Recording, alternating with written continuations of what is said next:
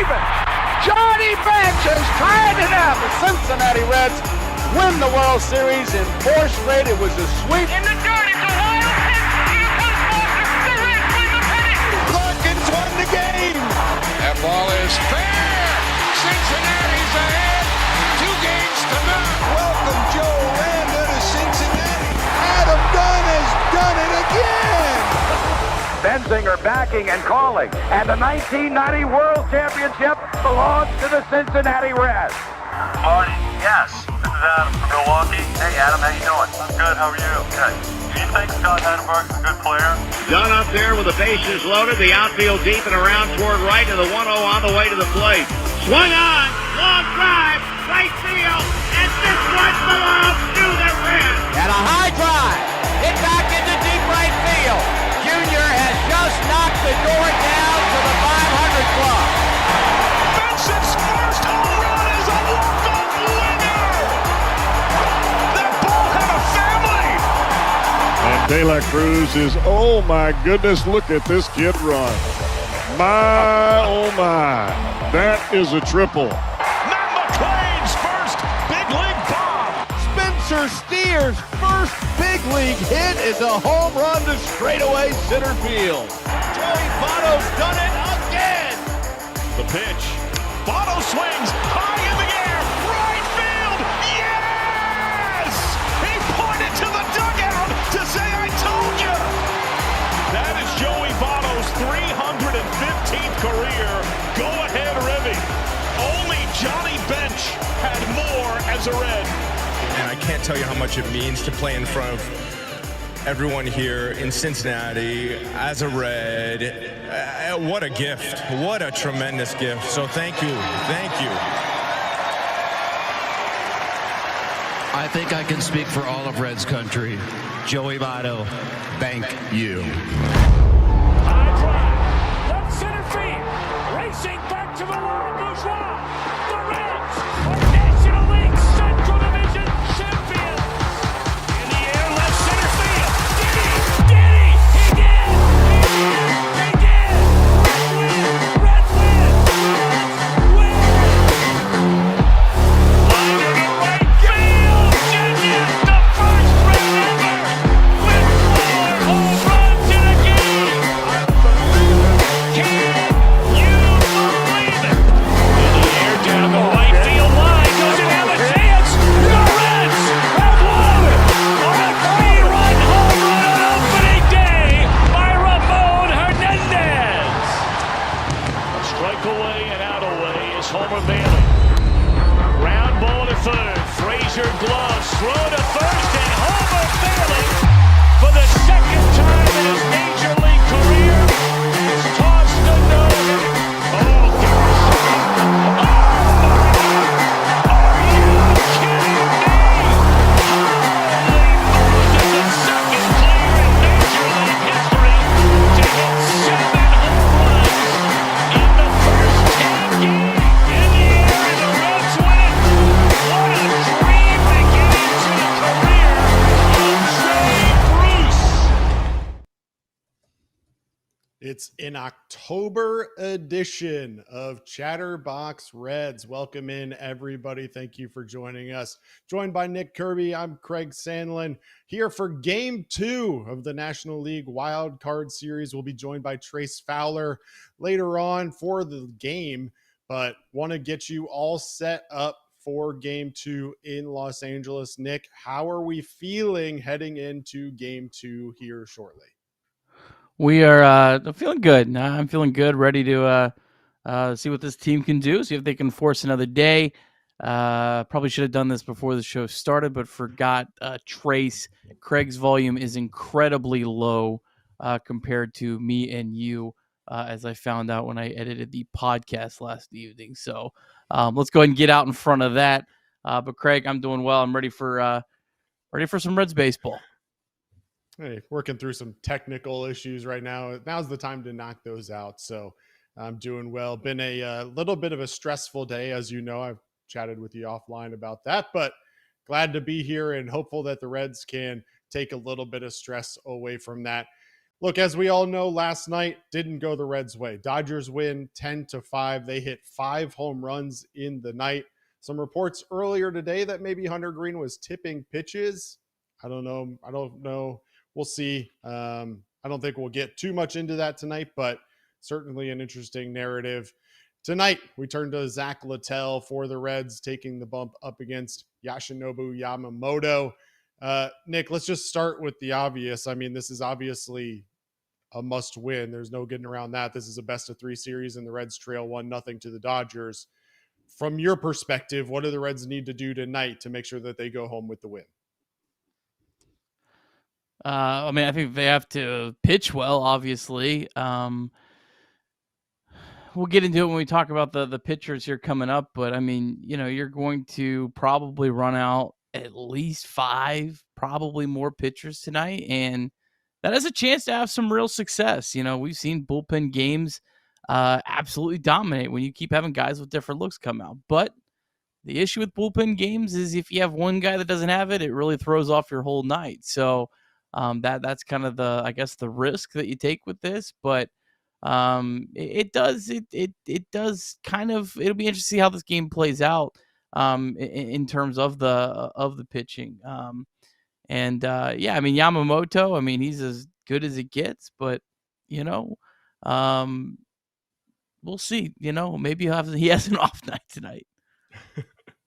No, one can only hope. I think the interesting storyline for me, and it'll probably be hard to see on tape, and hopefully it's hard to see, but I'm interested to see how this Reds team responds. One of the storylines of this year is that when they get knocked down, they come right back up and they get back on their horse. Last night, obviously a difficult defeat, but we saw later on in the innings that they put up a fight. They put up some really good at-bats late in the inning against the Dodgers bullpen.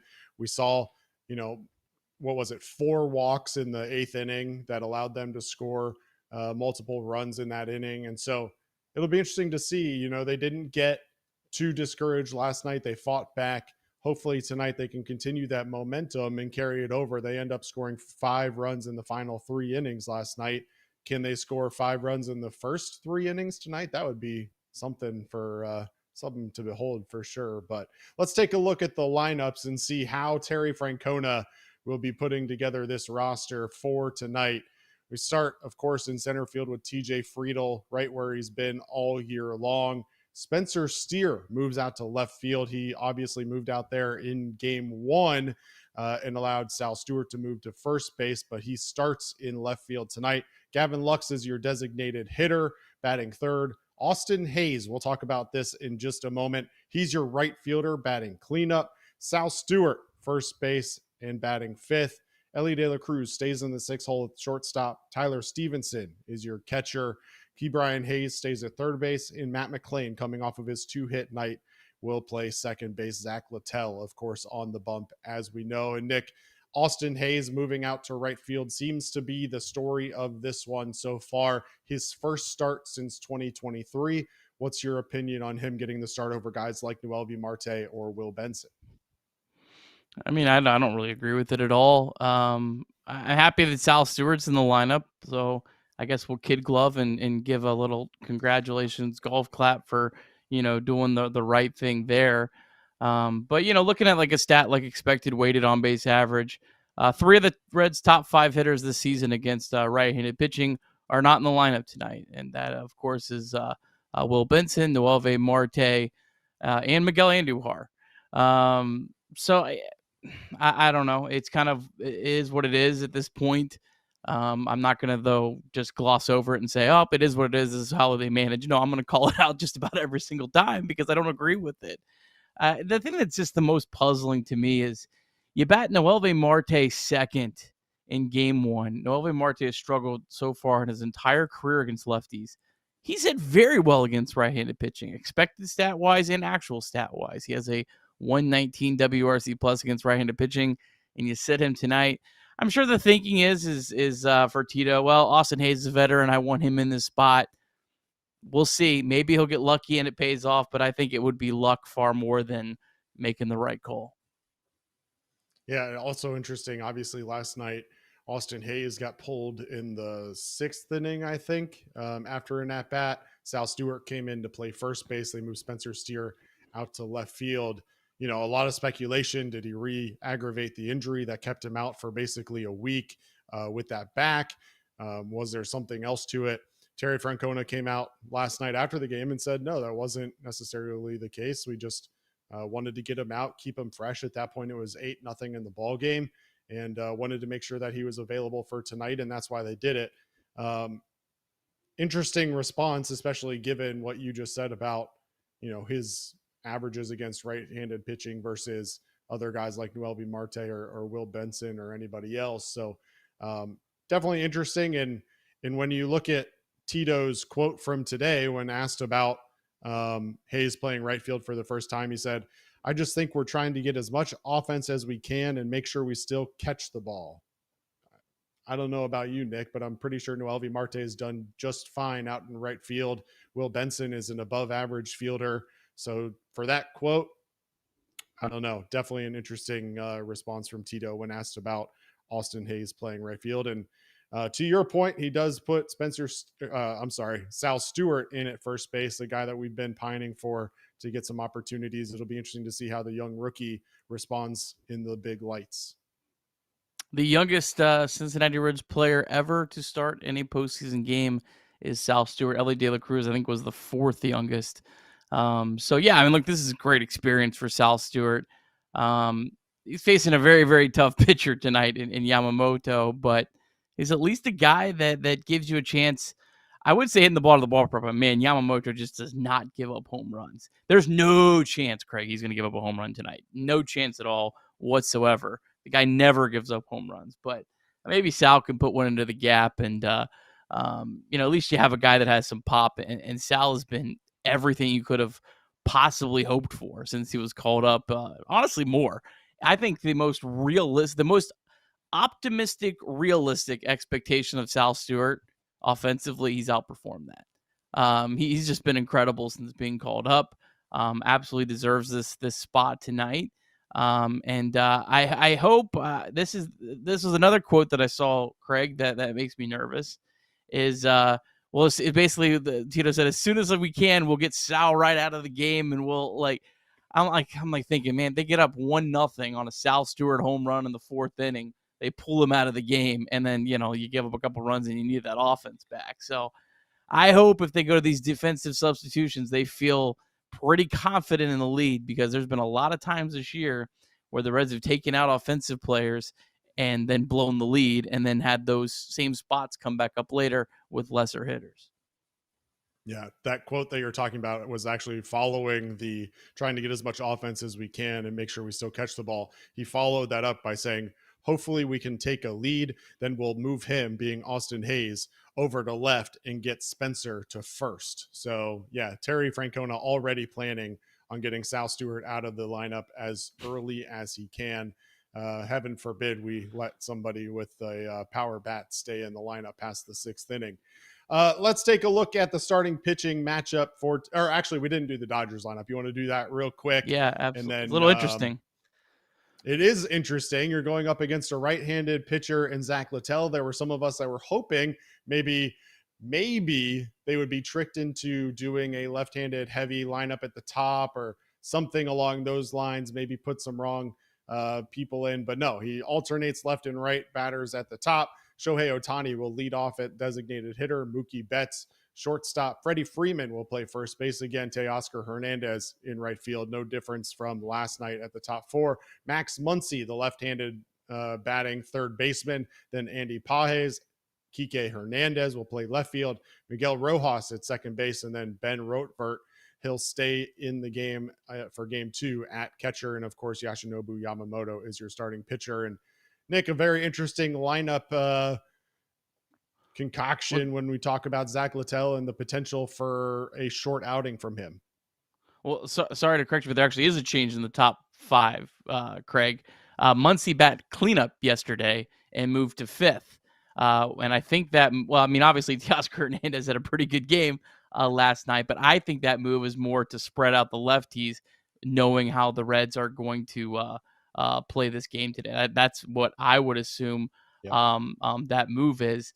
Teoscar Hernandez is a guy that has massive splits career 878 OPS against lefties, 772 against righties. Now, that 772 OPS is still a pretty good number, but he's clearly significantly better against lefties. So it'll be interesting to see, because if they had gone with the same lineup as yesterday, Craig, I would have thought, there's really no way that Littell would just maybe face the first three batters and then come out for the fourth batter, which is Max Muncy. But when you have the first four, it might be even a little more tempting to say, all right, Littell got faced four batters and then go to Lodolo for Muncy. Now we'll see how it plays out, but I fully believe that them flopping Teoscar was to have a big right-handed bat in between the lefties to make it a little bit more challenging on the Reds with where and when they use Nick Lodolo, and in some ways Graham Ashcraft, who is essentially a guy that's a better pitcher against left-handed batters than right-handed batters. Yeah, absolutely. And we'll take a look at the starting pitching matchup. One of the interesting notes from this series is how well the Dodgers hit high velocities. Their average in OPS against 100-mile-an-hour plus fastballs is insane. Zach Littell not exactly going to be firing it up at 100 miles an hour. No, he's not, and will be a little bit of a change of pace. I'm fascinated to see how long they try to go with Littell. I'm assuming it will in some ways be batter to batter. Like, I think if he goes and puts up a 1-2-3 first inning, I think they might try to get him a full time through the lineup. I would be pretty shocked if he faced Shohei Ohtani twice. I think, Craig, the only way he's facing Shohei Ohtani twice is if he looks absolutely dominant that first time through the lineup. That's probably where I would say the cutoff would be for me. But yeah, I mean, look, Yoshinobu Yamamoto was absolutely incredible down the stretch for the Dodgers. Is one of the best pitchers in baseball this year. The one thing that I was kind of thinking about today that gives me hope is, there was a game earlier this year where when the ball was rolled out, we thought the Reds had absolutely no chance. That was when they played at Fenway Park against Garrett Crochet, and the Reds offense somehow, some way, I'm assuming it was probably Crochet's worst outing of the year. So maybe that could happen tonight. Maybe Yoshi wouldn't have it tonight. He did struggle his first couple playoff starts last year. So we'll see. I mean, but the key is getting him out of the game as quickly as you can, and then facing talented Dodgers pitchers, but a lot more unproven and a lot more of a wild card where you might have some opportunities to catch some guys without their best day. Yeah, and this is a Dodgers bullpen that coming into the year there were a lot of questions, but not necessarily questions in terms of how are they going to fill these roles or whatever. It was because they had multiple guys who had closer stuff, and it was going to be the question of who's going to step up and kind of take that role. And throughout the entire year, nobody really stepped up to own that role for them. It kind of was a closer by committee. They had multiple guys, some of which we saw last night, that have that kind of stuff. And ultimately control was the issue last night as Dodgers pitchers walked from the bullpen, at least multiple Reds batters, allowing them to score runs that, quite frankly, they hadn't done a whole lot to earn. Alex Vesia walked one. Enriquez walked two. Jack Dreyer walked one as well, allowing, 3 earned runs there for the Reds in those late innings. So certainly will be interesting to watch how they manage that tonight and who they go with tonight. Blake Trinan came in and did 1 inning of 1 hit, no run baseball. So interested to see if he is their closer of choice if they get to that point, obviously. But hopefully the Reds never even allow them to get to that point. Final thoughts on the lineup or the starting pitching matchup? No, we covered it all. Cool. Well, I see that we might be slightly ahead here because the Yankees are 2 outs away from closing this one out. But let's take a look at some of the earlier scores from the wild card round of the playoffs. Yeah, the Guardians. I think that final score, you're like, oh, the Guardians won 6-1 today. I think it was a lot dicier than 6-1 as they kind of poured it on late. Craig, I did not watch a single second of the Cubs game today, but they get shut out by the Padres 3-0. Did you get to watch any of it? I saw a little bit. I saw Manny Machado's 2-run home run that kind of put him up ahead for good. That was in the 5th inning. I didn't see the early run to see how they scored, but I did see the Manny Machado no doubt home run. Tatis was on second base when that ball was hit, and as soon as it was hit, he celebrated knowing that it was gone. So did watch that a little bit. We obviously know that that the Cubs pitcher is prone to home runs, and today proved no different for Shota Imanaga. Yeah. And the Yankees 2 outs away, as you mentioned, from beating the Red Sox up 4-3 in the top of the 9th. If that score holds, every series so far would go to a decisive game 3, and we'll hope that the Reds can make it all 4. Yeah, absolutely. Fernando Cruz, did you see Fernando Cruz losing his ever-loving mind? I did.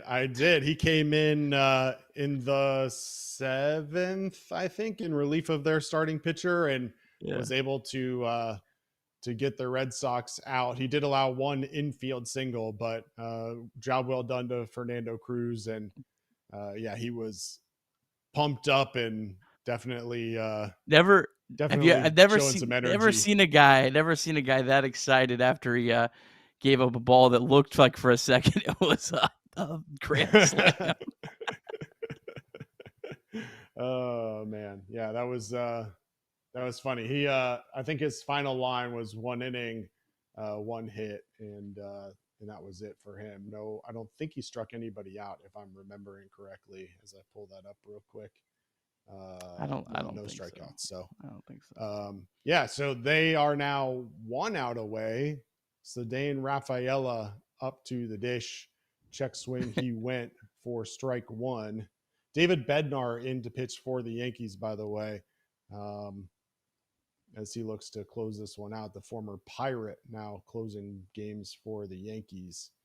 While this is, it's 0-2 now. I apologize. I missed the first pitch of the at-bat. So the 0-2 from Bednar to Rafaela. Swung and sent out to right field. It's deep. Judge back at the warning track. He has it. Yankees win 4-3. Game 3 from the Bronx tomorrow night. Nick, and we can't get screwed with We can't get screwed with WNBA pregame, baby. That's right. Guaranteed to start on ESPN for Trace. We don't want to have any meltdowns for that. Speaking of which, we are just moments away from the game. Nick, any final thoughts on tonight before I turn it over to you and Trace to take us through the entire game? Yeah, just try to sit back and enjoy this one. Happy the Reds are here. Obviously, I'd love to see them extend the season another day. For me, I'm looking early in this game. I just want to see some better at bats than we saw early against Snell. Now, a lot of that was Blake Snell being a very, very good pitcher. But man, it felt so easy for him, and it felt like it was no question of his pitch count until even later in the game. So can the Reds find a way to do what they did at the end of the game? And again, that's a little bit easier because of the pitchers they were facing, but can they make Yamamoto work? Can they foul off some tough pitches? That to me is what could potentially, set this game up well for the Reds. So, that's my biggest key is let's just try to extend some at bats early, put some pressure on the Dodgers, and see if we can create some pitching chaos tonight. Absolutely. Saw a little bit Final of that thoughts late from you in the game live. I like what you thought. I think the Dodgers being minus 275 favorites is a slap in the face, and I hope the Reds use that as a little bit of ammunition to get pumped up for tonight's game. Hope the moment isn't too big for them. Hope they don't crumble under the pressure, and look forward to hopefully a fun game and a Reds win, and seeing you back here for the post-game show and a surprise box score recap that Trace tries to keep a surprise, even though everybody knew who it was in the chat. Well, hey, keep them on the toes. Yeah, there probably were some people watching for the first time though, so there were some people that probably did not know who May that not know was. who I am. Yep. Now they All do. right. Well, we have just about 5 minutes until first pitch. Got a couple ad reads to knock out, and then we'll bring in Trace, and you two can take us through this one. Yeah, just started today. Omaha Steaks has got a new sale going on. The early Black Friday, 50% off site wide, plus an extra 20% off of select favorites, and then on top of the 50 and the extra 20 for some of the select favorites, you can get an extra $35 off. Yes, they'll let you stack these, which is really cool with Omaha Steaks with the promo code Chatterbox. So be sure to go to Omaha Steaks. We've all done it here. We've gotten each have gotten one of their packages that you can select, and great stuff. Really good stuff from Omaha Steaks. We appreciate them as always supporting Chatterbox Reds. DSC always a proud supporter. Hopefully we can get our first ever legit DSC deep drive in the postseason tonight. So we will hope and pray for that. And then as always, 988, text or call 988 anytime, day or night. They're always there for you. Mantherapy.org as well. Hopefully that was enough to buy our leader, Craig Sandlin. I mean, Trace Fowler. Yeah, we got a lot of leaders. Some time. Yeah, I went on off the bench, obviously, this morning, and I just called Reed Nick because I was just in my element right here in my seat. And yeah, it was one of those things. So, no apologies needed on misnaming folks this late in the season. It's been a long season. We'll see if we're capable of extending it one more day. That's all that really needs to happen. It's all that really needs to happen. And hopefully we can find ourselves. I was close, Nick. I was really hoping that I got that perfectly right off the bat. Not quite. Although I want to clear that, and then we can put that back there. Yeah. All right. So I'll get that squared away. And when we do, obviously, everybody knows, please hit the like button if you haven't already. If it's your first time joining in or jumping in here, well, we go live after usually right in the 9th inning of each and every single game. But for the postseason and for the game 162, we've came the entire game. We've been here, hopefully better than ever, and we'll see what we can do. What are you laughing about, Nick? Little mix up of words. Some are saying. I mean, we're off to a good start. Now I completely understand how Nick has like 6 kids. Who would have thought? Who would have thought? I am trying to figure out which way this needs to go. It needs to go that way. All right, here we go. All right. I'm sure the chat will have some fun with that. Absolutely. As they should. You know what? Yeah, life is too short not to have fun. That's right. All right. Once I get this squared away, I think that we're close to being pretty good here. Let's see here. All right, folks. I'm feeling good. I got the thing ready to go before we started. I'm gonna be able to see the whole game now. I don't have ESPN2 on tonight. That's positive. Yeah. I like how everybody's excuse, by the way, Nick, is that the announcers told you 5 times that you needed to switch over. It's like, well, yeah. I don't have the broadcast on. I have watched a lot of sports in my lifetime, and I don't ever remember a time where they did not wait till a half inning or a TV timeout, like in college basketball. I have never seen that happen before, and for it to happen for a pregame show is insanity. Like, it was like, maybe okay, ESPN's in a tough spot. They have a contract with the WNBA. The game is actually started, but no, it's a pregame show. Disgraceful.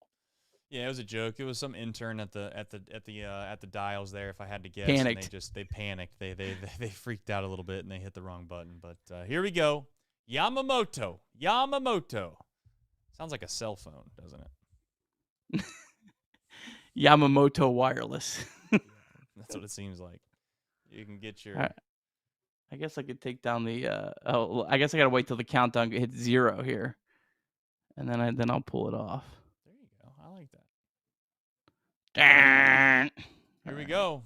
Almost right on time, by the way. Yeah, I mean, it's pretty yeah. impressive. Now, I do know that we typically need to get synced up. I'm hoping and praying my television here over off to my right is like at least somewhat in the ballpark of you. Felt like yesterday I was so far behind. Well, I had to go hit to my when phone. I had to hit go live like 5 times because Hulu kept freezing on me. So it wasn't. Oh, so we're in the same It boat was then. it was a struggle. It's been a struggle. Yeah. Well, the over-under of Nick complaining about streaming services and cable is set at about 1.5. That's hammer that over.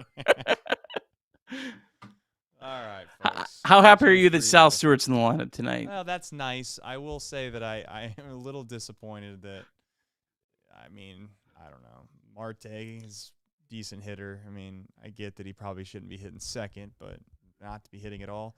Whatever. You know what? Every time I've always felt like Tito makes a bonehead decision in the lineup, somebody steps up and they prove him right. So I'm ready to be proven wrong yet again. And you know what? I am here watching Reds postseason baseball.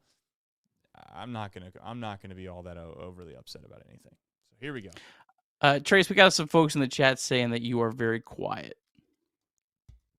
I need to fix that. Maybe setting, I'm just period. like crazy loud. I don't think you are. I think it's something with this. Well, yeah, when I record on like Audacity, I think like that'll it's like a fix normal. it. Oh yeah, you're coming through loud and clear. Is that too loud or is it fine? Chat's gonna have to let me know. I mean, I can just like turn mine up and down, so it's kind of hard for me to really give a good, Yeah, I think we're good now based off of me looking at the levels. We'll see. Chat always, they never lie. Never lie. Here we go. Thank you, chat. Appreciate you guys letting us know what's going on. I'm on a 1-2. I just saw Friedel swing and miss. So am I. I'm on 1-2 right now. Haven't seen the next pitch. All right. I haven't yet.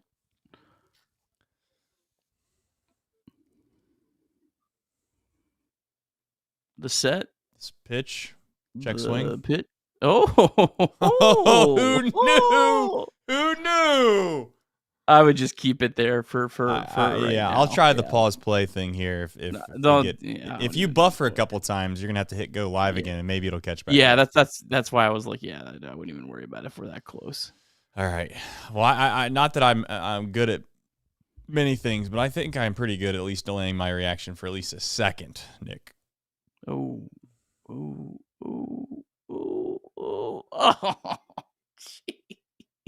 Did that ball carry crazy or was it hit well? Yeah, I think that ball was hit 94. I do like that they have the exit velocity right on the screen, though. That is kind of nice.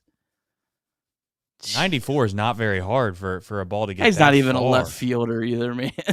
It was just hit too high, Nick. It was hit. Yeah. It was hit high enough for a guy like that to make a play. It's just how many balls are we gonna have hit that far? Can we just have that one fall?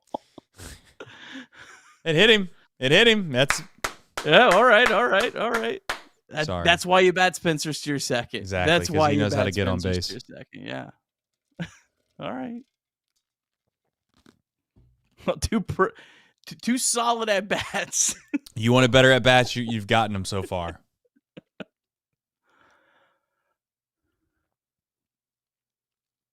Let's get out to a lead. Can we do that? Yeah.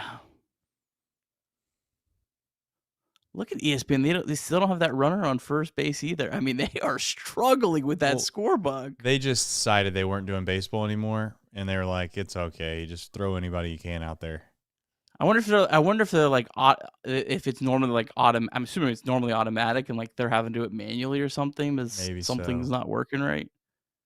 That's possible. That seems more likely. Or there's like some kind of like dial-up situation going on right now. There's some delay in the system, and they're panicking right now, trying to figure out why it's not updating fast enough for them. Yeah. Who knows? That's not really the swing we're looking for. Come on, man.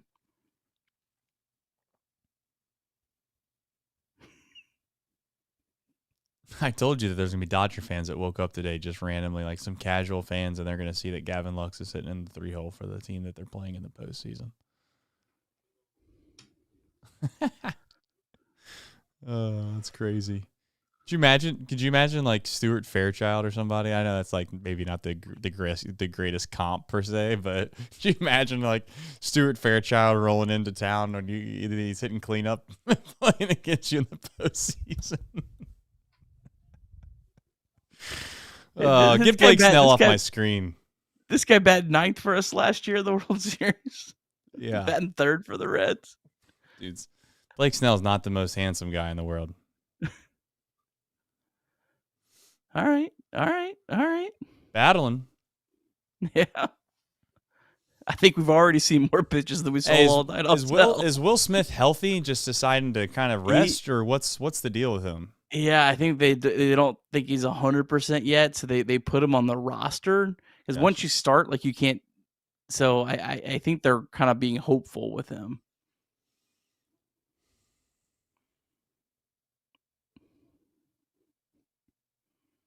Oh, he just shredded that bat. That can't be a double play. I was gonna say. All right.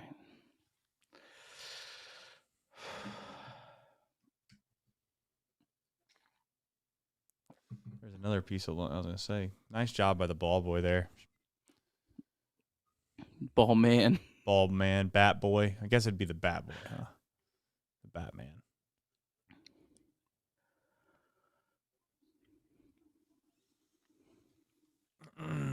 This dude's got 9 pitches.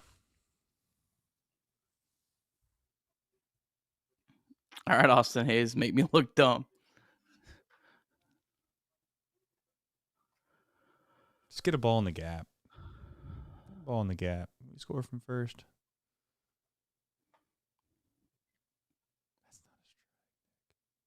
Oh, come on. You can't give him that. He didn't even hit his spot. Like, he wasn't even trying to hit the corner right there.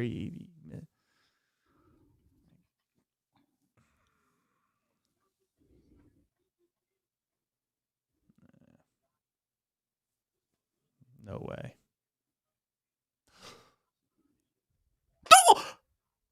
Oh my gosh! How is that not? How is he not home? I need to see the replay. Yeah, he better have been busting it. I need to see the replay. I gotta see the replay. Like, I mean, I know that maybe he was at first base, but I mean, that ball was in the air forever. That's a fair ball. What are they challenging? What are they even thinking? That's fair by a mile. Yeah, like it's 10 fair feet by, in it's fair by a territory. mile.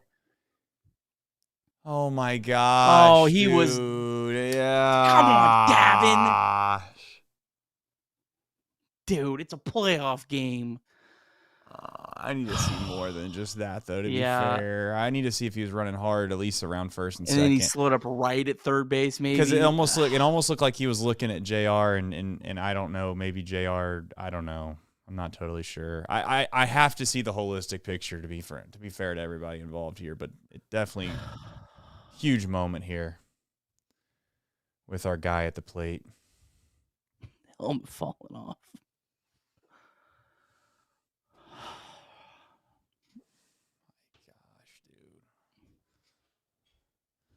Come on, Sal. Just battle, buddy.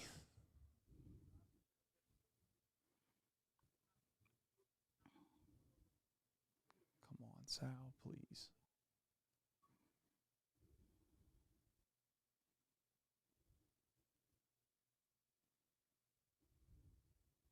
All right. Good take. I can't believe they haven't showed us another like camera. I know. I need to see it. Maybe they're not doing it on purpose, but just stay in the zone, Sal. You're such a good hitter, buddy. All right.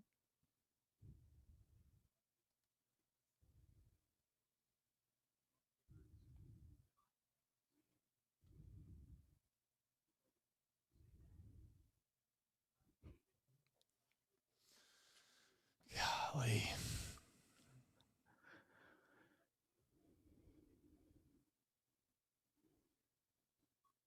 There we go. Good job. Good job.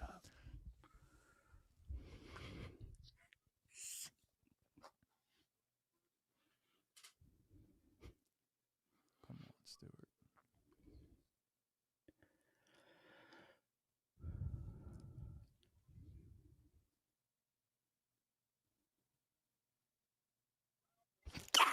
Come on.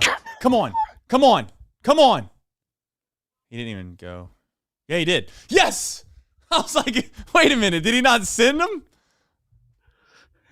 Trace, did we just capitalize on a mistake? We did. We just capitalized on a mistake. We got a big 2-out hit, Nick. Sal Stewart. Who'd have thought?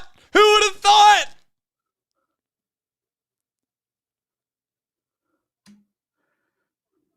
Wow.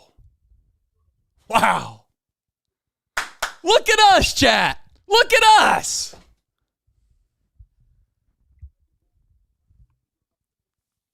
Oh, man. Unbelievable. What a massive hit. What a massive hit. It's just such a big swing right there. I mean, it was a good swing from a good hitter. Is that the best Reds postseason moment in the last 15 years? Yeah, definitely. This is the first time I think the Reds have led a baseball game in the postseason. Well, yeah, definitely since 2012. 12? I don't think they led in 2013. Unless they got up like 1-0. Wow, what a hit, man. 13 years. It's pretty insane. I'm not gonna lie. It's pretty insane, but here we are. Sal just steal a base too? Hey, sometimes you got gamers. He's feeling it. You got guys that don't give a rap. Let's go. Knock him in, baby. Find a way, Ellie. There goes Hulu. Buffering. The Reds did not lead in 2013. I think we led in Game 4 of 2012. I think that's probably the last time. Jeez, oh Pete's. We led early, I think, in Game 4. That I think it was like 1-0. Yeah, that had was Zito on the ropes. Yeah, He was Mike Leake, right? He could not find a strike in the first inning. Yeah, he struggled. Mike Leake struggled. Well, no. Zito. Zito. It looked. I was at that game. I remember it felt like he was gonna implode and wiggled out of it. Let's see. I know they didn't lead in Game 5 because they fell down 4-0. They didn't know. They did not lead in. They did not lead in Game. All right. So, Game 3. Does they lead? Yeah. Good inning, guys. Good half inning, I should say. Let's not give them the inning yet. So, yep, that is the first Reds postseason lead since Game 3 of 2012 when the Reds led 1-0 going late into that game. What a time. I'm trying to think of let's see here.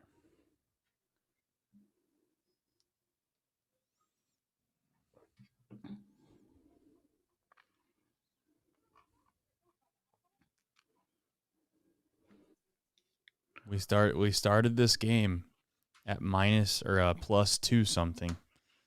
Are we even money yet? We're even money. Let's go. Even money. Let's go. Even money, man. Get Turns out Lodolo if you give up. us 2 runs, if you give us 2 runs at the beginning of the game, they think we're an even match with the Dodgers. There you go. Last Reds lead took the lead in the bottom of the first on a Jay Bruce RBI single scoring Zach Cozart. That lead lasted until the top of the third. Then the game was tied. The Reds didn't score the rest of the game. So there you go. You know, it feels nice to have a team that actually capitalizes on someone else's mistakes, man. That's what good teams do. It really saved Gavin Lux. Gavin Lux is going to be the talk of the town if Sal Stewart didn't get a base hit right there. So now nobody's going to really care about whether he was jogging or not jogging. Yes.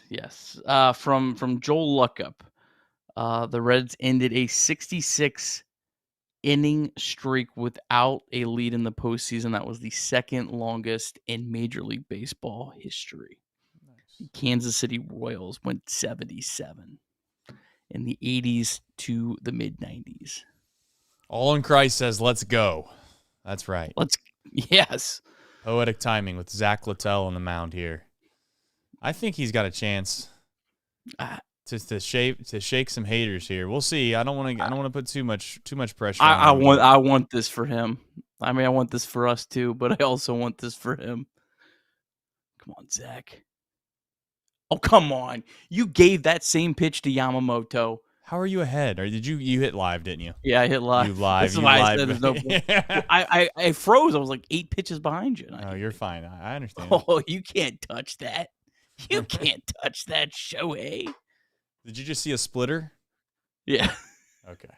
So it's 1-2 for you, correct? 1-1. Oh, so you're behind. Nah, I guess I am behind. Yeah, I just saw the splitter. I thought that the first pitch was a splitter.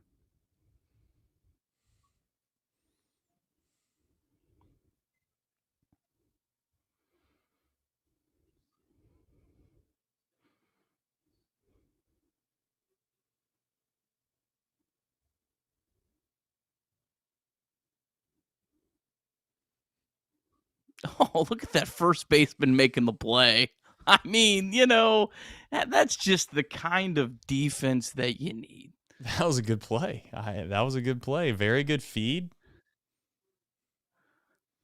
Got an athlete over there. I'm kind of surprised he wasn't taken out of the game with a 2-0 lead. You drive it a run. All right, we got the lead. Let's get him out of here. All right. Let's not get ahead of ourselves, Nick, because that's probably coming in a few more. So let's not tease that. Oh, come on, Chris Ashley. Chris Ashley with the super chat. Sal Stewart has more playoff RBIs than Joey Votto. I would encourage you to go look at the 2012 Reds lineup in the postseason and check out the on-base percentages for the first 2 hitters. They were not good. There was not a whole lot of runners on base for Mr. Votto.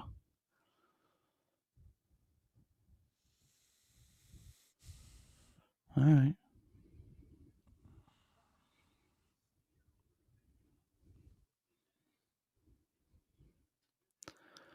A great play by left fielder Spencer Steer. I mean, just played that ball perfectly, got it in. I mean, defense is cooking. All right. Let's find a way to hold this thing to Brian almost 0. had that. Yeah, it was close. Just balls hit too hard.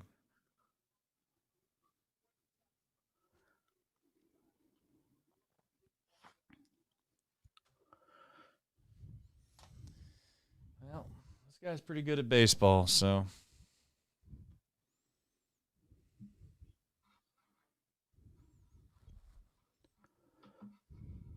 How's the crowd tonight in LA?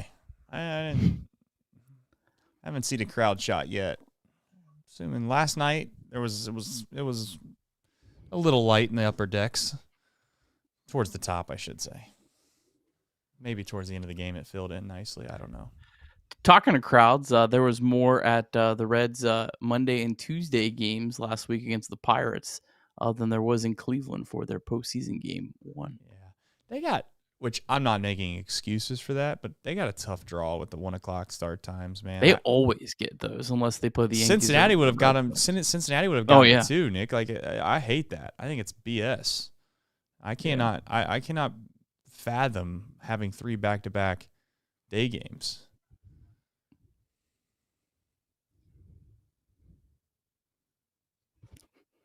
There you go. It's big out. It's a big out. Really good hitter, big out. Is Lodola warming? I'd love to know that. I don't know. Chad, is Lodola warming, or they brought that up on the broadcast? I obviously haven't seen him on the broadcast in regards to video. So Just curious. Obviously, the next batter is a left-handed batter, Max Muncy. Like, are they? I'm just curious, how quick are they looking at here?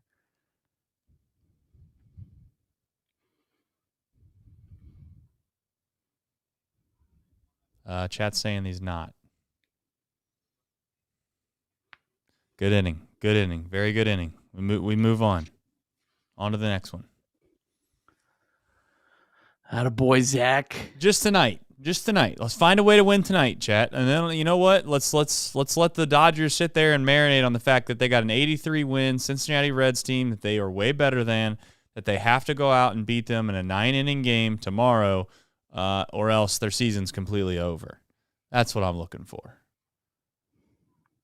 Greg is saying they have not discussed Lodolo on the broadcast yet.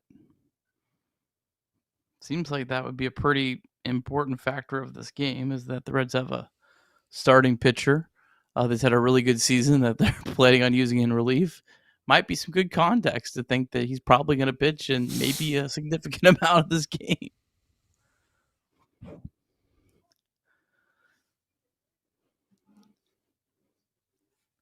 It's a nice job working around that double there. Yeah. Got Freddie Freeman a strikeout. Got a weak pop-up by Hernandez.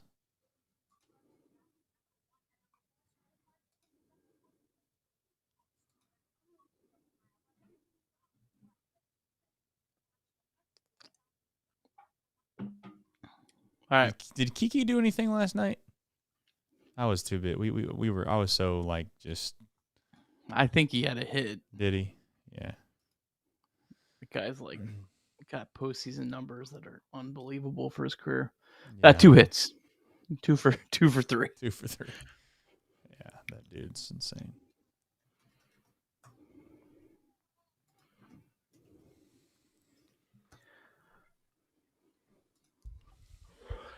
All right, Enrique Hernandez, career 236 hitter, 707 OPS. Career postseason 283 hitter, 880 OPS. And this isn't a small sample either. He's up to 233 career postseason at-bats. Unreal. Did you see the thing they just showed that Yamamoto went 8 2/3 innings? 8 2/3 innings. Yeah. No-hit baseball, and then they lost the game. Is that what I just seen? Is that a real thing? All I know is, Trace, the Reds have gone back-to-back games in the playoffs without getting no-hit. So, yeah. Shout out to us. I'd like to see. He gets that pitch. Bullpen. He gets that pitch that Littell just didn't get. He called that a strike. Yeah. That's garbage. Littell he called that a strike, dude. It wasn't even close. The fix is in. I mean, it's not even remotely close on an 0-0 count. Dude can't see the inside part of the plate, and you're telling me that Littell got screwed on one in the same spot. Yeah, closer. These guys, they're pleated pants. You know what? If you show up with pleated pants on, they ought to just take you out. You don't even get a chance to umpire with your pleated pants.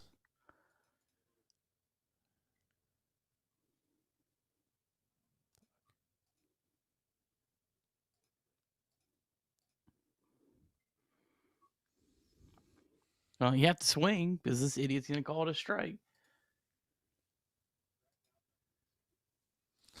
Yeah, it doesn't help when you get down to the count. That doesn't help.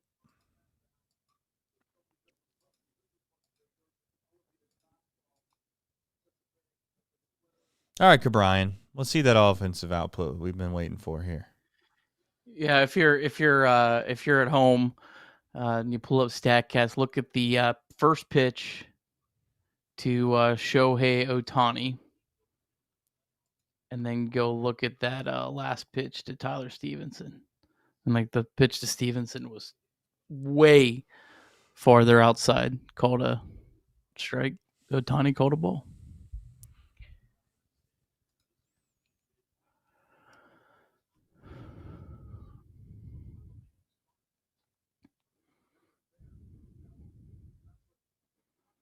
All right, come on, Brian.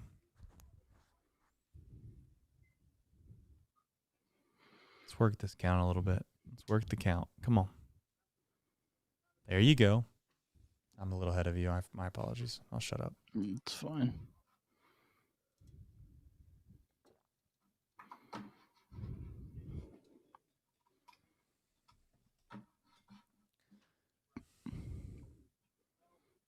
Here's the thing with Hayes, though. He does take a lot of pitches right around the zone or in the zone, but the one thing that I'll say right now is for a guy that I don't expect to really get a hit, if he has a 5 or 6 pitch at bat, it sounds stupid to say because, obviously you need hits, but I kind of take it.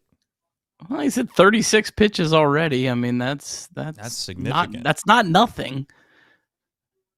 No, that's a lot. I mean, especially compared to what we saw last night. That's a lot, man. It was 5 innings of snow. Yeah. All in Christ super chatting. Is Scott Hatterberg a good player? I think he is a good player. I think he was a good player, yeah.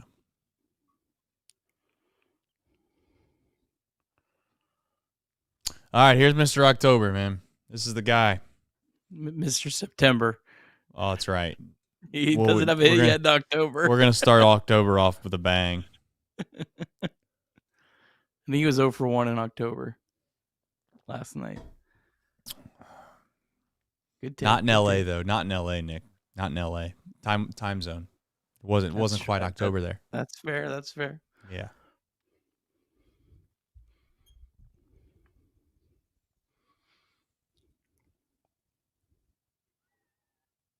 Good take. Good take.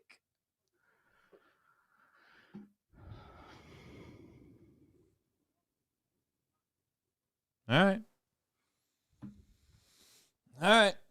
40 pitches. 40 pitches. 40 pitches through 2 innings is a fantastic start. I love that ESPN camera angle they just gave us right there, that net. Did you see that? No, it froze again on me. Jeez.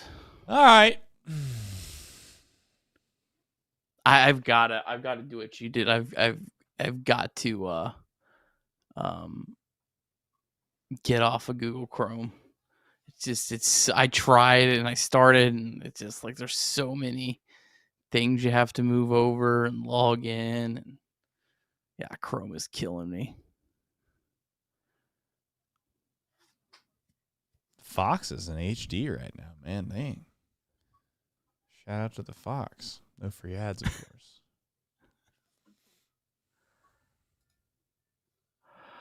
All right.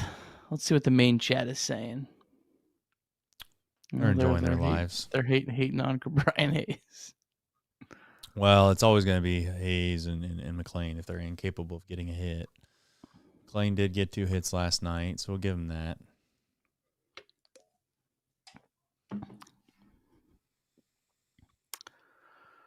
All right, big first batter here, Max Muncy for Littell.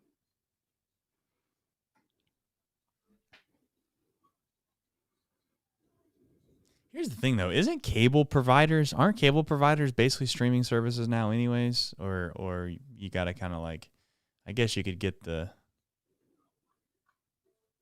coax.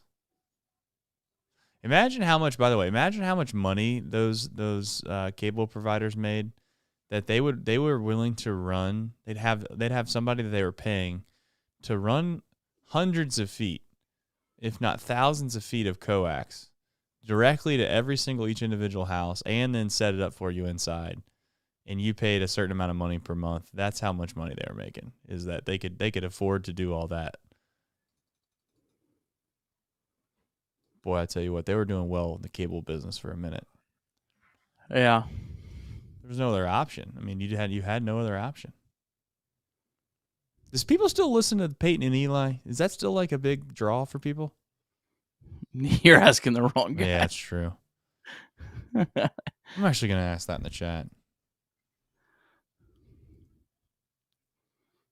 Watched about a poll. 5 minutes of the National Football League. So if you watch Monday Night Football, what broadcast do you view? Let's see, the main with Buck and Aikman.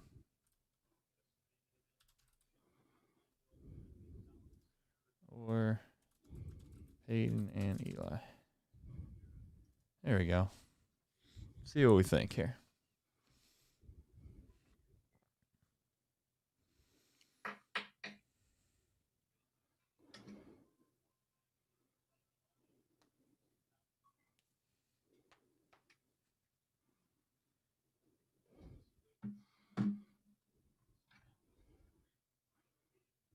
It's my right fielder. Nice. What a play.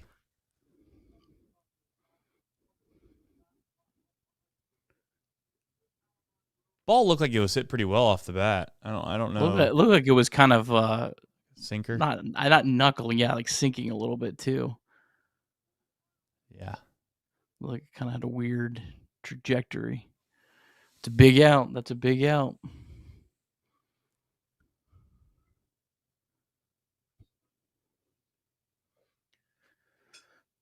All right.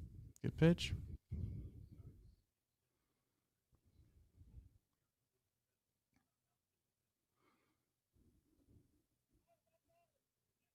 Oh, come on. What?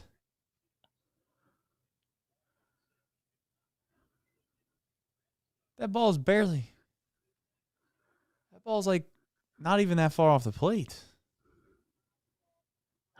It hit him. Jeez. It's because he hit him into his swing. Check swinged. Oh man. All right, get a double play. Yeah, that's tough. That's tough. Let's get a ball don't lie situation here.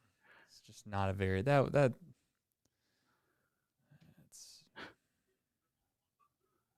All right, good play, Brian. Did Sal not know how many outs there were? Whoa. No, I think Sal like got spooked out from the fact that I think Hernandez ran right by his arm when he had. I think he like nicked his arm. I could be wrong. I don't know if they'll show the replay or not, but it almost looked like he kind of got spooked. Like, oh crap! I didn't realize that my arm was almost getting ready to get taken off. Are you a safety based guy? I don't hate the safety base thing. I don't hate it. I don't care either way. The only rule that I hate about the safety base that I seen was that if you run through the bag and you like stutter step or whatever to go back,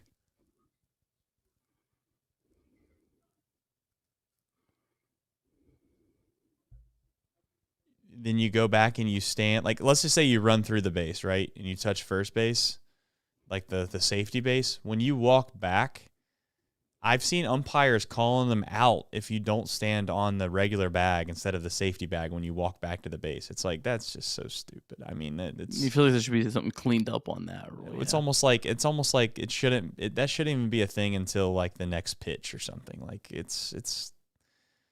That first base should be the whole entire base until the play is completely over. That's all.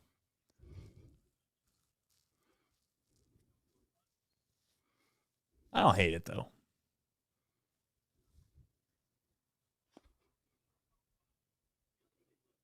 My shortstop. Wow. Good position. Am I ahead of you now? You are. Yeah, you're just barely ahead of me. Just All barely right. ahead of me. We're through two. We're through two. We're through two. That's all that matters.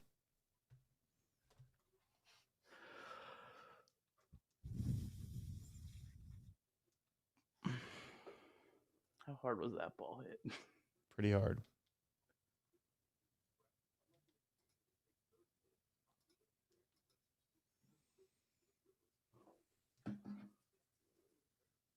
.105 off the bat. Miguel Rojas hitting the ball 105.1. All right.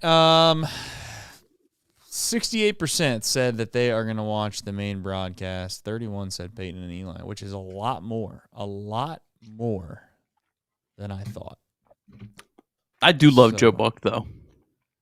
I think Joe Buck's really good at his job. I know that back in the day, everyone hated Joe Buck, or it was like Joe Buck was not very good or whatever. It's like Joe Buck's always been good at his job. I get that you can sit there and complain about announcers because it's easy to do, but he was doing elite NFL games. He was doing World Series baseball. I mean, yeah. What more do you want out of the guy? I like Joe Davis. I think he does a good job, but I absolutely miss Joe Buck for the World Series.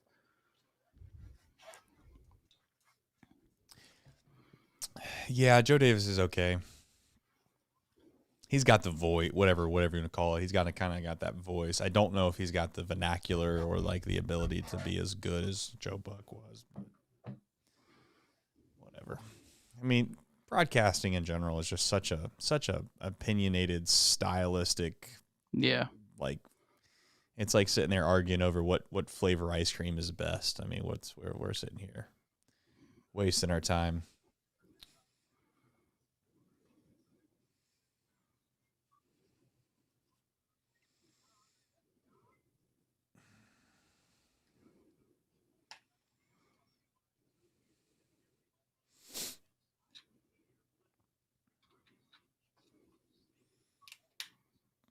We got to keep stacking up good at bats, guys. Stop calling ball strikes! Stop it!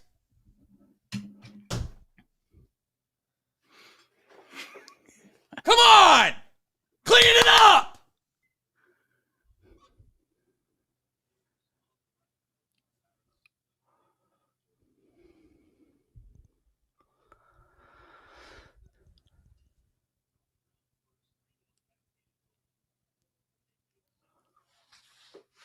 I mean, is it the reason that these guys aren't getting hits or not? I'm not gonna go so far to say that. But like, if you have a count that starts off immediately and you're down in the count 0-1 instead of being up in the count 1-0, that's a significant advantage. It's a significant advantage.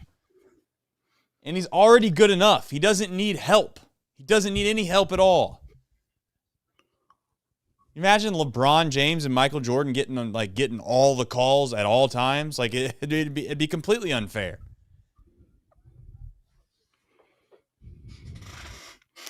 Statcast actually did say that one was a strike, barely. But when you're calling the other ones, not on my ESPN ticker. That's what I got upset about. It was close, but I've seen enough of them out there not getting called, or all getting called strikes. I will say, their catcher, dude, he's a smooth catching machine back there. He's making these things look pretty solid. He's framing pitches 4 inches off the plate.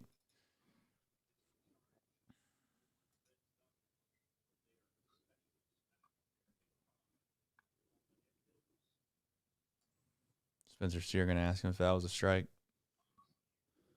No, he didn't.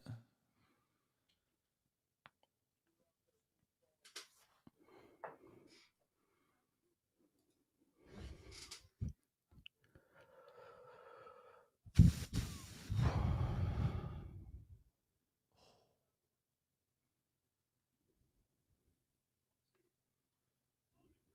a good swing. oh,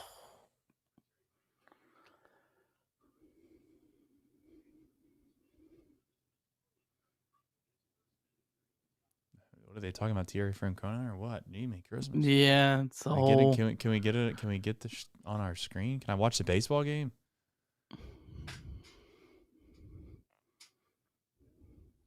Uh-huh.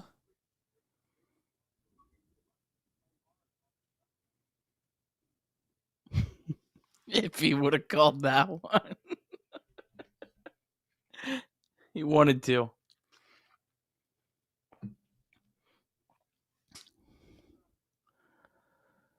'50th pitch. Let's go.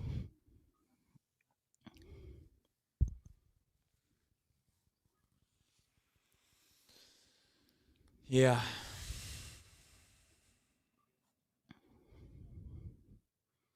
I mean, it's a good pitch, but it's right down the middle.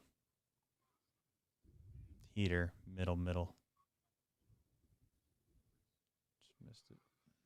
Just missed it.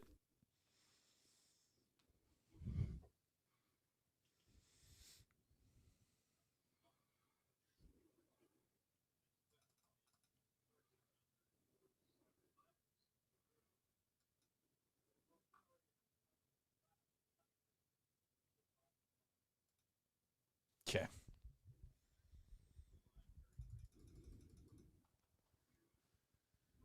They're still talking about Francona. I don't have my sound on, so there's that. It's been a whole half inning, man.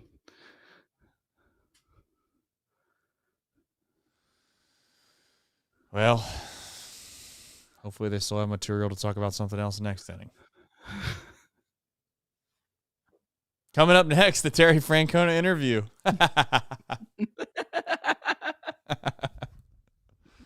Oh, yeah. They don't talk about Dave Roberts as much. No. All right, folks. If you haven't already, please hit the like button. Also, if you don't mind, we are getting really, really close to 20,000 subs here on YouTube, which would be a really big deal for us, and I would really appreciate it if you'd hit the subscribe button if you haven't already. That would be awesome. I think we're really only maybe 500 to 600 short right now, I think, of 20,000. We have 715 in the chat right now.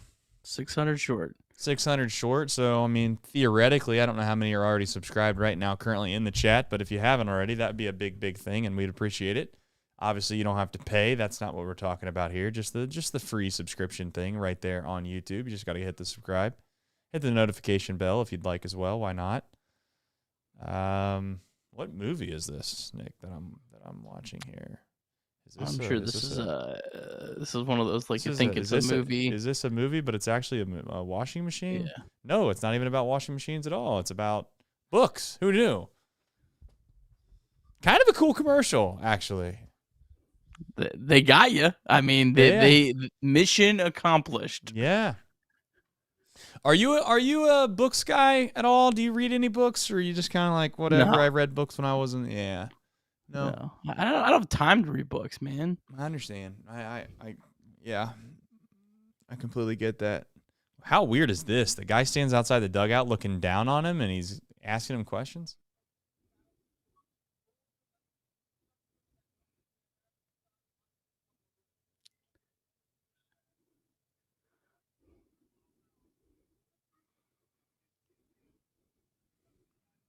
That camera's like 8K, dude.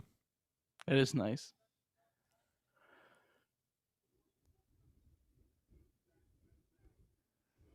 What's he saying, Nick?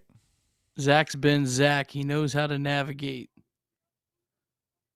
Obviously have a bit of a tight leash, but he's done a good job.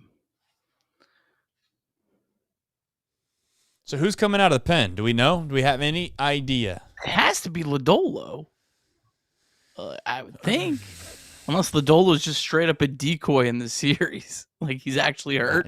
But you're using him as a decoy, which, hey, you know what? Better than nothing? Yeah. You really only got a decoy for one game, theoretically, too.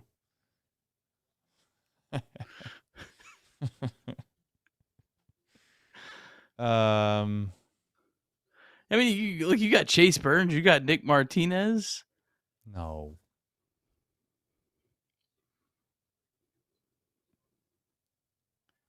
That's such a terrible swing. That's such a terrible swing, too. Like, that's so unlucky. That ball was in on him. He was way late.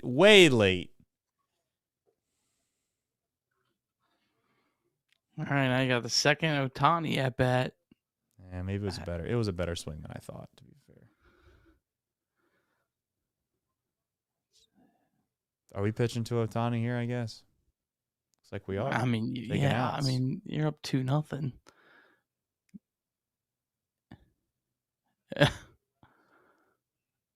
All right. Yeah, I'll take it. We'll take it. It's a big out. Now, what do you think that all the Dodger fans are saying right now? Do you think that they're excited that Ohtani just got him over to third base? I didn't see a guy on the third base dugout jumping up and pumping it up like I did on that one Apple TV game. I've never been more disgusted at anything in my life. I hope you're watching, Mr. Guy. They didn't score the run either.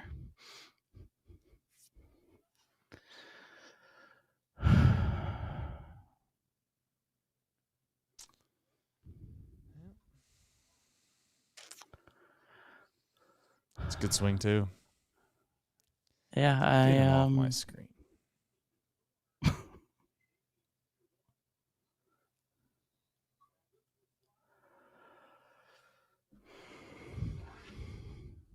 Well, now you got to ask the question: Is Lodolo coming in the game? I mean, if Lodolo's going to come in the game, I don't know why he wouldn't have come in for Ohtani. Like it kind of feels like definitely for Freeman at least at this point. Maybe not though. I don't know. I feel like whenever you bring in Lodolo, the first batter should be Ohtani, or it could be the guy before him who's also a lefty. Like, it feels like you should try to get Lodolo through Ohtani twice. If he was effective. I know, yeah. I'll tell you right now, Freeman should definitely be someone. Freeman is very, very frustrated at himself. Yeah. He is so frustrated. They should definitely have someone warming up right now. Like, I don't.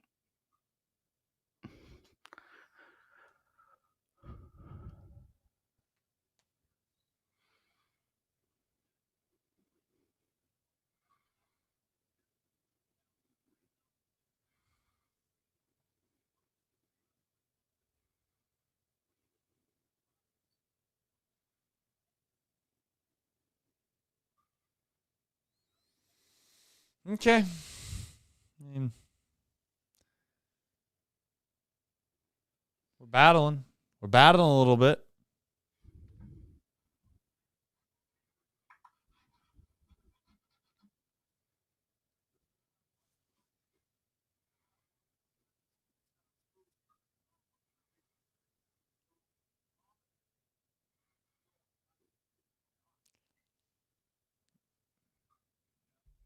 Good defensive positioning right there. I don't know how in the world.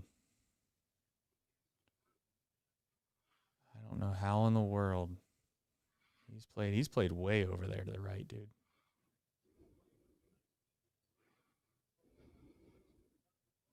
All right. That's a hell of a play.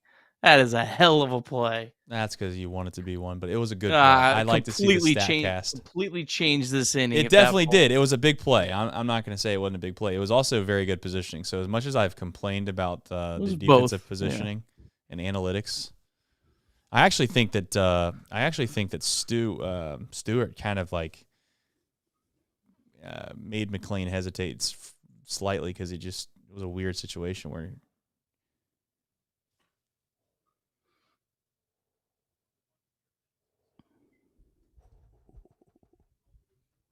All right. All right, that a boy. All right. Survive and advance another inning, folks. Survive and advance another inning.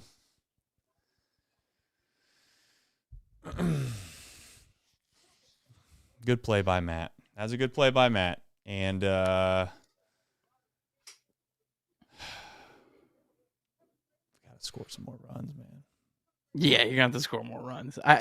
If you're using Lodolo, he's got to be used the next time you go through Ohtani. I mean, so Littell's got to have 1, 2, 3, 4, 5 batters max left.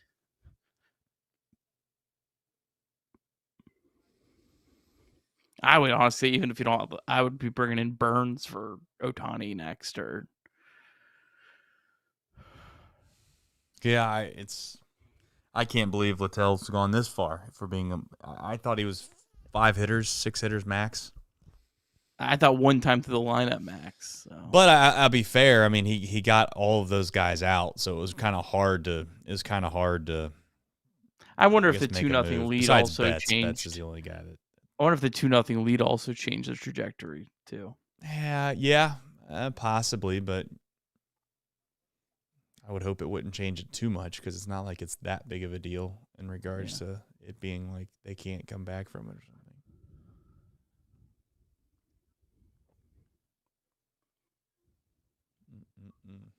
This also feels like a team with the Dodgers that like a guy like Santion, like you want to use him in the top of the order, like not the 8th. If like you want to use him in the 6th or the 7th, if like the top of the order's due up, you don't want to get cute and have guys stuck in their innings.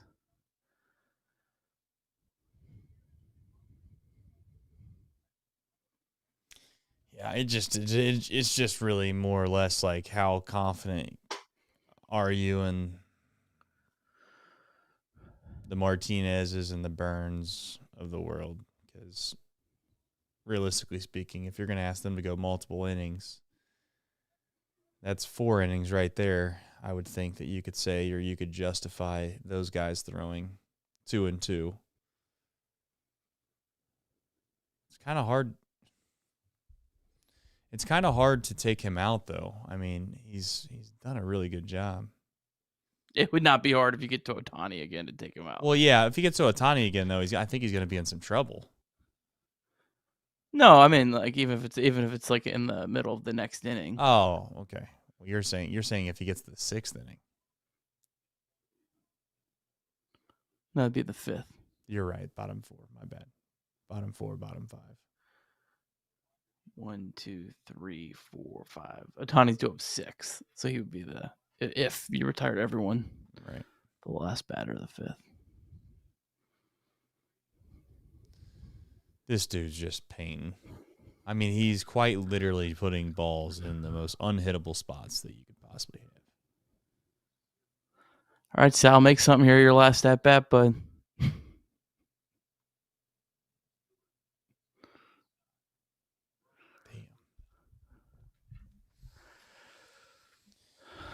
Well, that pitch count, unfortunately, is starting to roll back in that other direction. It's not that it's in the worst spot, but it's not like in a spot where I'd say, "Wow, we could maybe get him out of here soon." We need a nice little 8-pitch at bat here from Ellie. Yeah, get some hits, maybe.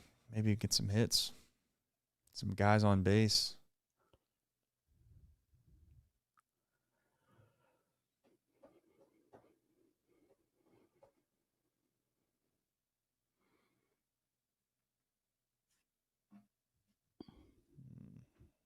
Okay.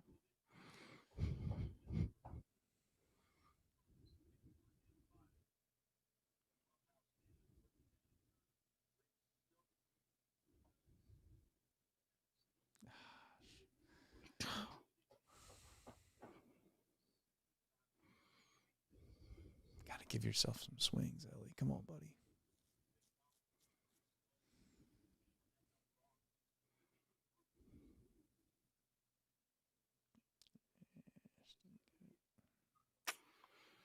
Pretty good swing. Yeah, just didn't quite get it. I wish he would have done that on the other breaking ball that was a little more up in the zone, but beggars can't be choosy, as they say. All right, on to the next one. Got to hold him here. Try to give ourselves a chance to get a little tack on here in these middle innings.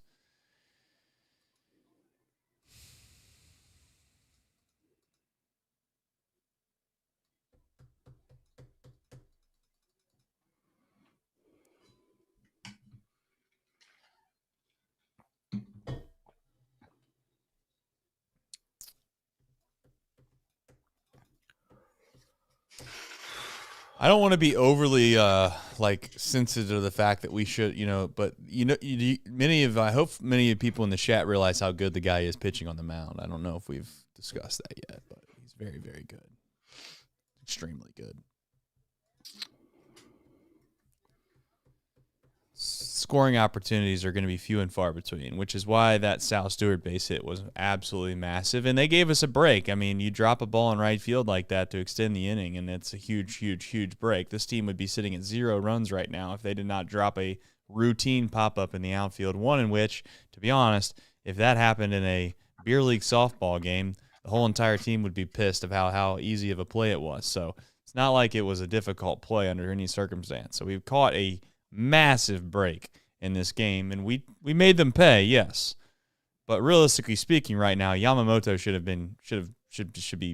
have a clean slate. Yeah, Yamamoto's last 5 starts of the season, 34 innings, gave up a total of 3 runs. Did not give up 2 runs in a single start. Every start went more than 5 1/3. So 2 runs off Yamamoto is living pretty good these days. 34 innings, 3 runs. 0.79 ERA. I'm assuming He has 0 earned runs today, but he didn't even allow unearned runs in those starts.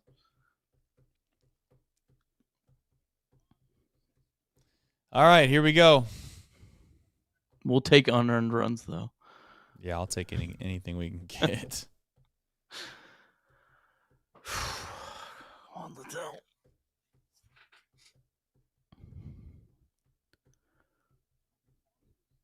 There you go. That's a good pitch. That is a good pitch, Nick. That's a great pitch. Man. It's the type of pitch you're looking for to start off an inning.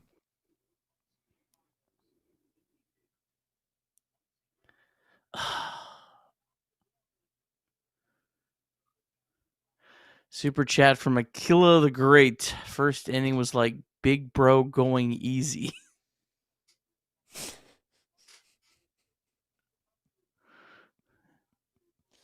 That's like my 5-year-old daughter the other day. She's like, let's go play one-on-one, some soccer. So I went out in the backyard and, I'm letting her, we're playing, letting her score some goals. And she started getting sassy, like, oh, like I'm hot shot. And I just whacked one right. I just smoked one right in the goal.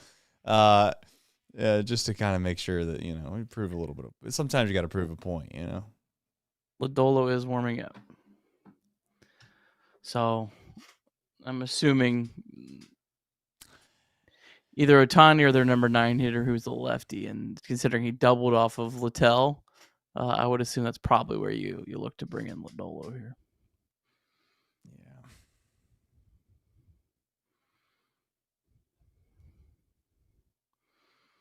Let's get a ground ball. That'd be huge.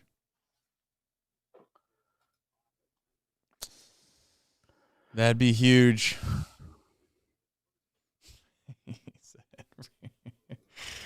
Mr. E in the chat said Francona just littered. He did. He dropped it right on the ground. Somebody else can pick it up. No big deal. Well, when you're a Hall of Fame manager, you can do that. That's right. All right, come on. Can't be walking, guys.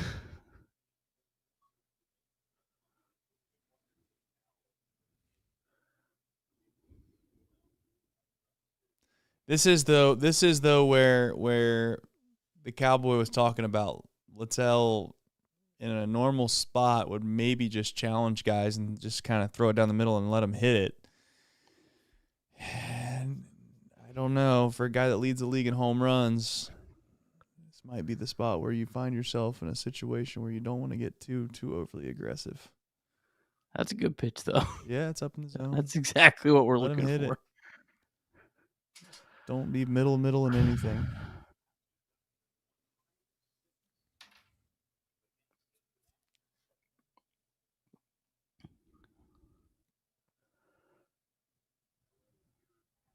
What a crowd shot right there. I like that from ESPN. Good for them.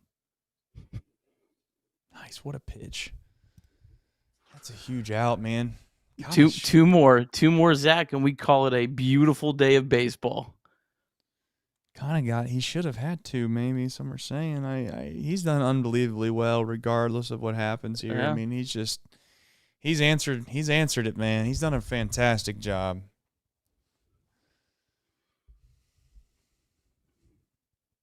Come on. Let's go. Whoa. Easy tie.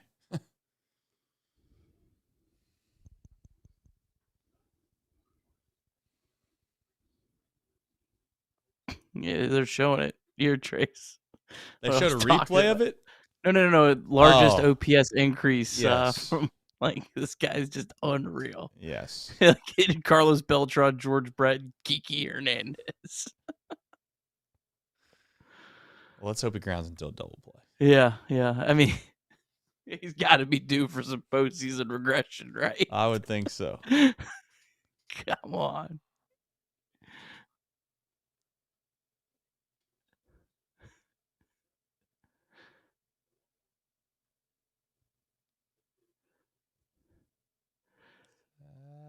Somebody easy. Don't hurt yourself. This guy Hernandez is going to be 48 years old and not playing. It's August 15th, and someone's going to call him, hey, you know what? You got one more postseason run in you. I was just thinking that. How bad of a year does he have to have before he doesn't start in the postseason? I don't think he's been playing at all for them, if I remember right. And there he is. Come on, get it in, get it in, get it in.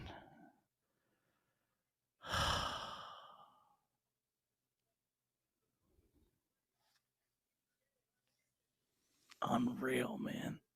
Yeah, the preventable run too. All right. Tie game, 2-2. Here we go. That would be the end of the run. No, he's got one more right-handed batter. All right. Miguel Rojas, I think, has pretty drastic splits where I would assume you're going to want him to try to get him out. I thought Ohtani was up, but I wasn't paying attention. No, Ohtani's still 2 batters away. But the number 9 hole hitter is a lefty. Left-handed catcher.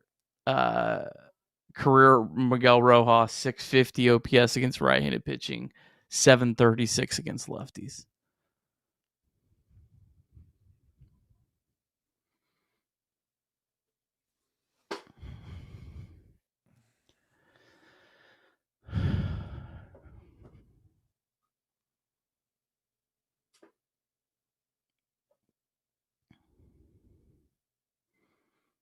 Yeah, my broadcast is out. I haven't missed anything so far.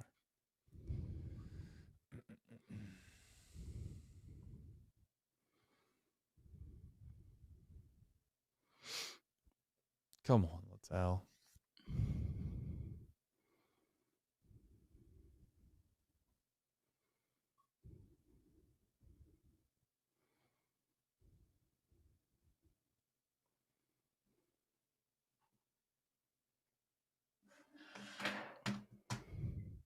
Let's get us out. Come on, get us out.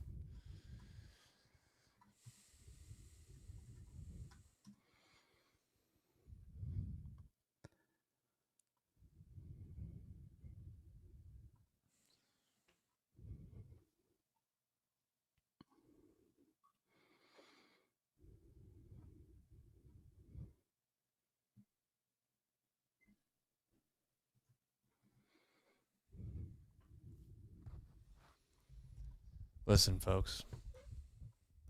That was a fantastic outing by Littell. An absolutely fantastic outing. He got a fisted base hit to right. Yes, he did give up a double to Kiki Hernandez. It seems like everybody in the world gives up doubles and home runs to him in the postseason. And he did get a ground ball that I will say Matt McLean made a fantastic play earlier to kind of get them out of a predicament. But I think if he had to do it over again, Matt McLean would say that he probably should have made that play. But it is what it is. But Littell did everything that we could have ever asked him to do. So we'll see if we can't hold him right there. And hopefully Lodolo's Lodolo, prime Lodolo, and we get ourselves back into a chance where we can come back. I guess he got Rojas out. I'm still not back on yet. No, you haven't seen it? No. I'm switching. I'm going to try to watch it on the Watch ESPN web browser with my Hulu login. See if that'll be any better. Just like every 10 minutes it like buffers.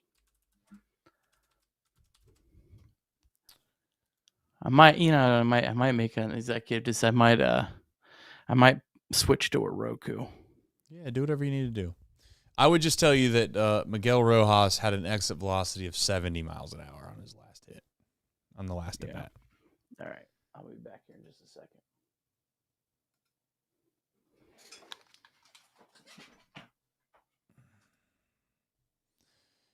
It is what it is. I mean, listen, he threw the ball well. I don't know what else to say. I mean, that was just disgusting at bat. That winds up in a hit. And happens when you put the ball in play, I guess, huh? Abbott's only on 3 days rest, so that's why he has to throw tomorrow. Just the way that it turned out. And to be honest with the Andrew Abbott thing, like, oh my gosh, why not throw Andrew Abbott? Like, we got to win 2 games. Like, we have to win tomorrow in order for it to matter at all. So what are you going to do then? Like, then you're left with no option. So this was the only option you had. You got to find a way to win. if you can't win, then you're just not good enough, you know? Like, that's the reality. And now we have Nick Lodolo, who's supposed to be one of our big-time arms that's going to come in here, and we'll find out whether or not he's good enough to get it done.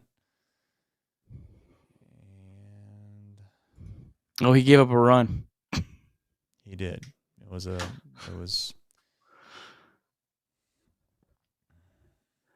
All right, we're on a Roku now. And their backup catcher with a 400 OPS is getting on base. Oh, McClain. Oh my God. I don't know why he was trying to flip that with his glove. He had time. He could have fielded it with his, just flip it with your hand, bro.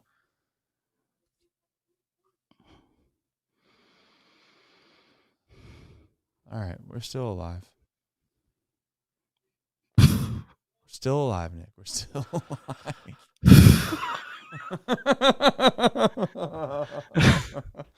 We're still alive. All right, listen, guys, come on, let's go. Let's rally the troops. Let's rally the troops. Come on. Let's stop feeling sorry for ourselves in the chat, and let's find a way to get this last out. Move on. Down 1 run, headed into the 5th inning. A lot of game left here.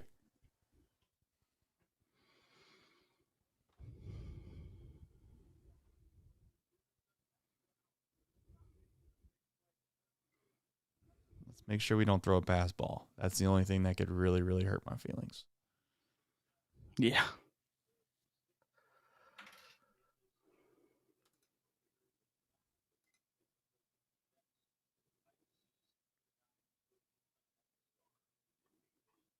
Nice pitch.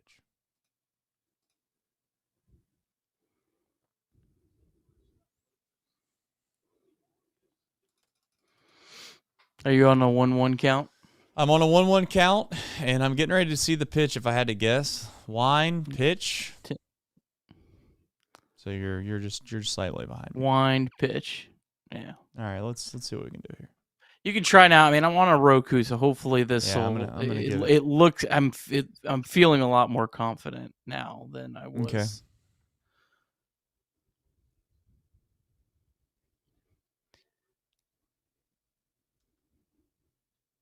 Let me know when Frito catches it.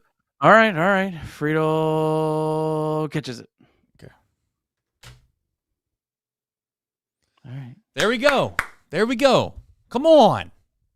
Let's like, here's the thing. Why are we so negative? Why are we being so negative right now? We're down 1. Yeah, it sucks. We had a 2-0 lead. I get it. But at the end of the day, we got plenty of baseball left. We get the small ball going. They're not going to know what's going to hit them. Wait until you get a bloop here, a walk there, maybe another drop fly ball in right field, and we'll get 3 more runs.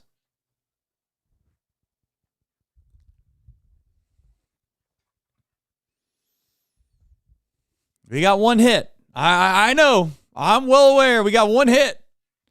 I get it. That means we're due to have some more hits. Yamamoto is a really good pitcher. He just had to sit for a long time, Trace. That he did. Maybe that was our strategy.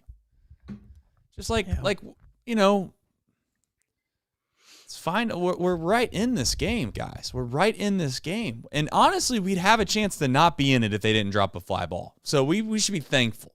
We should be very grateful. Grateful to the fact that Hernandez can't catch a pop-up. Let's find some rally ads. Like, we need to get the vibes going here, guys. Come on.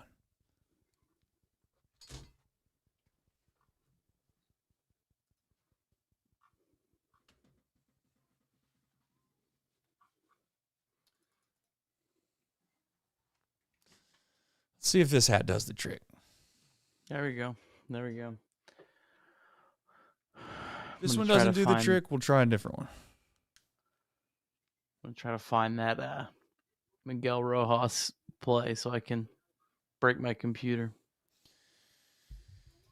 It was just literally like a fisted ball down the line that was like a foot fair. It was disgusting. It was not a well-hit ball at all. Come on.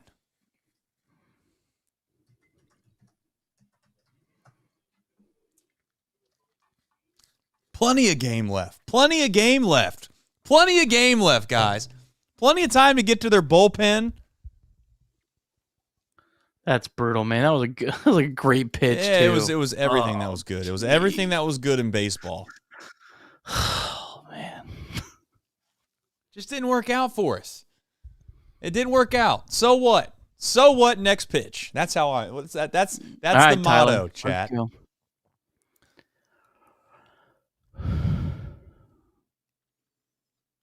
I think that there's a strategy going on right now. I got to be honest. We seem to be very passive tonight, and it seems like our goal is to try to get to the pin, and we're being very, very patient. We were watching a lot of pitches. Doesn't help that this damn dude just throws perfect pitches in the lower bottom corner of the zone.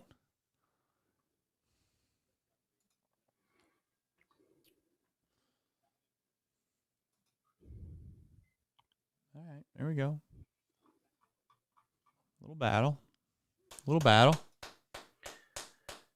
Yamamoto has gone as much as 112 pitches this season. That was that near no-hitter, but he had another game where he went 110. So he's gone over 100 pitches 10 times this year.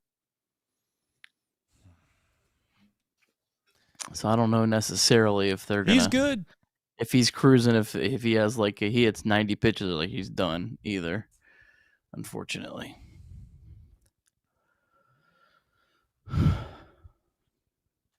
He's good. I mean, what do we want to do?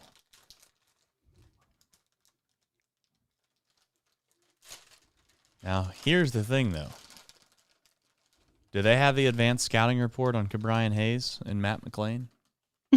That's the question of the day.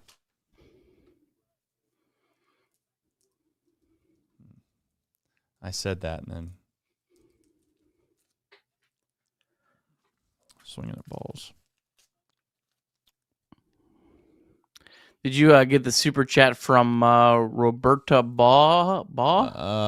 Just a super, Nope. just saying thank you. Yeah, we appreciate Roberto for doing that to us. I tell you what, we're gonna start getting silly here in these late innings if we have to. I mean, we got to find a way to win this game.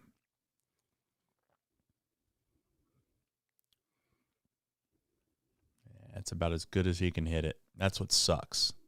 I mean, that's kind of what does suck about Ke'Bryan and really even like the Espinals of the world and sometimes even Gavin Lux is that like they can hit the ball so well for themselves, solid, middle on the bat, and it just doesn't have enough juice to get out, man. Just doesn't have enough juice. All right, this is the man of the last few innings. I'm well aware of the narrative that's going to be around him, and people are going to be very, very, very upset at Matt if we're not capable of coming back and winning this game. And I would just say let's find a way to rally. See if we can't get him on base here. Come on. 102.4 off the bat of Ke'Bryan Hayes. Yeah, I know. It's just not hard enough to get out.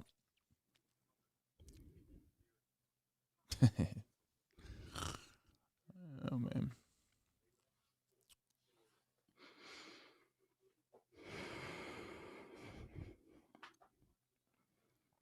What's up with all like the super zoomed in tight shots of this guy?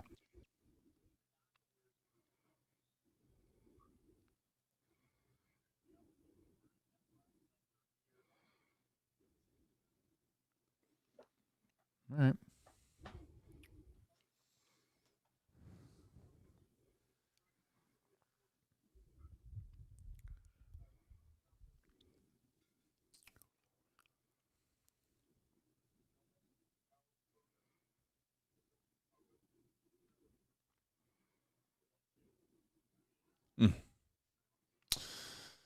Okay.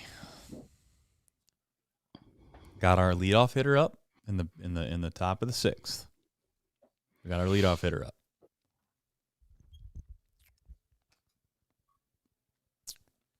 Freeman, Teoscar, Muncy. Pretty big inning here from Lodolo.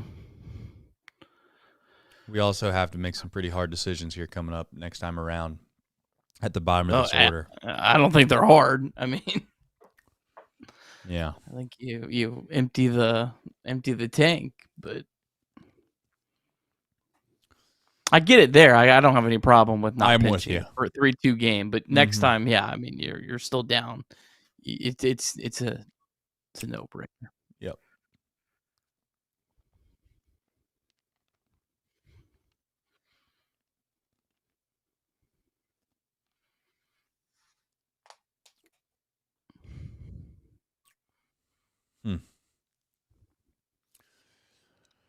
All right, folks, if you haven't already, please hit the like button. That would be very meaningful to us. We appreciate you. And as always, if you haven't already, please subscribe as well. We're almost at 300 likes already, halfway through the game. That is really, really cool. I think last night we got to 500 live. I don't know. Yeah. I didn't check the number back after we had finished the stream, or at least like after the post, kind of like the post live crowd, what we got up to. But nonetheless, thank you to everybody that's liked the stream. Also, thank you very much to everybody that is super chatted tonight, and more importantly, maybe even subscribe to the channel. That would be big time.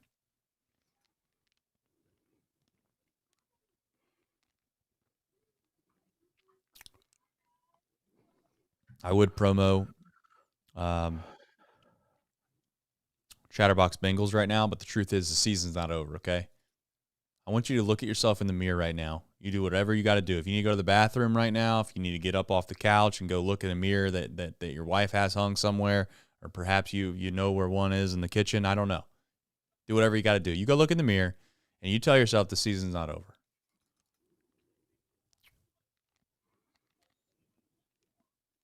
Did you see the story on that guy, by the way, right there, catching that ball? No, I did not. They got the little snippet of his Instagram post. Very, very cool, man. Very cool. I don't know if you get a chance to read that. Did you get a chance to read that? I did not. I mean, it was up for like a half a second. He had some kind of health condition, palsy, I believe. I don't know what the first part of the palsy was, but essentially he was right-handed his whole life. Played baseball. There we go. Played baseball his whole life. Was right-handed, but his health issue caused him to where he's kind of partly paralyzed and cannot really use his left arm anymore, because that's the traditional hand that you would use if you're right-handed to catch the ball with. Mm-hmm. So he actually asked a buddy of his if he could borrow a left-handed glove just in case there was a ball hit out there, and he actually caught it with a left-handed glove, which was his hand that he actually could use. So it's pretty cool. That is pretty cool. Prefer to be in foul territory catching balls. But... yeah, I mean, yeah. or maybe it'd be off the bat of a Cincinnati player, believe it or not. All right. Come on.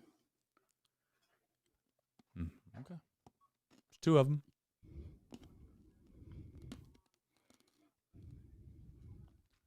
I'm gonna go and get out in front of this now, because there's gonna be this whole Lodolo should have started thing, and like I just think like what you got out of Littell and kind of his bad luck on top of that, like I don't. Yeah. No, it's fantastic. I don't think you could have expected like that. It would have been better if Lodolo had started. I think Lodolo quite literally said in a statement. I wish I would have saved where I read this. That's not the world's worst thing. Left on left though. Yeah, I know, but I'm the same. Where was I going? I just don't think that the Reds and or Nick Lodolo could trust how far he was capable of throwing. I just don't think I don't think he has any clue with when that groin or blister is going to flare up and cause him problems. And they just did not want to go and have a game plan to where he was going to start the game. Then they're scrambling. I mean, it just seems obvious that's why they did this. And Nick Lodolo already said after the last game that he was comfortable coming out of the pen, and they kind of got his feet wet in Milwaukee by coming out of the pen. So, yeah. Big batter here. This guy's got monster numbers against lefties.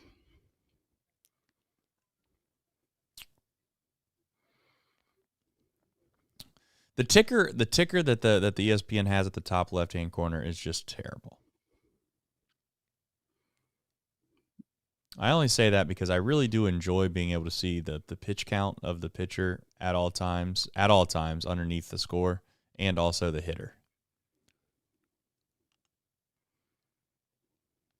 I do get they put the pitch. There we go. There we go. There we go. All right, come on. Top of the order. Top of the order. Here we Trace, go. top of the order. Here we go. And Top of the order, down one.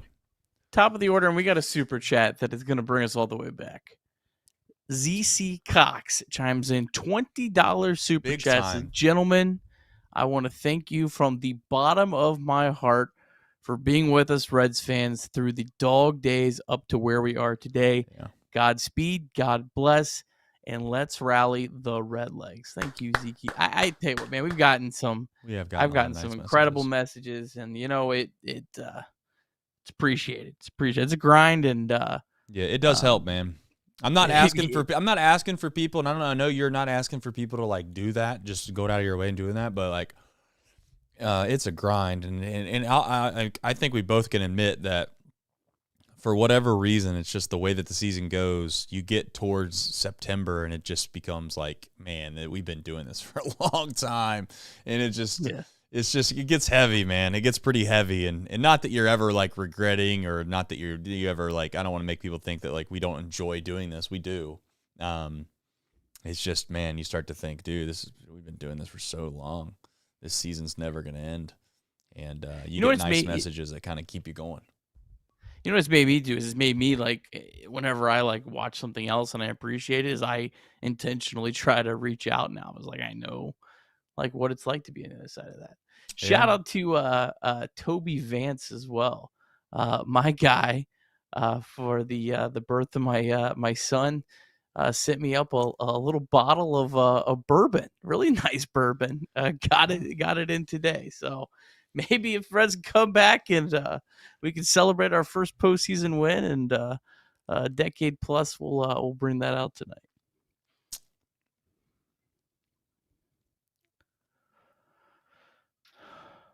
All right, big inning right here, Nick. Big opportunity. Got to figure that they're really only guaranteed to be due up one more time.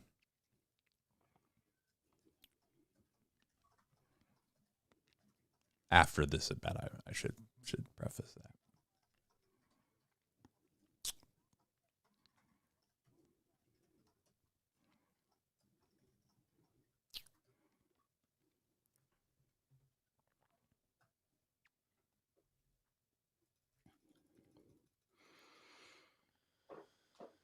All right.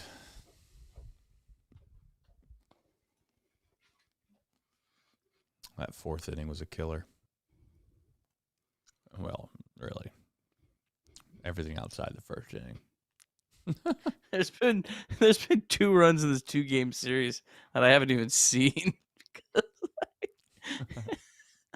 It's like every time it goes out, something bad happens. Yeah.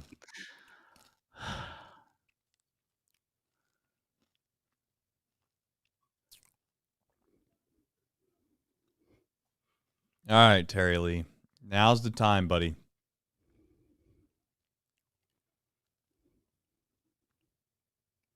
It's tough. This guy's too good. And I get it. It's easier to sit here and be like, you shouldn't swing at that. I get it.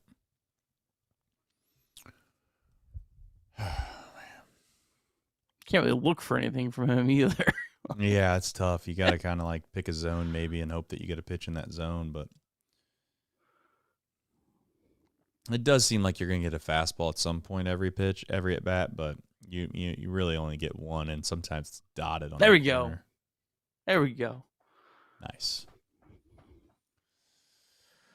All right. Come on.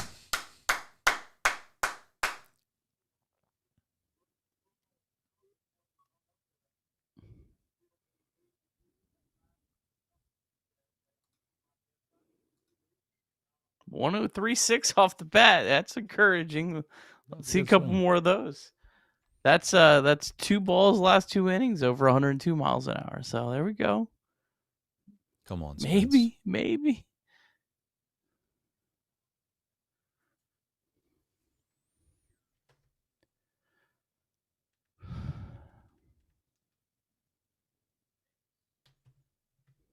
on, Spencer.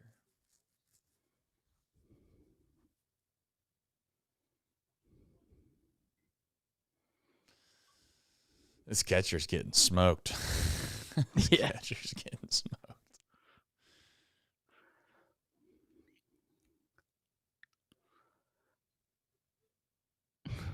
Thanks for throwing that graphic up there. Appreciate that, ESPN.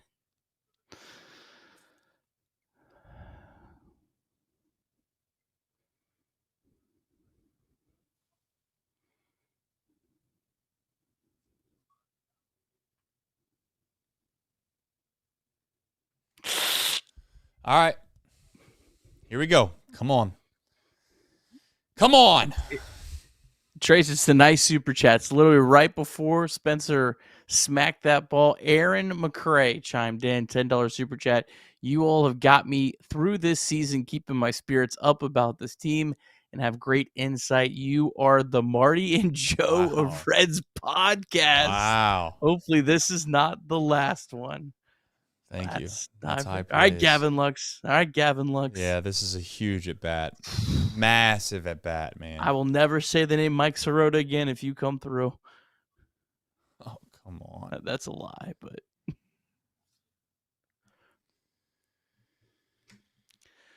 this is where we need like 6 hits to get 3 runs or something, 2 runs. we tripled our total this in the last 2 batters, so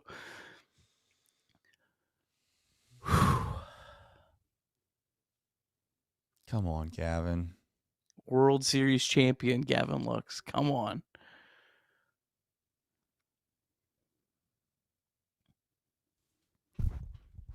One more bounce.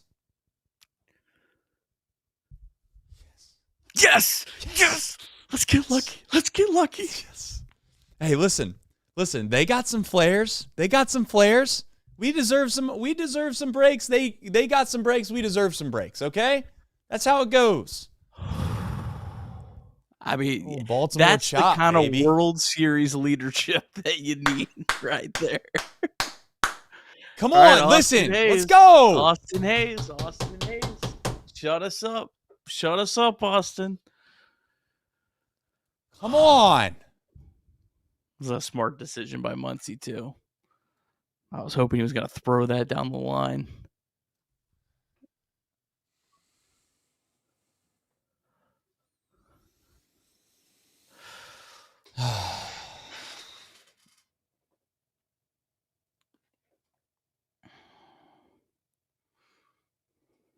Come on, boys. Come on. Need a big hit. All right, I get the we definitely want to get a guy in. I understand all that. Sacrifice fly. No, you want to hit. We need a the big cap hit, right here. guys. We need a big hit, man. We need a big hit. I don't want to tie the Dodgers. I want to take the lead on the Dodgers. We've got to find a way to I want to put up a crooked number. Crooked numbers, man. Doubles in the gap right here. Yeah. Hell, hit one out of here. That'd be really cool. Come on, Hayes, please. Oh, turns out the umpire might suck for both teams. That's a huge call.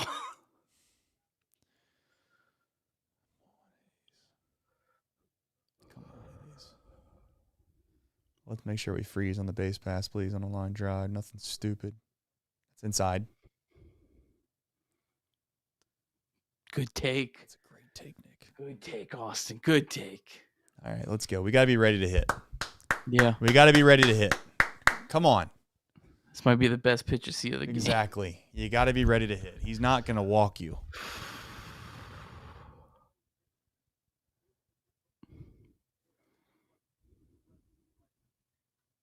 Okay,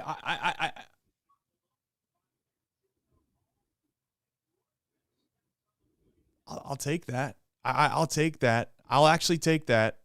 It's better than a double. I think it's better than double play personally. Listen, like see what South Stewart does here. Well, I know. I get it, but I'm just saying, like, you could have taken 2 outs. Let it be a tie game. I mean, it's just Sal Stewart can come up right here and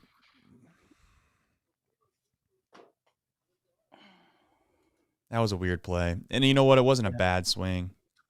What just Come happened? on, Sal. Come on. Oh, Balk? the catcher got time, I guess.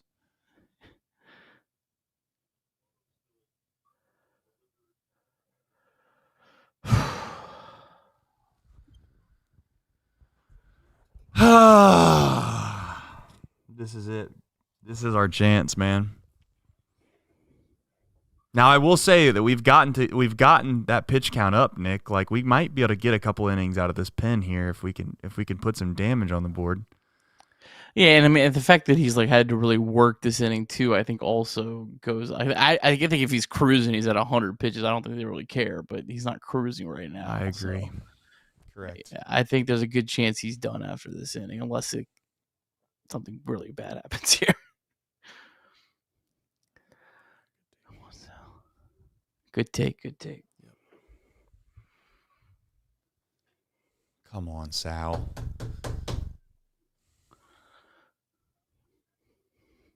They got Blake trying to write last night, and they're like, all right, buddy.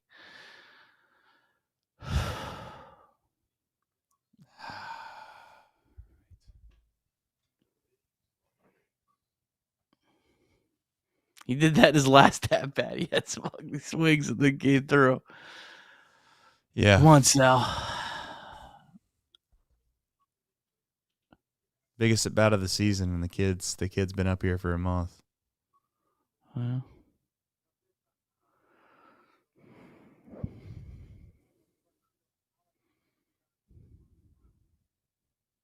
He's just not seeing that pitch. Not seeing that pitch. I hope he tries to throw a fastball by him, and somehow, some way, he barrels this thing up because he's just not seeing that pitch very well.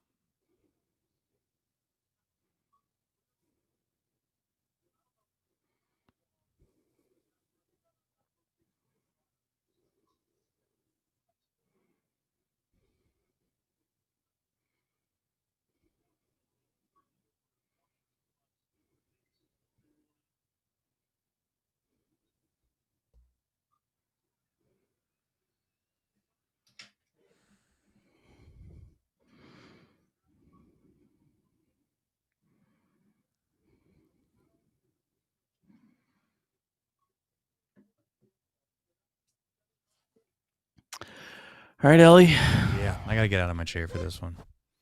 This is a good time for your first career postseason hit.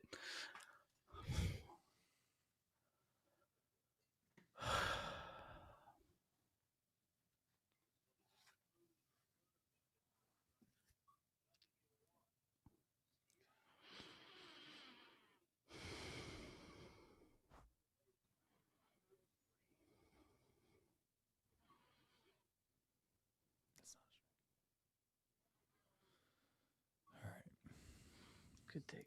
Yeah. Come on, Ellie. Come on, Ellie.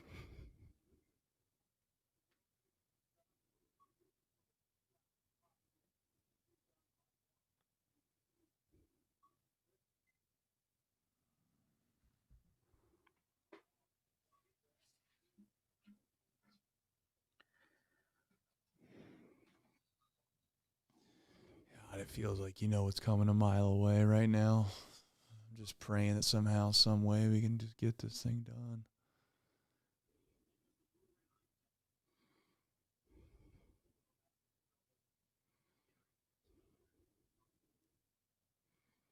Please, come on.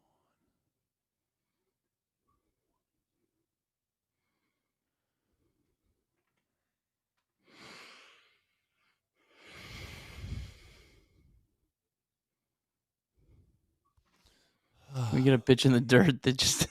I don't want Ellie to get hurt, but can we get one that just slips and just hits him right in the middle of the butt? Please.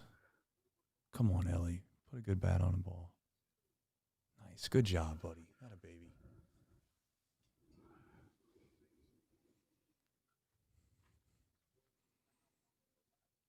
Come on, Ellie.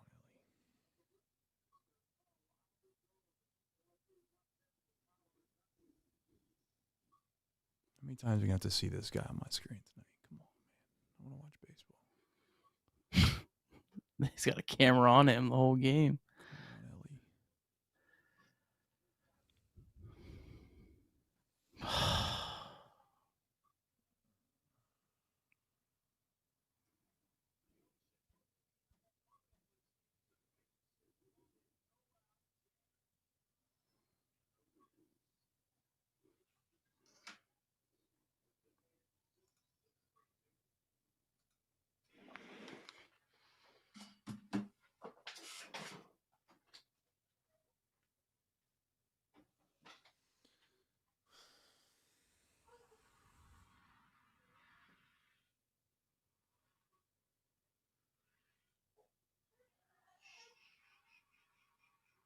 just devastating, really.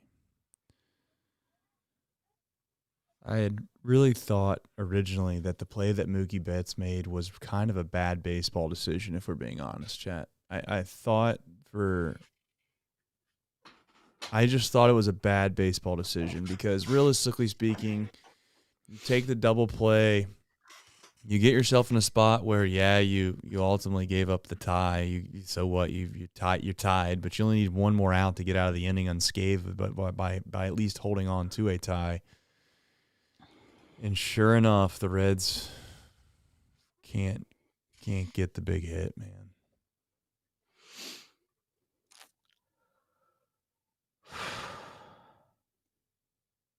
I think Sal is a very good hitter. He is a very good hitter. It's just that for whatever reason, we have this notion that we want to pass the baton, yet we do swing at a lot of pitches outside the zone. And maybe that's Yamamoto being really good. I'll give him some credit here. I'm not trying to take him and make it sound like he's easy to touch. Before this inning, we had one hit. But this has just been the story of this team. It's just you're not capable of getting the massive hit. We did get a big 2-out hit, though, and that's what I want to say really quickly is that Sal Stewart got a major, massive hit earlier in this game. I mean, he just did.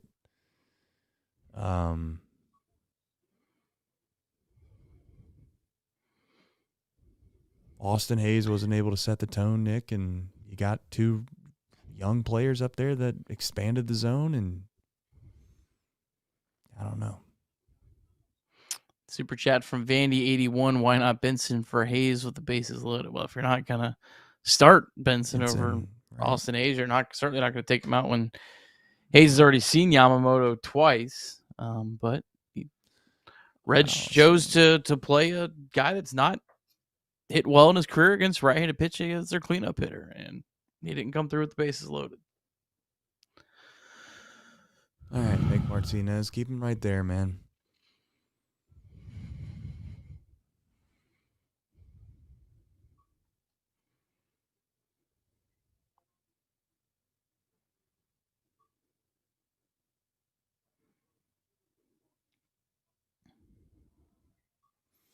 I still like where we're at. I mean, I don't love where we're at, but I still feel like they're very much in this game. Very much in this game, man. I mean, I'd like to think the Dodgers are going to have to throw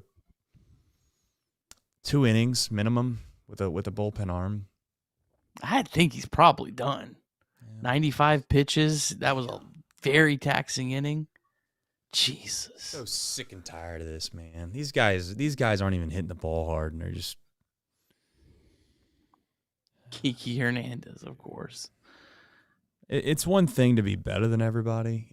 They're better than us. It's another thing to get a ton of these little breaks, soft hit breaks. Super chat from Savo. Does anyone want to buy a number 44 jersey? And Sal is a rookie. What do you expect? He's not the savior of the team. Maybe next year.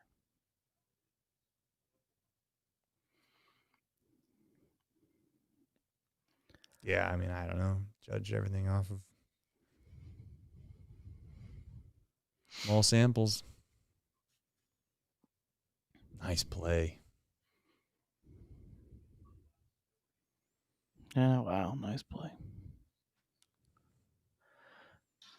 I don't know. I mean, I don't know why Austin Hayes gets off the hook. I mean, he's the guy batting cleanup and had 0 outs with the bases loaded. Yeah, well, that's because he's not a weak ground star. ball. Like, well, I mean, he's batting cleanup tonight. So, I know he is. I know. Like,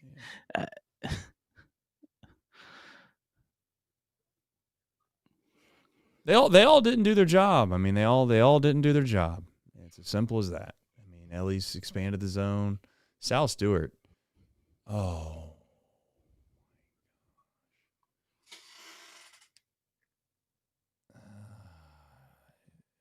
That wasn't that. I need to see that again. I mean, I think it was a little bit of a bad throw.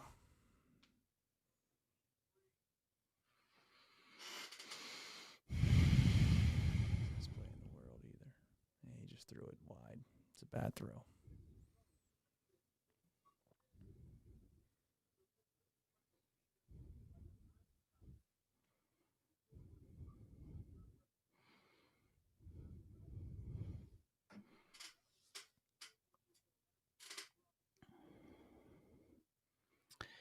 Super chat from DK. Bases loaded, 0 out. The pitcher throws 3 strikes out of 13 pitches and gets 2 strikeouts. He allowed the Reds to beat themselves. Yeah, he 100% let their aggression beat them. Yeah. The flaws of this baseball team right now are very much showcasing themselves. It's a bad throw. I seen it, guys. It's a bad throw. But you put a guy at first base that doesn't play first base, and you put a guy in left field that doesn't play left field, all because you want to make sure the guy at third base can play third base because he's a good defender. Make that make sense to me. So,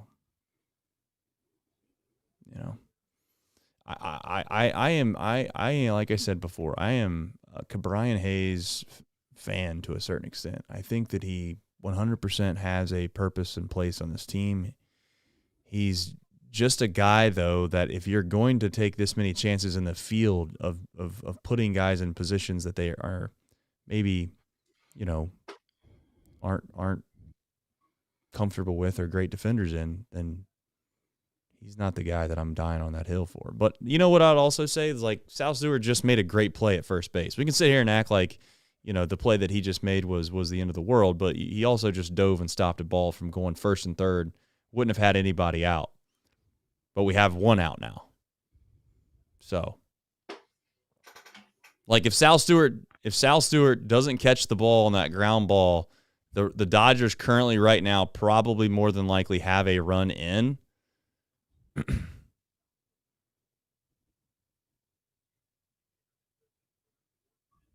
And I'd have to see the replay again to see whether or not the ground ball that he just booted would have been a hit with the infield in. I like Nick Martinez a lot, but are you riding and dying with him against Ohtani here? Well, what are your other options anymore, anyways? Chase Burns. I know, but they're saving Chase Burns, I think, for the 7th and the 8th. I mean, the 7th, 8th might not matter if I get it. Ohtani rips one in the I'm gap not, here. I'm not. I'm not. And Ohtani has some swing and miss. Like, that's the.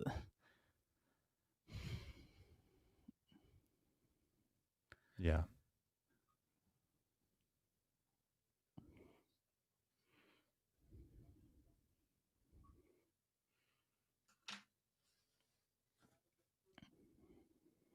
I'm the first guy to get on guys that I think, by the way, Stevenson's done a lot better job of actually trying to block baseballs anymore.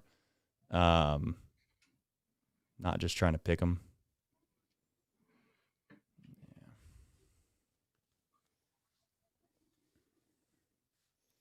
There's your first to third base hit.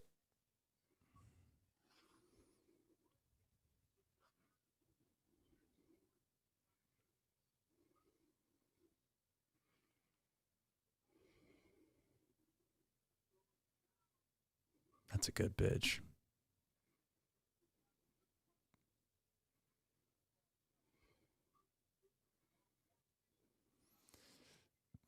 It's one of those cases, unfortunately, too, where it's a domino effect, because if Sal Stewart's capable of making that play at first base, you don't have the guy at first base, which means that you don't hold the runner on, which ultimately means you probably make that play too.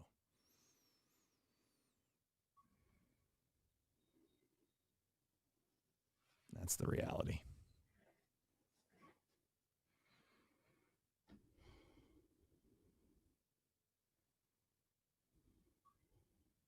Oh my gosh, dude.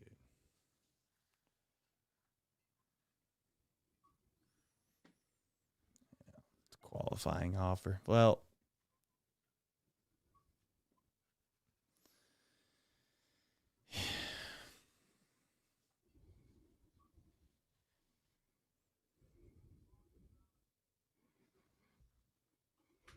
how long do you think you're going to let him throw, Nick? Doesn't matter. No, Probably not, but I mean, he should. I wouldn't have. I love Nick Martinez. I thought it was fine to bring him in to start that inning. You're bottom of the order, but when things went haywire, you had Ohtani up. Ohtani does swing and miss. I'm throwing a guy that can strike guys out more, whether it's Burns or whether it's Santillan or Santillan's inning doesn't matter now. Burns' innings don't matter now unless this offense comes back. Like, you have to put out the fire there. I'm with you. It's not enough urgency.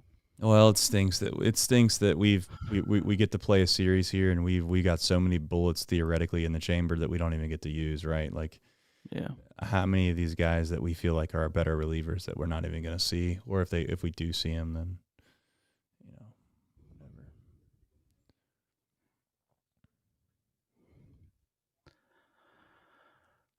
Is he still in the game? Yeah. What are we doing, dude?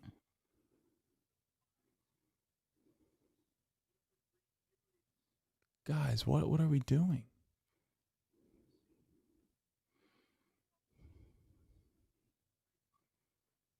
What are we doing, man?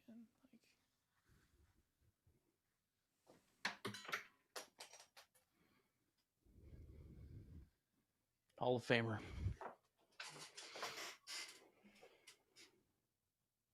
What are we doing, man? Like, come on,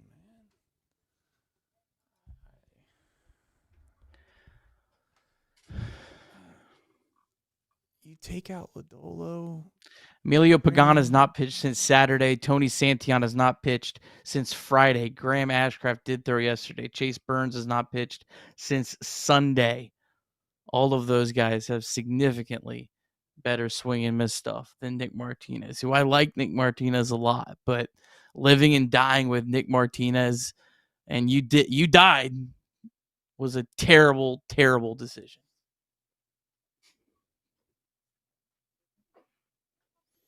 Think he'll get a qualifying offer? I think he's probably not going to be in the qualifying offer range. All right, we got some supers. Neil Harris, Trace, Nick, I love the Reds my entire life. 100 emoji. John Atherton, I'm 65 years old. I've been a Reds fan since the 70s. My 45-year-old son hates me for making him a Reds fan. Matt Wells, just a super chat, just to appreciate us living our misery on the internet.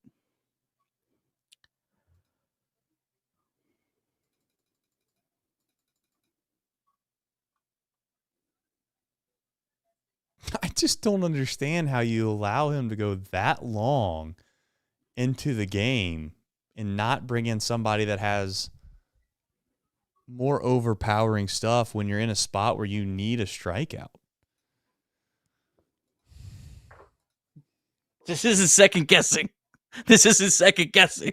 This is first guessing. You were asking for him to come out against Ohtani, and I was even saying at that point, like, that might be a little too premature. And then he's still in the game 5 batters later. Who's in? Scott Barlow?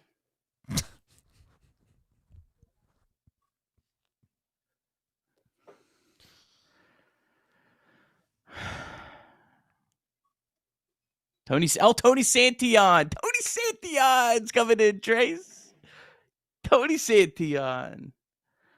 Hasn't pitched since Saturday. He's nice and fresh.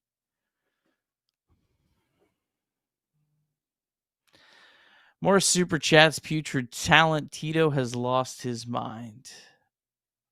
Aquila the Great. Glad we're saving arms for game 1 of the offseason. Max Gietman, born in 04, first playoff scene. Tito needs to go. I can't believe this is the same guy I watched in 2016 living up here in Cleveland that legitimately managed the bullpen different than anyone else had and revolutionized and got all the credit in the world. And was it somebody else? Well, yeah, Cleveland. The more this season goes on, the more I think that Cleveland made every decision for Tito, and he was just the guy that smiled.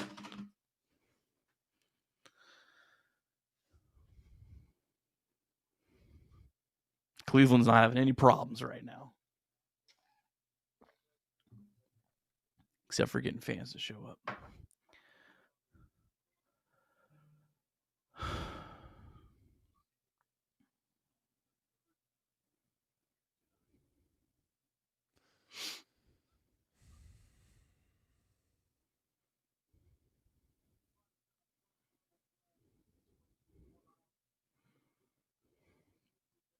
This all started with not being able to get a run in.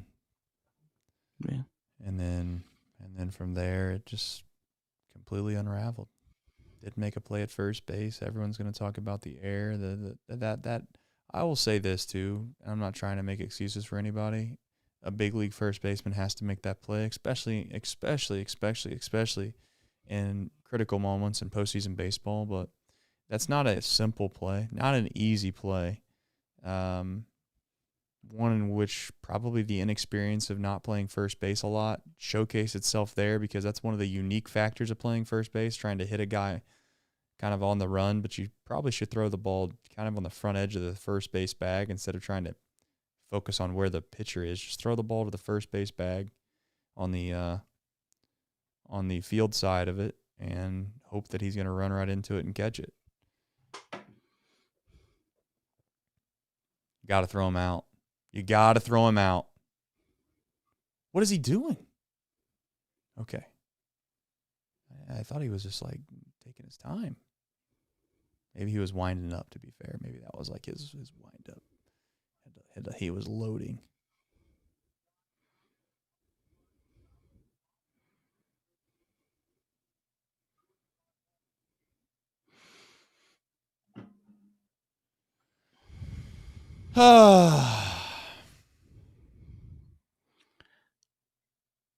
It stems too from the fact that it's not like you're playing Sal Stewart at first base because you have Kyle Schwarber as your DH. He's playing first base, and your DHs are barely above average hitters. Yeah. That's the other part of this that sucks. I agree. Yeah. More super chats. Well, my thing is that you not only is your DH an average hitter, but your third baseman is a great defender, yes, but at the same time, like if you're going to take the chance to put two guys out of position, Nick, you're putting two guys out of position to save yourself one guy in position that can't hit. Like that's where he kind of loses me. You decide to put Steer out in left field. You also then put Stewart at first base. You could have easily just said, you know what? We're just not going to have as good of a third baseman tonight. And that's it. You solved your problem. It also part of the problem is like I'm a big supporter of prioritizing defense in key positions, but you have to maximize the non-key positions. You have to have a left fielder that mashes. You have to have a right fielder that mashes. You have to have a first baseman that mashes. You have to have a DH that mashes. And then that's where you can get by with more defensive-minded players at those positions. But when all those other positions are at best slightly above average hitters, it Right. makes it really tough. Yeah, Exactly. Like Brian Hayes is a perfect fit for a team that has a lot of good hitters. Tony Santillan got both batters out. Yeah. Incredible. And they wouldn't. And Andy stranded both of them, even if he had nobody out right there with the bases loaded, just if you're keeping track. He didn't give up a run on the fly ball, and he wouldn't have given up a run right there on the pop-up. But who's counting? And one of the greatest hitters in postseason history, too. Yeah. Sure. All right, more super chats. Let's get to them. Let's do them. We appreciate the super chats, too. You guys have been very supportive, and thank you very much. Aiden Crum says this is our ceiling with Tito. It's our ceiling with this roster, too, to be fair. Yeah. Harrow says Sal doesn't make the E infield isn't playing in. Yeah, yeah, maybe not. But he might not have gotten the baseball either. I'd have to see it. I'd have to see it again. I do understand what you're saying, and you're not wrong. Like if he's capable of making that play at first, If he doesn't make that play at first, is what you're saying, that maybe he doesn't make the error on the infield being in? I don't know. Putrid talent. AI might actually manage better than Tito. I mean, I've asked for a computer to manage a team for a long time. So, David M. Bad day, fun season, the most fun since 2013. Grateful for Chatterbox Sports. Will be grateful for the Reds again in a week or so. Good perspective. It's a good perspective. Say 2023 was pretty fun. Yeah, I'm with you. This season feels, maybe it's too close. I'm not gonna say anything outlandish. At least I'm gonna hope not to. But this season's been such a roller coaster. Sometimes I'm wondering if it was enjoyable. They made the postseason, which they haven't done really in my adult life for the most part, outside of the COVID year and obviously when I was in college. But yeah, I don't necessarily think the entire season as a whole was like the most enjoyable thing. But what I will say is I think there's going to be takes that it doesn't matter that they got hot at the end and made the postseason. It was all for nothing. It was stupid. I could not disagree more with that statement. Like, no, I think it was great that they played well at the end of the year. I think it was great that they won a series in Milwaukee to get in here. And I do not agree at all with the whole, like, it was for nothing, it was stupid. No, I disagree with that completely. Well, Yamamoto, excuse me. He don't care. He don't care, Nick. This dude just pitches. Wow. He just pitches, man. I can't believe after they put that many runs up, they brought him back out. They don't trust their bullpen. Yeah. More optimistic Reds fans. Who is more washed, Tito or McClain? I can tell you who has more upside, and it ain't Tito.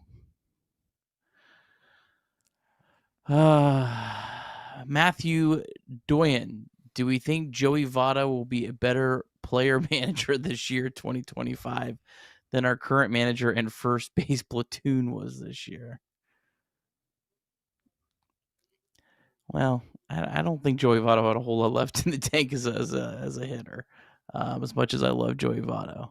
But I would definitely take Joey Votto as a manager. Here we go again, 77. At least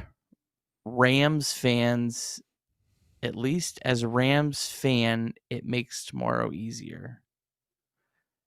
I'm thinking because they don't have to deal with traffic, maybe, or is there situation where I don't know. We're talking about the National Football League.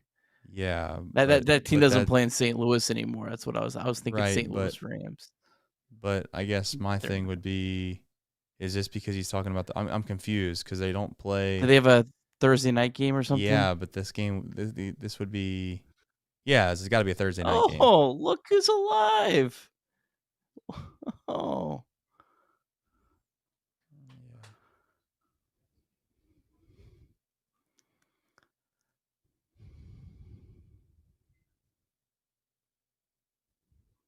Who was due up to hit? Cabrine.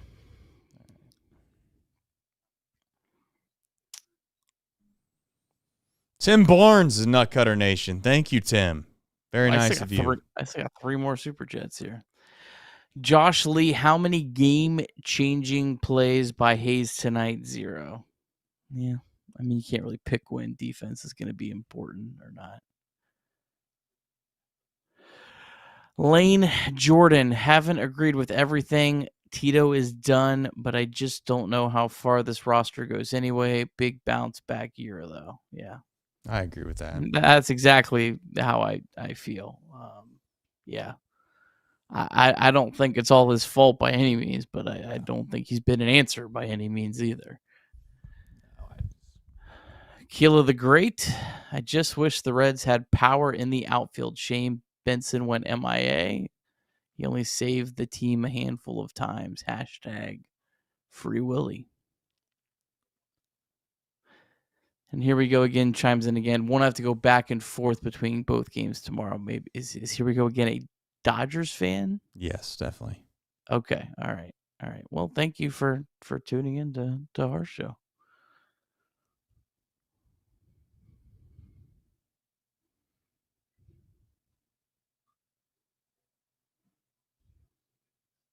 It's a ball. Throw the ball back to the pitcher. It's a ball.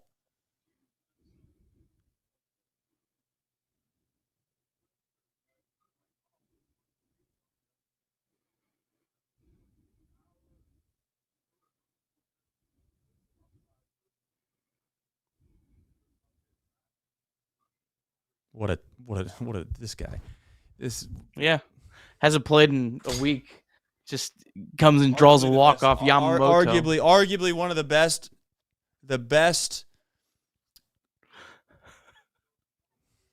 What's the word to use here?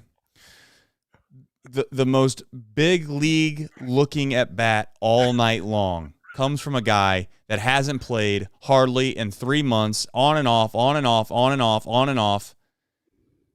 It was a joke. It's been a joke all season. I know that I've been saving it. I've been trying to tell people. Everybody keeps saying that with his Will Benson fan club, this, that, and next. Watch the games.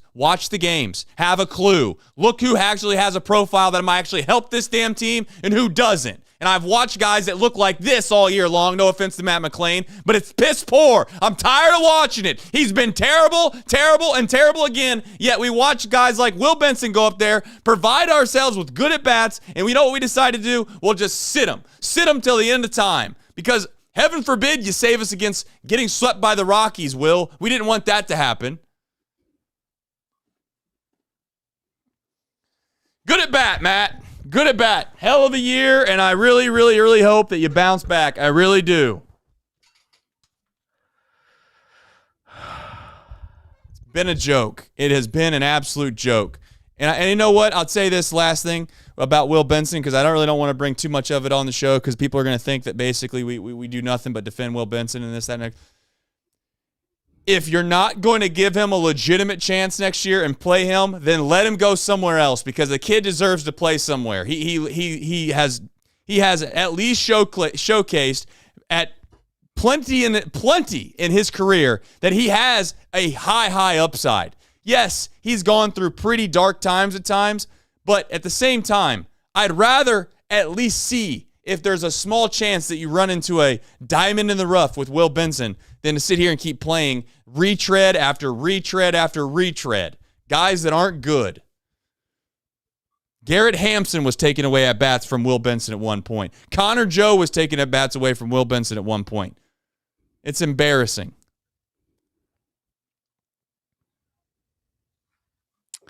Well said. Joke. Linares says, I'm so tired of this team. Oh my God. Why did we take out Lodolo? He was doing just fine. We had the bases loaded with 0 outs and can't effing score. F the Castellinis. F Terry. F this whole team. I'm so tired of it. Brian Swanson, what do you think? What do you honestly think is Tito's issue with Benson? I don't know what it is, but figure it the hell out.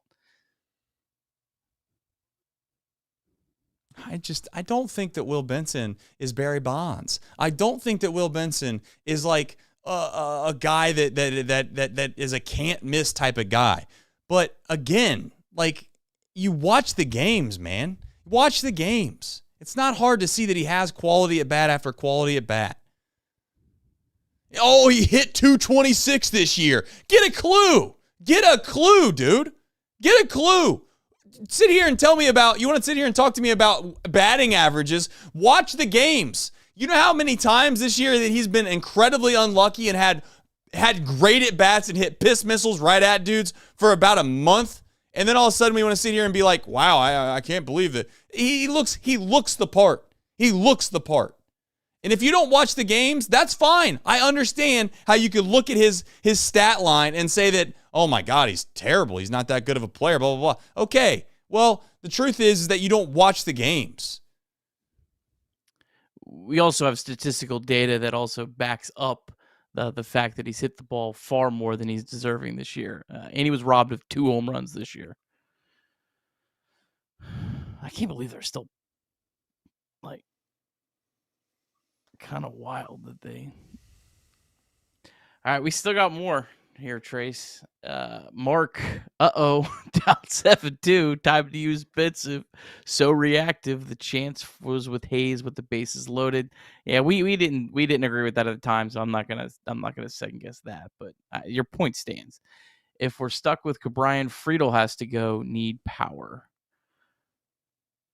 Yeah, Friedel's been fine. I mean, Friedel's not even close to a problem for me at this point. But Nick He's just Sutton, not a leadoff 20. hitter. Yeah. Nick Sutton, $20 super chat. Anyone with a half brain puts Lodolo in after the Hernandez double, replacing Nick early. Is the final straw for Tito, especially after letting Hayes bat with the bases loaded. Thanks, guys, for being the voice of reason. Yeah. Here we go again. Not Reds fan. Cousin is Mesoraco, so loyal now. Devin Mesoraco, came on one of our first shows, Trace, together. I remember this. Yeah. The big opening day eve preview. Yeah. Cincinnati Reds fan 21. Don't blame Tito. He's only working with what he has given as a roster. Spend some money for some bats, and it will be a completely different story. Yeah, I don't know. The Milwaukee Brewers are spending less, and they're doing just fine. The Cleveland Guardians, they're still playing tomorrow, spending less, and they had Tito, and were able to succeed without him. So, yeah, I mean, spend more money, sure. Love for the Reds to spend more money. Do a better job as a GM, sure. Yeah, love to have that too. But I'd also love my manager to make decisions that have a little bit of logic. And, those analytical reports that he gets every single day, not to throw them in the trash can and actually take what they're giving you and use it. Not even just the analytical part, because I think that there's some people that think that like that there's so much more to the game, and there is so much more to the game than just the analytics. But here's the thing that really pisses me off with Tito. He has a set of standards for one set of guys, and he doesn't have that same set of standards for another set of guys. You can't convince me for a single second that guys like, for instance, you're going to sit here and say that you really care a lot about pitching and defense, and on the biggest game of the year, you have a guy playing first base that didn't even come up in the minor leagues as a first baseman, just got here a month ago. He's going to play first base. You're going to take the first baseman that we're all happy about is supposedly a Gold Glove type caliber first baseman, and you're going to stick him in left field, all because you want what? You want what? Gavin Lux. You want Gavin Lux to hit as a DH? Like, is that worth it? And you know what I would say too? You mean to tell me that you can't possibly go a day without playing Matt McClain? You could put Gavin Lux at second base and just live and die by the fact that you might make an error tonight. So be it. But you move 5 different pieces because you have one person that you couldn't fathom not being in the lineup. Pick one. Stay in one lane. You can't do this, man. Like, it makes no sense. And yes, like, he has gotten his team to probably play at a much higher level than what many Reds fans thought they were capable of playing in before the season started. I would tend to agree with that. But we have made decisions all year long that don't add up in the same direction because they're oxymoronic. I'm not going to sit here and be like, it's all on the manager. The manager, to be quite frank with everybody, is not that big of a sway one way or the other. The only thing I ask out of the manager is to be a consistent voice and reason for what we're trying to accomplish. And on one day, Will Benson, again, not to sit here and keep getting on the same soapbox, but Will Benson, quite literally, guys, quite literally, you might not have been around at the time, and that's fine if you haven't, but he saved the Reds from getting swept at home by the Colorado Rockies. He hit a ball off the top of the wall. It was a massive hit. And you know what? The first thing that we bring up in the postgame is about how he better never think about jogging again. He got to third base, mind you. He got to third base. Yes, he thought it was a home run. Yes, he probably hot dogged it down the line a little bit. But you know what happened? Literally a few days later, Spencer Steer did the exact same thing. Will Benson sat for what was literally 2 months. Spencer Steer has been the golden child of this baseball team all year long. You can't make an example out of one guy and not make an example out of another guy. That doesn't work in my book. And we have protected so many players on this team that don't offer enough substance. We act like they're Derek Jeter just having a bad year. No. Matt McClain had a good 2023. He got hurt. He missed all of 2024. He has not been the same guy since, and we have not even thought for a single second of making an adjustment when this team scores 2 runs or less 7 out of every 10 days. We're sitting here now with how many runs yet again? And the only reason we have 2 runs, the only reason we have 2 runs is because a guy dropped a pop-up in right field.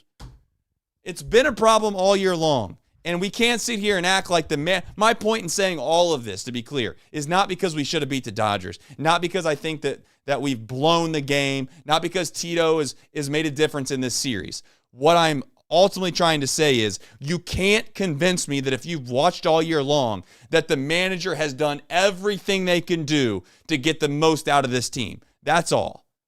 End of rant. I'm done with it.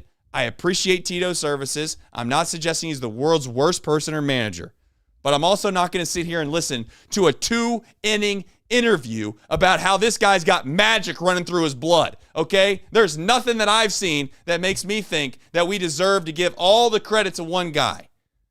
And then all of a sudden, he gets no blame. That's it. Sorry. I'm done. Yeah, I agree with you on like this year, does it really matter that much? No, but at some point we're hoping that this roster does become good enough to where it does matter. And I would like the decisions when that happens to be the sound as they can be. And I don't have any confidence whatsoever that will happen. And to the notion that Tio Francona squeezed every juice out of this team to get them to 83 wins this year, I'll remind you that the other manager that's being paid right now by the Cincinnati Reds won 82 games. And we have time. We have time. It's a 7-2 baseball game. I'm going to read through the starting pitching in 2023 and their ERAs and how many games they started. Graham Ashcraft led the way with 26 starts with a 4.76 ERA. Brandon Williamson made 23 starts with a 4.46 ERA. Hunter Green was not Hunter Green. 22 starts with a 4.82 ERA. Andrew Abbott was the best pitcher, but wasn't Andrew Abbott yet. 21 starts with a 3.87 ERA. Luke Weaver, 21 starts with a 6.87 ERA. Ben Lively, 12 starts with a 5.38 ERA. Nick Lodolo, he only made 7 starts. And how did he do in those 7 starts? 6.29 ERA. Let's not forget about Luis Sessa. He made 6 starts with an even 9 ERA. Connor Phillips, 5 starts with a 6.97 ERA. Lyon Richardson, 4 starts with an 8.64 ERA. And I'll save you from there, but I want to make sure I don't forget about Connor Overton, 3 starts with an 11.45 ERA. So if 83 wins with the roster that Terry Francona got this year is magic, then what David Bell did in 2023 is absolutely historic, and he should have a statue. Yeah.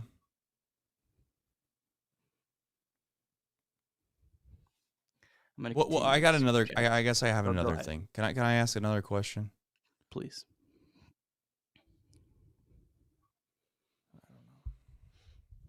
Is Santillan going to throw? Is Santillan going to throw this entire inning as well?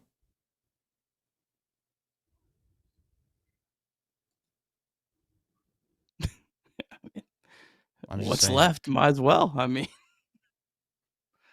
why use them earlier? We still got a lot of super chats, Trace. We got to get through these before we have to do a post-game show. So disappointed. Rich Cutter, I love you, Trace. Thanks for telling it like it is. Superior 609. I'm not going to be super upset over this. They had a good year, but if we don't get some pop in the lineup this offseason, I'll pull my hair out. Yeah, I'm not super upset about the losing to the Dodgers, but I'm not thrilled that they're not doing everything they can to win. Like, it's that simple. I just don't know how good. I mean, maybe I need the chat or I need you to reel me back in thinking that maybe this was a great year. Like it wasn't a great year. When I hear great year, man, that means to me that, like, I don't know, like you did something special. And I A know great that year maybe is I'm being- 2023 when you're supposed to win 65 games and you end up with 82. Not when you're supposed to win 79 games and you get 83. And the 79, to be quite honest, I think we all were a little more optimistic than that 79 could be a little higher than that. it just seems crazy to me to think it almost seems crazy to me that many people are like exceptionally happy with the way that this season has gone. Because we made the playoffs. I mean, I get it. I'm excited we made the playoffs. I'm not. It's almost like somehow, some way, we got a 65% on a science test, and somehow we were fortunate because the teacher came in, and the teacher's name was the New York Mets, and they decided they were gonna basically use the bell curve. But they were going to throw out the top 5 scores instead of just the top 1 score. And then all of a sudden now we go home and we act like we got an A on the test and we got a 65. Like I'll tell you what it is. I'll tell you what this is. It was Nick Kirby in college. I figured out about halfway through that there was a few classes that I took that as long as I just hit the word count for my articles, they didn't read it. So if I got past the first 100 words and I just kept rambling and not doing anything of substance, I'd get a passing grade just because of it. That's kind of what this season was. All right, we got to keep rolling here, Trace. Go for it. Dr. Doback, this is a great one. This is a great super chat. Someone called them the 2020 Marlins with good PR. It's a good super chat. Cincinnati Reds 21. I love Matt McClain. Hell of a glove. He will be back. Mike Dean, we need. I think he was serious about that. I don't think that was sarcastic. Okay. Hey, I believe. Mike Dean, we need some annoying celebrities that are clueless about baseball for John and Cowboy to point out during games. We do not. Robert A. Tito moves the entire line up so Brian Hayes can make web gyms in a blowout. Josh Lee, only 1,400 more plate appearances. Only 1,400 more plate appearances for Hayes, and then we'll be done. Sigh. Trail Mix fan says, how much longer do the fans have to suffer? Hashtag Will Benson lover. Patrick Kling, chances we host one of these series next year. That's a good fun super chat. I think you probably have to. Your chances probably involve winning the division. I mean, to be able to host, because it's going to be hard to finish to be the top wild card team. I know the Phillies are expected to take a step back next year because they lose some guys. But the Dodgers aren't going anywhere. The Giants, they fired their manager. I mean, they're going to try to, come back. Padres, they haven't hit their full downturn yet. They'll still be there. Surely the Mets are going to have a hefty offseason. The Braves, it's hard to imagine them being as bad as they were. So, I think you have to win the division. You have to, I guess, hope Milwaukee finally has an off year, Trace, and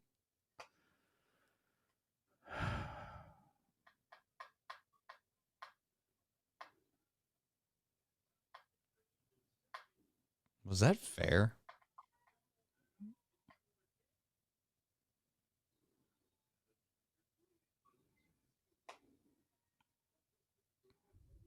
Can I see the play again? Was it fair? Oh, it was more than fair. It was definitely fair. And this is where Tito's saying here, this is why you guys don't want Brian Hayes at third base. Here, let me show you.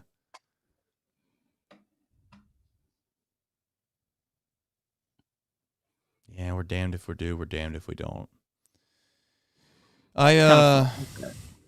Yeah, I guess where I'm at with the whole next year thing is I need time. I really need time to kind of like let this whole thing marinate. I don't want to sit here and be overly pessimistic on a show like this. My gut reaction right now is not good. My gut tells me that we pitched unbelievably well this year. It seemingly seems impossible for us to pitch as well as we will next year as we did this year. So there's regression. There's regression on the way there. then the question then becomes like, where do you get some offensive help, and is there a spot for them? And yeah, I mean, the realistic spot that they could get a lot of help at is first base and DH. I think that if they got really, really, really big bats at those two spots, they could make some moves. The issue is that they signed Candelario, and I mean, you can say whatever you want. That hurts. That hurts. If I'm not wrong in thinking he's got 1 year left, right, Nick? He's got 1 year. So they got 1 year left on Candelario's contract. I know that you got Martinez coming off the books. I know that we have some other smaller money guys coming off the books as well, but nothing that's crazy that's coming off the books. And then on top of that, you have the CBA situation that's like right over top of this small market team's head. I don't know what they're going to do. I mean, if you convince me, and I know it sounds crazy to say, and it's probably not going to happen. Glad we're bringing in Chase Burns now. That's good to see. But I guess I would just say, like, if you could convince me that we're going to go get Pete Alonso and Kyle Schwarber, and that's a laughable statement to make, I know, but I think you legitimately have a pretty damn good team if you go get those two guys, because they fill roles and responsibilities that we really do need. Spencer Steer goes back into being a utility guy that he is, and, you know, I don't know what you have at second base, but Matt McLean has a chance to bounce back, but I wouldn't be. Yeah, we'll see. All right, we got Freddie Freeman versus Chase Burns, infield in. This is kind of a fun little matchup. It's a game inside the game. The game's over, but it's a game inside the game nonetheless. Well, what I'd say about the pitching, you know, you say it regresses. I would say the reason it might not is because the guy that's stepping on the mound right now. That's fair. I mean, he's only made 8 starts this year, and wasn't even dominant. Nice play. That's a good play by McLean. So yeah, I mean, Abbott. It's hard to see him being better than he was. Hunter Green, I think that's probably about what you're hoping for. Singer, probably about what you're hoping for. Lodolo. Maybe hard, but he stayed healthy most of the year. I mean, made 28 starts this year, and a bullpen game, and a playoff bullpen game. Maybe 30 appearances this year. So shout out to Nick Lodolo. So yeah, I get like the rotation, but there's still talented pitchers, and these guys. I mean, Hunter Green will be 26, Nick Lodolo will be 28, Andrew Abbott will be 27. Nice play. Now they're playing great defense. He never even got a hold of that ball. Ellie threw that ball with like 2 fingers, I think. Good pick by Steer too, by the way. Got to give him some credit there. How many of these like just slow chopping rollers are the Dodgers going to get away with? He's out. Oh my gosh. It's a good pick. They just said they think you beat it. Who? The broadcast? announcer. Yeah. I need to Former see it. Cubby. Again. Yeah, Boom or Boo. What's his? No, it's they're both Cubs guys. Doug Glanville.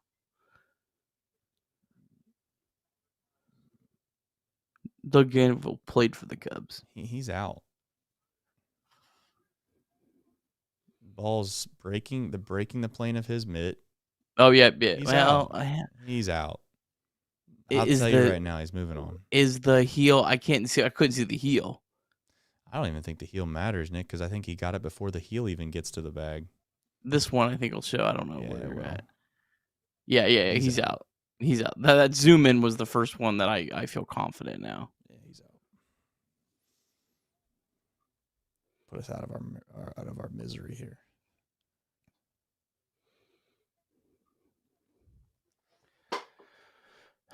So yeah, I mean, so that's my hope, and I mean, obviously, you hope Ellie can have a full season like he had in the first half.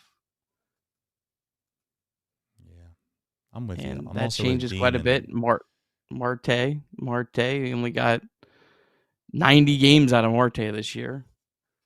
There's some upside there. So Not a super, but I completely agree, Dean. Completely agree with you, man. What more supers do we have, if any? We got a lot. Let's do it. Mayor of Turfway. I'm just here for Trace's rants. Love them. Sorry. Thank you. Jamer Candelario. People were telling me to stop apologizing. I don't mean to scream and yell and make Jamer make the TV Candelario get is super chatted us live from Scranton. Yeah, he's super chatting us. Says miss me. No, I do not miss you, really, Jamer. no. Alex Benyaz Harris. Nick and Trace are the best. Tito is senile. Herlo 78 says, how do we expect Benson to hit for a higher average when he has to bat most of the time without having played for days or weeks? Done with Tito. Yeah, he deserved a chance to play every day, and I'm with you. They've not done right by him. He deserves a chance to play every day and trade him. There's got to be someone. Oh, I'm not saying someone's going to go give up something big, but there's got to be someone to be like, hey, I'll give you my 18th best prospect for Benson. I'll take a shot on him. A team that needs a lot. So yeah, Hero, that Sal Air makes a bet ground out a 2-base RBI. Dr. Dubak says this team underperformed by at least 8 wins due to his decision day in and day out. They won more due to the staff. They were 78-78 versus teams not named Colorado. Yeah, they left a lot on the table this year. I don't know. You always are going to leave games on the table, though. You want to make sure you're right. Every team leaves games on the table, but it felt like above whatever that average is, the Reds were way past that. That's how it felt. I feel like I'm usually pretty reasonable with that and not someone that goes too overboard with that. It felt like it swung way too far the other way. Scott chimes in, the sad reality is David Bell was a bad manager, and 2025 Tito was an even worse manager. It's that bleak. Ha. Yeah, we'll never know. Never know. Listen, David could have done anything better. I don't know. David Bell, the issue with David Bell was I think he was very prepared, and I think that he made as many good decisions as you possibly can in most baseball games. Now, I will say that the one time I just could not believe David Bell took out Hunter Green in 2023 against the Twins. in a massive game that just felt like a very, very cowardly move. But most of the time, he was well prepared and did a very good job.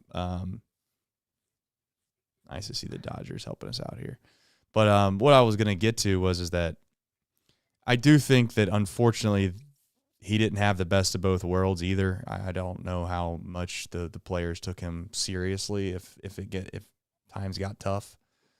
But he had some good years. I mean, David Bell had some good years. I'm not trying to sit here and be a David Bell stan, but you can't sit here and act like he didn't have some really, really good years. Yeah. Herlo 78. Sal just needs to DH. He's not great at first or third. I don't think he's a third baseman, and he's obviously not going to be a third baseman for this team unless Brian Hayes completely falls. But Brian Hayes is going to get an opportunity to play every day for months next year if he's healthy, and so you might as well just whether you hate that or not, that's not part of the equation. Sal's barely played first base. I think this guy played 2 games at first base in the minors. And, when you saw that one play made earlier in the game, it shows that there's a chance there. Again, I don't think first base is that hard to play. I've seen Rowdy Tellez play first base, a guy that looks like me. So, I mean, give the guy a full off season and tell him we're planning for you to be our everyday first baseman. I'd like to see what that looks like. I don't think he needs DH. I think he has a chance to play first base. And last thing I'll say about Sal Stewart, he is here far more because of his work ethic than his talent. And from everyone that I've ever talked to about him, it is about his work ethic. I remember when I rolled into Lake County to see the Dragons play a couple years last year. Everyone else is having a good time hanging out.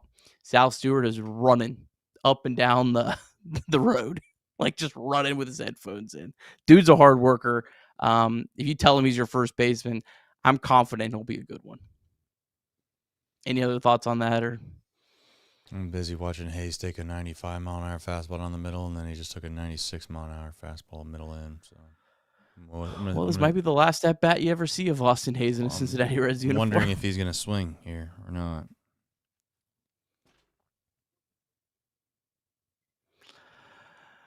Casey Howard, good take, Nick. Tito, good dude, but bad fit here. Yeah. Yeah. It's tough. They've also pigeoned themselves into a spot where they basically said he gets to run the team, and good luck going backwards on that at this point. Brian Swanson, super chat, message retracted. Thank you for your super chat. I'm sure it was great or not appropriate. Bill Furman, 14. The only reason we were in the playoffs was because the Mets tanked. Mary in my liver will appreciate the Red season is over. Let's go Reds 2026. A. Willis, the way Tito managed pitching today was nothing short of shocking. Stretched Littell 2 innings too far, then brought in Lodolo for 1, then to a mediocre Martinez. What? Does Martinez come back at a lower salary next year? I would be all about that, especially if you're penciling him in as a reliever.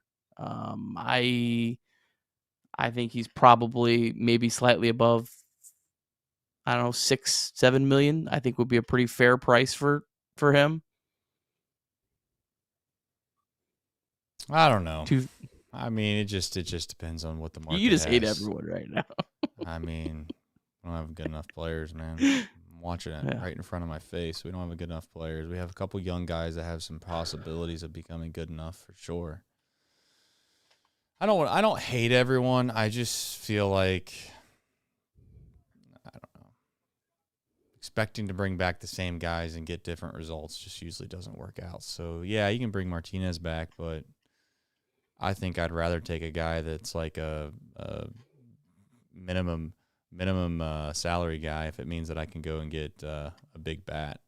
If it means I can get Yonder Alonso. I prefer not to get Yonder Alonso. Not Yonder, excuse me, but Pete Alonso. If it means that we can get Pete Alonso, Kyle Schwarber, I don't know.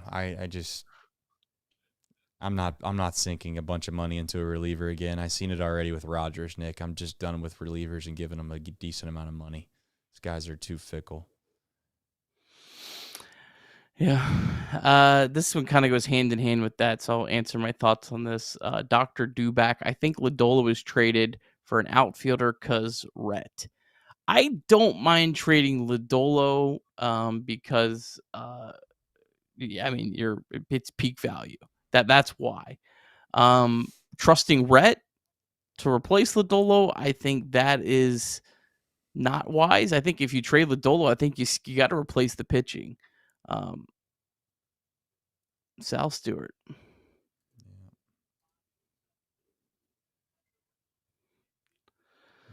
Just got back one of his heirs. Did Benson stay in the game, or did we get him out of here? I'll be honest, I was a bit busy looking at the screen. Will Benson's still in the game. Oh, wow.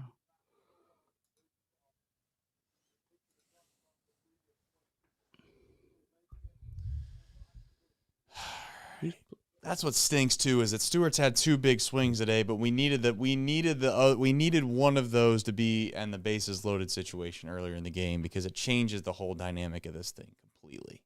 I mean, maybe I'm naive, but I just don't think we're going to leave Martinez in the game that long if we got a lead. Is Martinez even in the game if we have a lead? I don't know. I think he's in the game for that bottom of the order and he's done, but it shouldn't have mattered to me. It's an elimination game. So, but yeah, I under Tito logic, yes, I think I agree with you.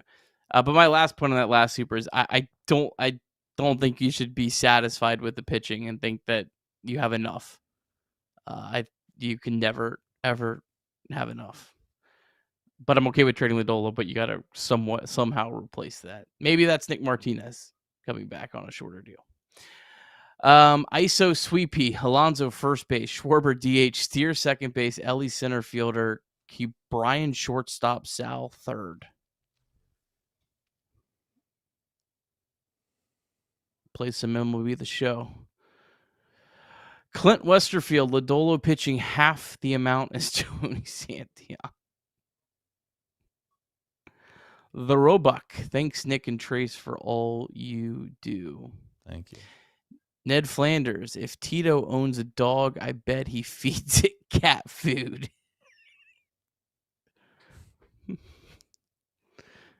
Nice to see Ned going out swinging. I can't believe that if you'd have told me before the game that Littell was going to throw 3 times the amount, I don't even know what it is, maybe it's 4 times the amount of Nick Lodolo, I would have laughed. Nick Lodolo gave up 1 hit through 14 pitches. What's the point? 1 base runner. Was he hurt? Did he get hurt? I don't even know. Has to be. Had to get hurt. Or they just think like that's all they could get out of him. I mean, let's not. I'd like to see before I started thinking. I'm gonna go to Charlie Goldsmith's timeline because if there's anything there, he'll have it.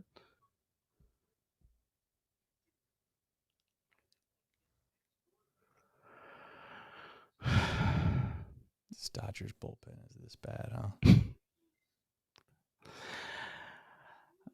Brian Owens, do you think the Reds should go after Gregory Soto? I'll have some stuff on this, I promise.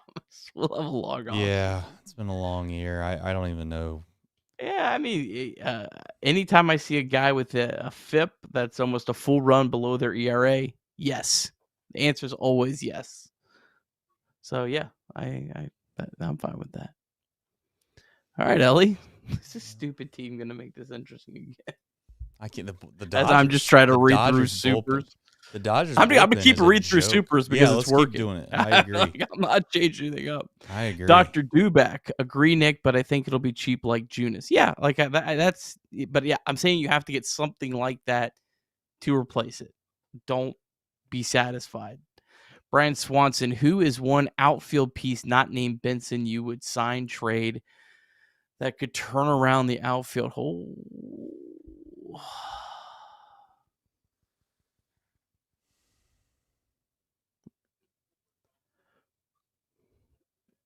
Damn. I thought that that got me fooled a little bit. I thought that was hit. I thought that was hit well.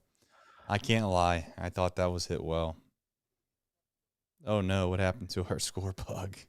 Down at the bottom. I had it blocked. Oh. How long's it been? Oh no, we're to NHL stuff. How long's it been bad? Oh, then it's back. What happened? It must have just like moved for a second. Maybe an ad popped up on the screen. The Canadians finally said, "You know what? You've been on our page so long, we're throwing ads at you, man."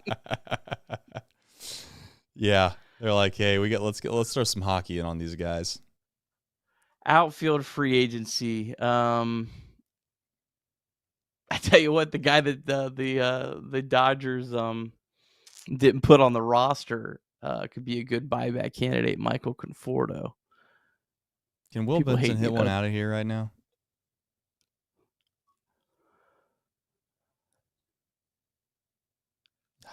Let it rip, Will. He better, or he's going to lose at bats. He's going to start losing at bats for next year. He won't be on the opening day roster, Nick. He wasn't on it this year. He won't be on it again.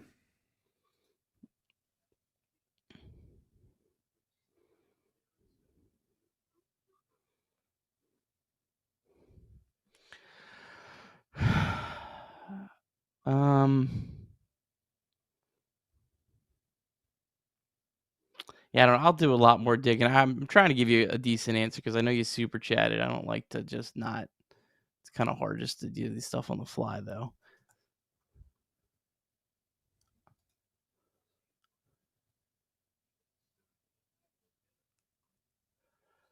Mike Yastrzemski would be another one that could be kind of maybe in the Reds range that I could see. But Brian, I promise more stuff this offseason. Aquila the Great, the small market teams are in perpetual rebuild mode while the big market teams pick the best players they've developed through the rebuild. Huge issue. Dodgers have a chance every year. We don't. Yeah, I mean, in the Dodgers, while they're going good, they trade an expendable player in Gavin Lux for good prospects. Exactly. And make it even further the gap even more. And they pay a significant amount of money in scouting.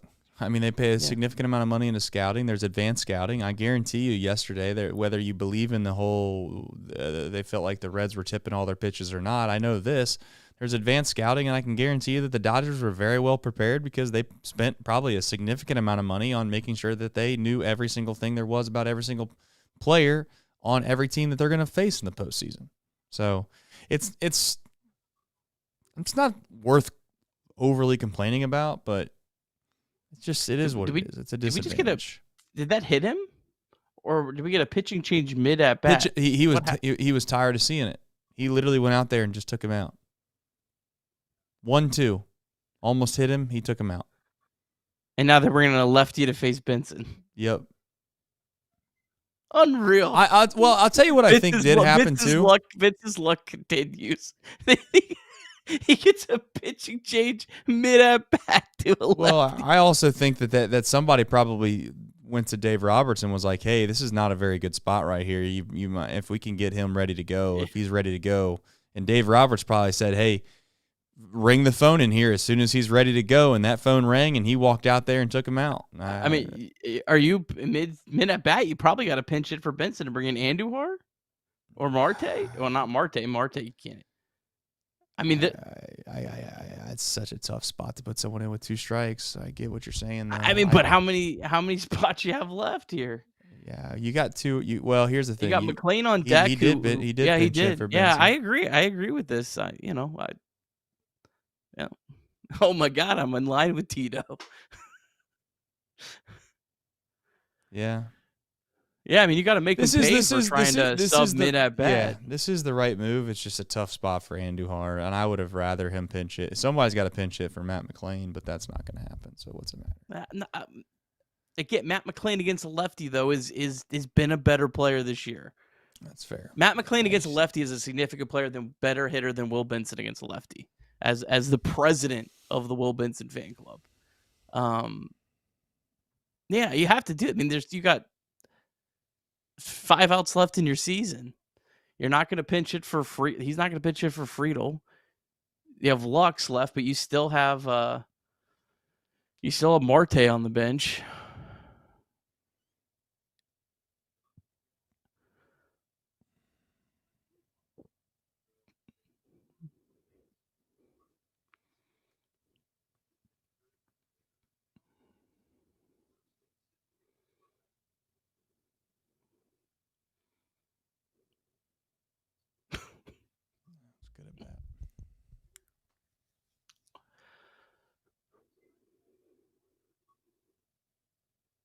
That strikeout is credited to Benson. I mean, what a season for Will Benson. What a season. How the hell's that work? Because whoever it was, you can't like fall behind 2 strikes. Yeah.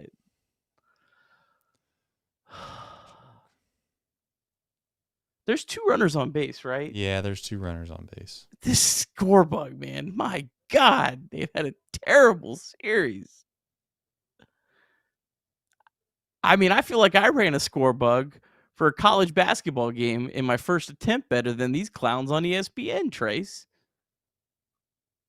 Yeah, I'm disappointed. Will Benson, I fear that he's just going to quit baseball.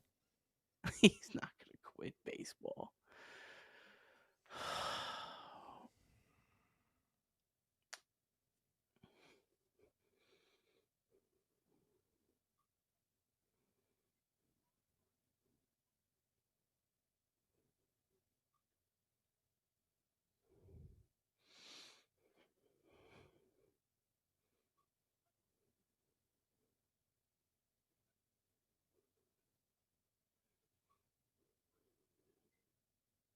This guy struggled last night too, Nick.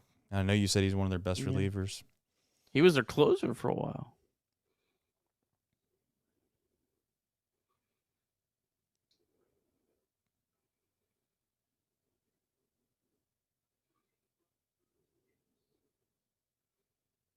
They finally fixed that score bug. I mean, 4 pitches.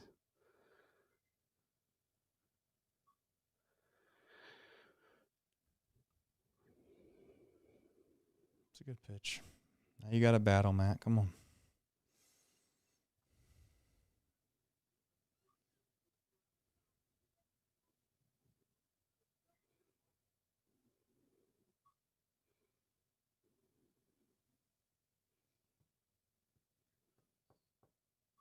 All right. Here we go. Tying run to the plate. Tying run to the plate.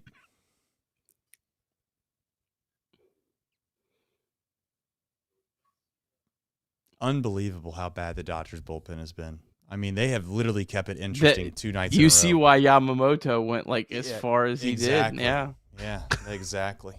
I felt crazy, but it doesn't look crazy anymore. All right, Tej.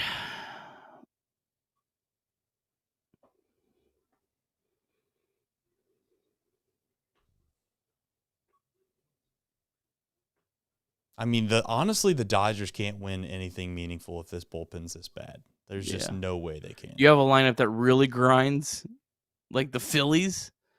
Yeah, it's just not going to happen. Oh, he said he went? There's no way, bro. Oh, God.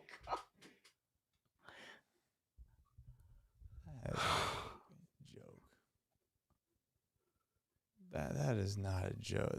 He didn't even come close to swinging, dude. Show me the camera down the line. Do we have a camera down the line?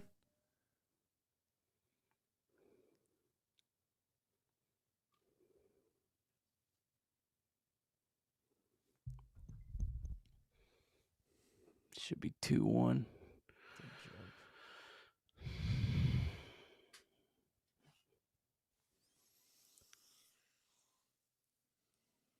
Fire wave. It doesn't feel like he's going to throw you a strike. Yeah. Good take. Good take. 3-1.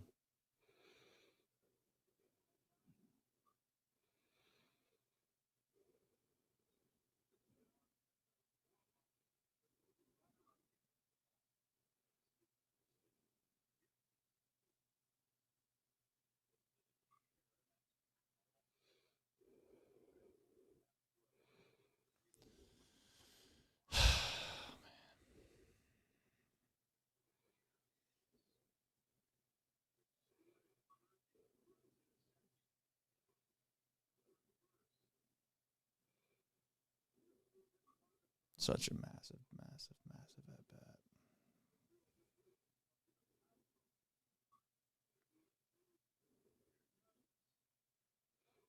Good job. TJ. Good job. He's had some pretty good at bats. I will say in these 2 games, he's been a tough out.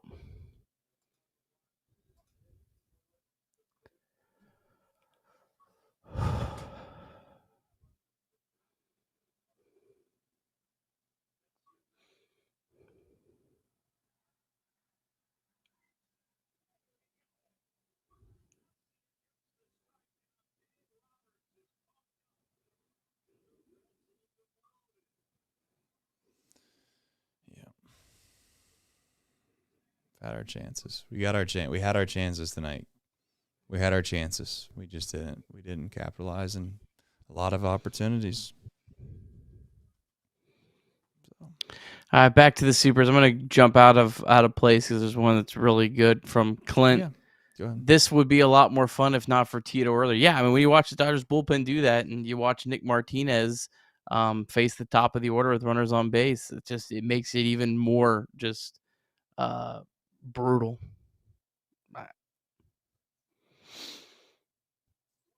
Even Jeff more Lawson, the $21 million man was giving up the runs. Yeah. Jeff Lawson, play the series 100 times. Dodgers win 95 until there's revenue, equity in baseball. We're pissing in the wind. Great season. Go Reds. Go gotta get a cap. I don't disagree with the cap, but I also completely disagree with the great season. I think it'd be more than 5 out of 100. I mean, Fangraph says 30. I don't know if it's that high. I think it's higher than that. I think it's higher than 5. But yeah, what does it matter? Flat Rock 79. Thank you all so much for this year. Great show. Thanks, Flat Rock. Vandy 81. Tito gonna bench Benson all year for that K. Here we go again. Did Tito used to play fantasy football and got screwed by Cedric Benson back in the day, and now he just likes anyone with the last name Benson? He is a fantasy football player, fantasy football guyer. Said he was checking his fantasy football during the Reds playoff chase. Nothing worse that has happened to Benson's career than Tito. He's followed him to 2 places now, and he's just not been given fair opportunities. Clint, when does Kral's seat become hot? 5 years, no show. I don't know. Bought himself a couple more years now, like it or not.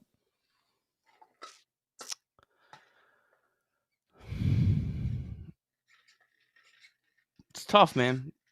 You have to be perfect.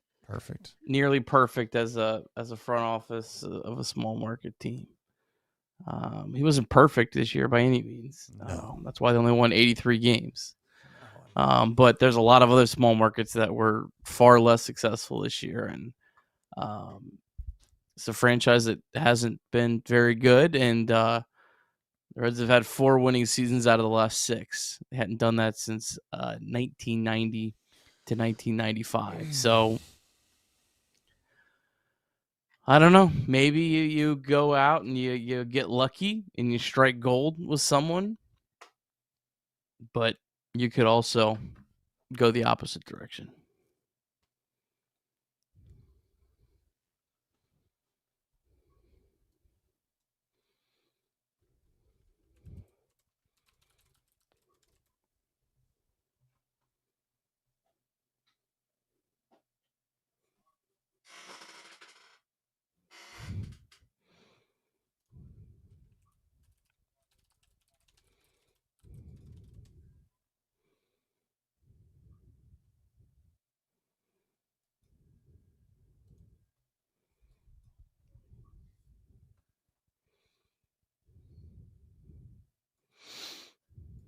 Would have hated to have this guy get a crack at that top of the order.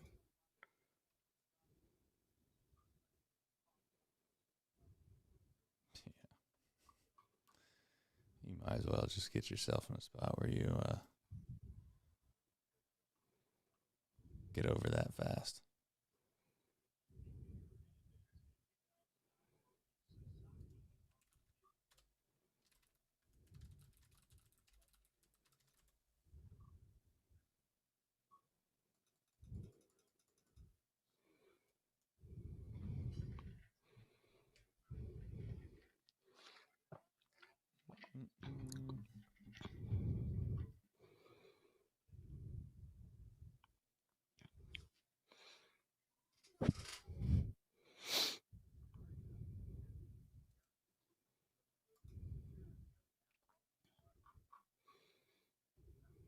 Chase Burns retired all 5 batters he faced on 13 pitches.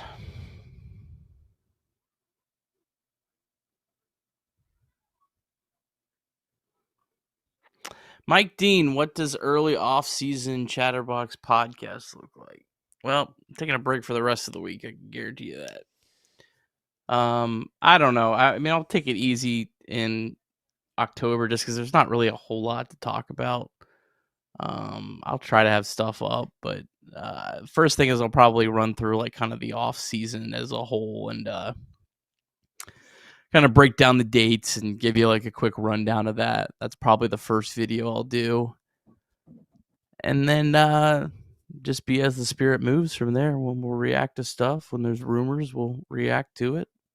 Seems to be what people like. Yeah, we got a lot of good people that are helping out too. Craig and Mike, and some of it will probably depend on how the other team does, depending on how much content they want to do for that team versus the Reds. So we're men of the people, Trace. Yeah, I'm going to force you to take a break. You need to take a break, and the reality is that there's not a whole lot going on between now and the end of the World Series, and you deserve a break. You have 4 kids. You have a newborn. So, yeah, that's just part of the deal. You ever heard somebody force someone else that's on their team to not do work? That's what's going to happen. I'm looking up stat. I'm I'm letting the chat get to me. They're telling me that that these guys are F4 this and Will Benson's that, and yeah, I'm looking it up. I'm trying to get an idea of what you're saying, but I guess you can find a stat for whatever narrative you'd like to paint. To be frank, seems to me that Will Benson was a guy that deserved more opportunities than he got. That's all. And maybe it's because I watched every single game, or almost damn near every single game, and that's how my eyes told me that was the truth. Yeah, I don't know. 2 more supers. Clint, 101 dominant fastball from Chase Cy Young 2027. I'm excited. I'm excited to see Chase Burns. I mean, I think you also got to remember he's probably still not going to be full balls to the wall next year, 30 starts, 200 innings or anything. But yeah, I mean, having him on the opening day roster as a starter, assuming health is a pretty big deal. Scott, wouldn't it be the most Cincinnati sports thing if we scored 4 in the 9th and then they walked it off in the bottom? This isn't as painful as it can be yet. Not used to that as a Cincy fan. Let's not do that. I'm curious to see if the Dodgers can actually go 1-2-3 with their bullpen. They got Sasaki in there. I mean, if he throws strikes, he's pretty unhittable. Matthew Doyen, is Rolf doing okay? Alec Permitsky, thanks for a great season, fellas. Fun fact of the day, Matt McClain has more career postseason extra base hits than Joey Votto.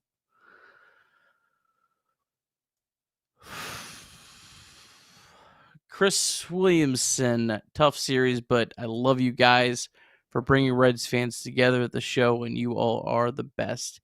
Keep your heads up. Go Reds. Thank you. Appreciate that, Chad. Yes, thank you, Chad.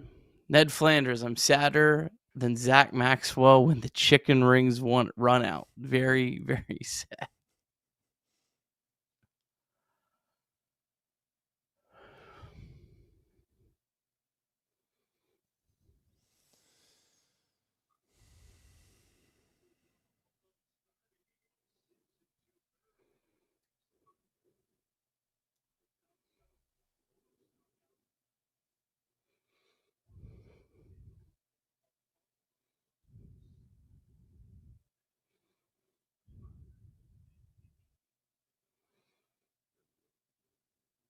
Well, it's just a matter of time now.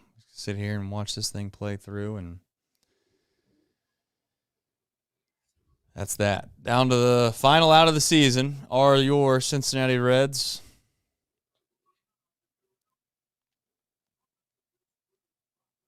And they ran up against a team that was just better than they were. Clint Westerfield says, Santiago Espinal finishes with 0 homers. Opening day cleanup hitter, ? It might be. Never know. All right, that's a pop-up by Austin Hayes, and it will be dropped by the Dodgers because they want this misery and pain to last longer. These guys are just bastards. My God. If the bases were loaded right there and it was a 1-run game, he catches that sliding. Mike Dean, thanks C-Box team for making this season interesting. That might be the best way to describe this year. Interesting. Yeah. It was interesting. Painful.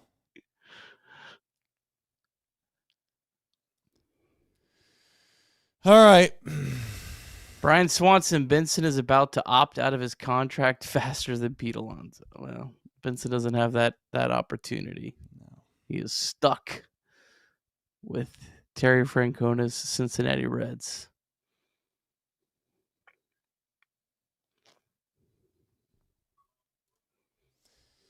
If you haven't already, hit the like button. That would be very, very, very nice of everybody. And on the way out, go ahead and subscribe as well to the channel. That would mean a lot to us. And we are on our goal to get to 20,000 subs. That would be a big, big, big accomplishment for our company. And that will also do it for your 2025 Cincinnati Reds. So, all right. Well, myself, Nick, Craig.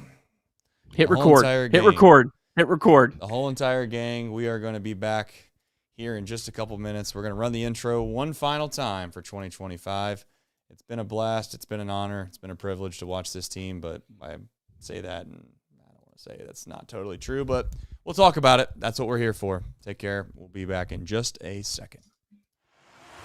Bench to bench. Change in the air to deep right field. Back goes Clemente. That's the save. He's done. Get out of here, baseball. It's gone. Oh, my God. You believe it. Johnny Bench has tied it up. The Cincinnati Reds win the World Series in force rate. It was a sweep. In the dirt. It's a wild pitch. Here comes Foster. The Reds win the pennant. Larkins won the game. That ball is fair. Cincinnati's ahead. 2 games to none. Welcome, Joe Randa to Cincinnati. Adam Dunn has done it again. Benzinger backing and calling. And the 1990 World Championship belongs to the Cincinnati Reds. Marty, yes. This is Adam from Milwaukee. Hey, Adam, how you doing? I'm good. How are you? Good. Do you think Scott Hatteberg's a good player? Dunn up there with the bases loaded, the outfield deep and around toward right, and the 1-0 on the way to the plate. Swung on, long drive, right field, and this one belongs to the Reds. And a high drive. Hit back into deep right field. Junior has just knocked the door down to the 500 club. Benson's first home run is a walk-off winner. That ball had a family. And De La Cruz is, oh my goodness, look at this kid run. My, oh my, that is a triple. Matt McClain's first big league bomb. Spencer Steer's first big league hit is a home run to straightaway center field. Joey Votto's done it again. The pitch. Votto swings high in the air. Right field. Yes! He pointed to the dugout to say, I told you. That is Joey Votto's 315th career go-ahead ribby. Only Johnny Bench had more as a Red. And I can't tell you how much it means to play in front of everyone here in Cincinnati as a Red. What a gift. What a tremendous gift. So thank you. Thank you. I think I can speak for all of Reds country. Joey Votto, thank you. High drive. Left center field. Racing back to the Laurent Bourgeois.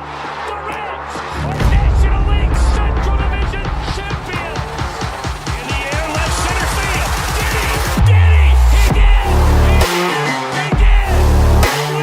Reds win. Reds win. Line into right field. Genius, the first Red ever with 4 home runs in a game.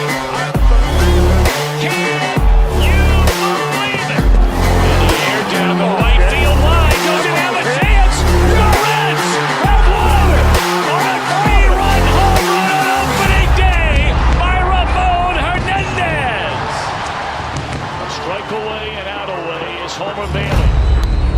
Round ball to third. Frazier gloves. Throw to first, and Homer Bailey, for the second time in his major league career, has tossed a no-hitter. Oh, gosh. Oh, my God. Are you kidding me? Holy moly. This is the second player in major league history to hit 7 home runs in the first 10 games. In the air, and the Reds win. What a dream beginning to the career of Joey right, it is the final edition of the 2025 Cincinnati Reds, Chatterbox Reds, and unfortunately, that means the Reds were incapable of getting this to a Game 3, Nick. 7-2 losers. Well, I got to be honest, there's probably maybe a small portion of the fan base that is probably going to wake up and listen to this podcast right now and not really know the opportunities that the Reds had at the end of the game because you thought it was dead and done. Nick, they had chances today. They had chances, and they just weren't capable of capitalizing on them, and some of that's maybe symbolic of the way that the whole entire year has gone. Some of it's symbolic from the standpoint that the Dodgers are just the better team, and maybe we just got to come to grips with that as well. Truth probably lies somewhere in the middle, but it's been a season, Nick. It's I'm sure we'll get to the sentimental part of all of it probably at the very end of the show, but it's been a pleasure. It's been a journey, and it's been one kind of crazy ride that has been the 2025 Reds, and it ended with a postseason appearance. Yeah, a postseason appearance that I didn't ever think was coming most of the year. So, in that regards, it was special to have postseason games. Probably more special for me and you, Trace, just because of how incredible the support has been over the last 5 shows. The last 5 shows have been the most viewed shows we've ever done. So, I guess for maybe from selfish reasons, it was more special for us than maybe other folks who kind of felt the same roller coaster that we did this year. And yeah, the Dodgers were the better team, and the Dodgers should have won, and the Dodgers would have won if probably would have won if everything was managed and done everything perfect. But yeah, they missed some opportunities to come through in big spots in this game, but I also think they missed on opportunities to squash Dodgers rallies by not using their best arm. So there's a lot of missed opportunities in this game, but the Dodgers are the better team. They do have a shaky bullpen, though. I'll be fascinated to kind of see, as a baseball fan, if they're able to get past Philly or not. Just to add insult into injury, currently, right when the Dodgers-Reds go final, they send it to Scott Van Pelt, and who do they have on to talk about it? I see. They have Hunter Pence to talk about the game. Like, I mean, just kick us while we're down. Why don't you? So yeah, I if I wasn't trying to be somewhat of a professional here, I would have seen Hunter Pence on my screen right now to my right, and I would have just shut the stream down, and we could just go home, and we'll all live happily ever after, and we'll be back in 2026. But that's not what we're gonna do. We're gonna do a show here, and I guess, you know, if you didn't get a chance to watch the live stream and you're just listening to the podcast, there's just moments in this game that kind of boiled over for me. The frustration that lied with the fact that you just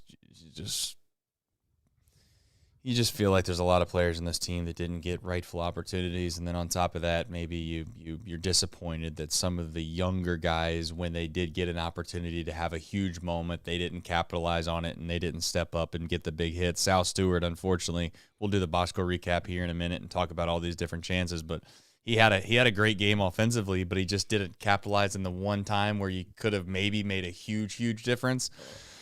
But that's how baseball goes. And I don't know if you have it in front of you, Nick. I'm not trying to say that the Reds had a bunch of bad luck tonight, but it did feel like the Dodgers had a lot of fortunate hits. There was a lot of slow rollers, Baltimore, chops, balls down the line, flared base hits. It just, when it rained, it poured, and it was pouring on the Cincinnati Reds. They had a lot of hard hit balls, but they also had the bloops too. So it look, when you're playing the Dodgers, you need everything to go perfect, and the Reds didn't have a very much go perfect. That's for sure. Craig, typically, as many of you probably were questioning and or wondering who in the world was doing these box score recaps, I think he's having some issues with his internet as we speak here. So we got some supers if you want to get through those. we can do some super chats and see if we can buy him some time. Otherwise, I guess ultimately we'll find a way to try to buy Craig some time. Let's do some super chats here real quick before we jump into the box score recap. I know that I got it up if you want me to do it. I know where we're at. It's Vic. Where are we starting at with? Carlton. All right, let's get to Carlton Van Hoy. Abbott didn't pitch in the playoffs. Make it make sense. I think that's just happen chance. That's just the product of the circumstance. Unfortunately, Andrew Abbott wasn't available on his regular rest to throw in the time frame that we would have liked him to throw in. You had to win this series after you lose game 1, Nick. You had to obviously get yourself to a spot to win game 3. And if you don't win game 3, you lose the series anyway. So I get it. I guess my point is I understand the idea that it's frustrating that you don't have Andrew Abbott throw in the series at all, but I don't know, Nick. It just felt like that. I don't want to say it didn't matter because I don't want it to sound like I'm not valuing Andrew Abbott. I guess I'm more or less saying that if the Reds were to have won game 1, they would have had Andrew Abbott available for the final game to possibly win the series. If you lose game 1, well, you were going to have to win game 3 anyways to win the series. So it's kind of like, I get it, but I don't get it. Hopefully, if I'm illustrating this appropriately, I hope I am. He would have been on 3 days rest. He's never pitched on 3 days rest in his career. He looked tired at times down the stretch. You would not have got the best version of Andrew Abbott. And you still would have had to win the next day, Nick. Yeah, you still would have had to win the day that he was scheduled to pitch on regular day's rest. So, and we'll talk about it, but I thought Littell pitched pretty well. I mean, he had a couple tough breaks. Like, it's hard to imagine that Andrew Abbott would have pitched much better than that, especially like the combo of Littell and Ladola, which got you through 5 innings. It's hard to imagine that you really would have expected that much better performance than 5 innings, 3 runs, and the 3 runs are tough 3 runs too. So yeah, I get why it doesn't feel right to do it, but I don't think it A, would have made a difference, and B, we would have been putting Andrew Abbott in a good spot. Yeah, we'll talk about something I think is a bigger question mark, and hopefully we get some answers here relatively soon because it's going to be the biggest question that I have going into this game and what the hell happened. We'll talk about that in just a minute. Let's see here. College 40 says, you guys were the best part of the summer. Thank you. That's very nice of you to say. Fire Tito, free Benson. Please, someone else buy the team. Go Reds. I get the frustration, guys. I really do. I understand it. Thank you for the kind words. There's a lot of people that people want to fire. There's a lot of people that want to say that this is wrong and that's wrong. At the end of the day, I get it. We're fans, but there's some things that are going to happen here soon that are just so much bigger than just this ownership group from a Major League Baseball perspective. That's going to make a huge impact on, I think, a lot of people's fandoms, and we'll probably have a lot of time to talk about that in 2027. So I'm going to save it for them, but keep your head up. That's what I would say. Clint Westerfield says, really hope Tito is better next year or not here. We'll see. We will see, Clint. Ultimately, Justin Edgel says, what an excellent season. I don't think Tito helped as much as I thought he would. Thanks to Trace, Nick. It's been a joy watching all year. See you next year, fellas. Much love. Thank you, Justin. Appreciate that. You've been a loyal listener and watcher of the program. So, and you're a nut cutter and just flat out awesome supporter of us. So thank you, Justin. Victor says, thanks for a wonderful season, guys. Even if the Reds had won 89 games, same result. Enjoy your time off, Nick. Can't wait until you come back when the red hot stove season begins. Pray for a veteran bat with Pop. That's right. We need some help with some guys that we can just throw in the lineup and we know what we're getting. That would be really, really wonderful. We'll see. 100 bomb from Jonathan Y1. Thanks for all the great content. It's been a wild ride. Thanks for all the insights, trying to make sense of it all. You guys and your hard work are appreciated. Thank you, Jonathan. Thank you for that big super chat. Honestly, thank you to everybody that super chatted, whether it's $4, $100, $20, $10. It's very humbling, to be honest with you. Try not to get emotional on this show at the end of the year, every single year, but it's just a lot of work. Nick puts just an insane amount of work into this show. And to see it grow from what it once was is pretty cool, for lack of a better term. Chief C, I should say, says, great stream, fellas. Is it too much to ask you guys to support your NL Central neighbors, the Chicago Cubs? Go Cubs, go. That's nice of you to super chat. Appreciate that. I like Reed. I like Reed a lot. I don't want the Cubs to win the World Series because I don't want to hear Reed, but I do like Reed. So if the Cubs win in a weird way, in the back of my heart, I'm like, at least Reed's happy. But I don't want them to win the World Series. I don't know. I'm kind of weird on that. Like, I feel like a SEC type of affiliation with the Brewers and Cubs. Like, it's kind of like we were all together, like, crapped on all offseason how the NL Central was the worst division in baseball. It's true. And lo and behold, the Brewers have the best record. The Cubs had the best wild card, and the Reds snuck into the playoffs with the last seat. So you know what? Like, I don't want, like, the Brewers are. I really like the Brewers win the World Series. I won't be upset at all about that. The Cubs are a little bit different, but I also kind of, I don't know. Yeah, right. I get it. You're like they're kind of a part of, like, the same fraternity, I guess, or something along those lines. At the end of the day, do I want them to win? No, but at the same time, whatever. I actually might root for the Brewers because it's like I put it this way. If you're that successful, as a small market and you still can't figure out a way to beat these big dogs in the postseason because they're just fine, they find a way to either out scout you or they're just better than you and they just don't care about the regular season nearly as much as us. I mean, at some point it becomes pretty damn disheartening. And Kilo the Great says Tito has extreme biases that costed this team all year. Hayes and McLean has to play despite their struggles. But if Benson or Marte doesn't hit for the cycle every night, they're sitting objectively bad.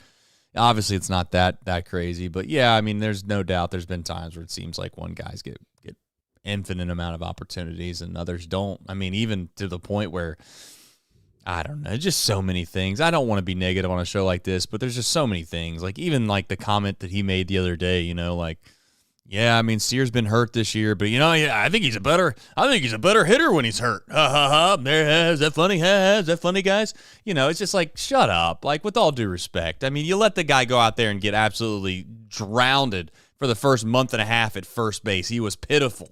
He was absolutely pitiful because he had a bum shoulder, but you wanted to rush him after he had 7 at-bats in Arizona for spring training, and you stuck him on the opening day roster at first base, a position he hasn't played. And we just acted like it was fine, and it was great. It was a perfect decision. And it's just so stupid. Anyway. Noah Downing said, the last one of the year, give it up for 32 years. Yeah. Well, maybe next year, Noah. Who knows? Clint Westerfield says, I love the Reds. Why do they seem to hate me?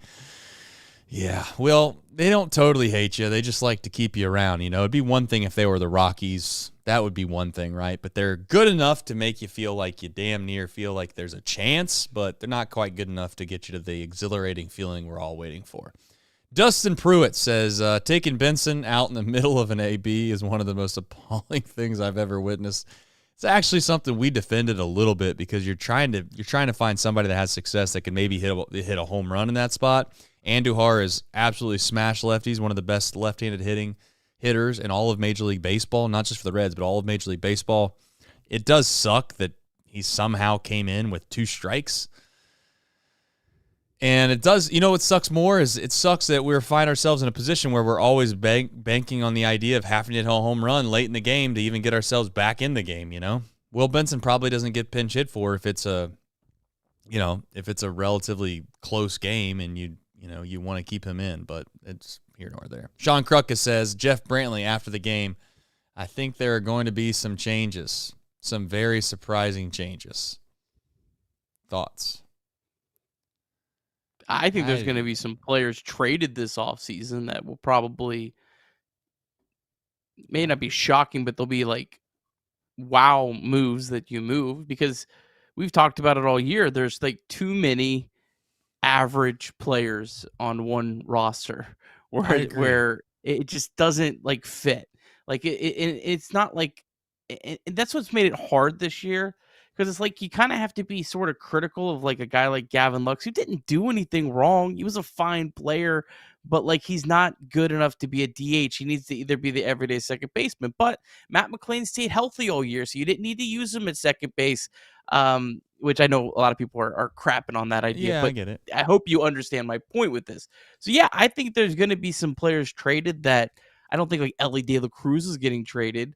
But if I'm just throwing names out there, if a guy like TJ Friedel got traded this offseason, it would not shock me. If Gavin Lux got traded this offseason, it wouldn't shock me. If Spencer Steer got traded this offseason, it wouldn't shock me, because there's a number of these guys that are like good, but not getting you over the hump. Yeah, I completely agree.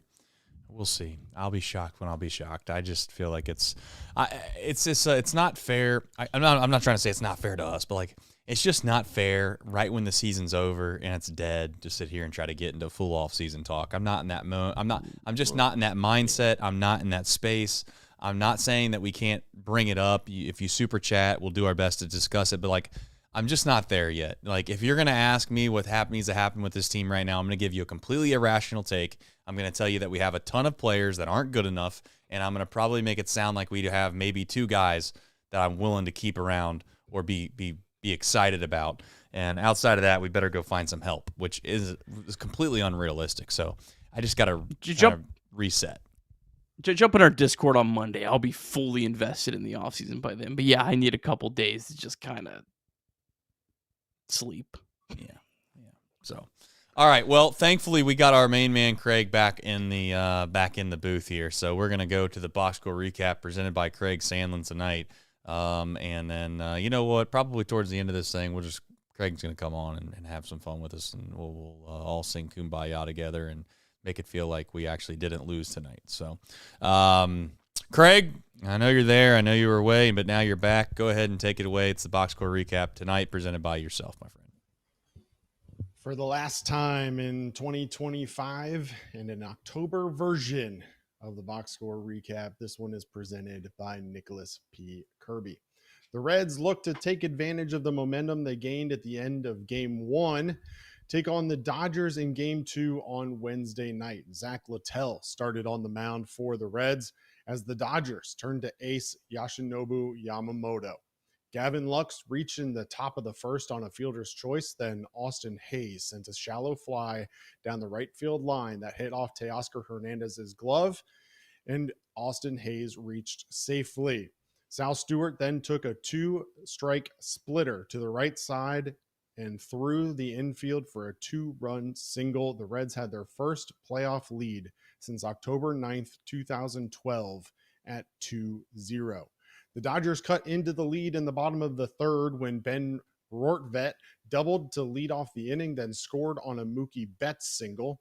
In the bottom of the fourth, Max Muncy singled before Kike Hernandez continued his postseason tear with a double to center, scoring Muncy.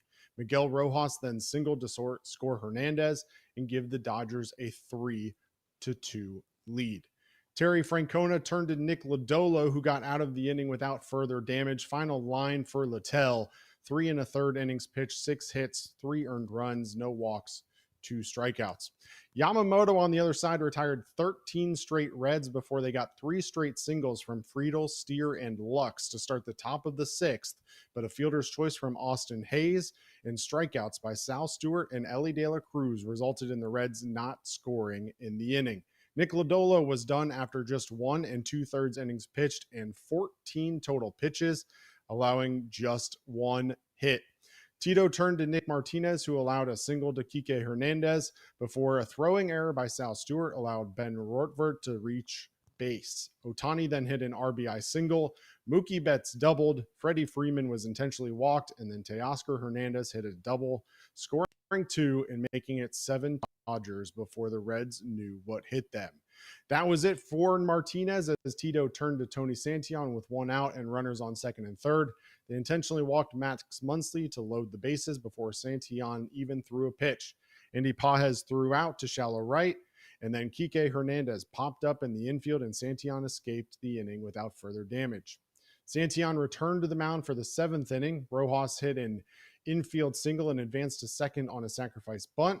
The Reds then walked Ohtani intentionally before Mookie Betts hit his 3rd double of the night, making it 8-2 Dodgers. and Santillan yielded to Chase Burns with 1 out and runners on second and third. Freeman grounded out to Matt McLean, and Ellie made a phenomenal play behind the mound to erase Teoscar Hernandez and end the inning without damage. Gavin Lux led off the 8th with a single to left, but the ball was missed by Kike Hernandez, allowing Lux to advance to second.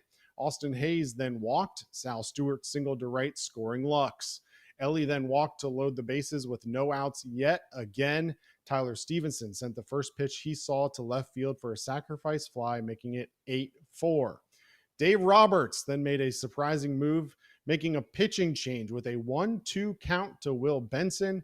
Francona countered with Miguel Andujar to face the lefty Alex Vesia with 2 strikes on him. Andujar proceeded to swing at the first pitch, a fastball a foot above the strike zone to strike out. McLean then walked to load the bases and bring the tying run to the plate, but TJ Friedel struck out looking to end the threat with the score stuck at 8-4.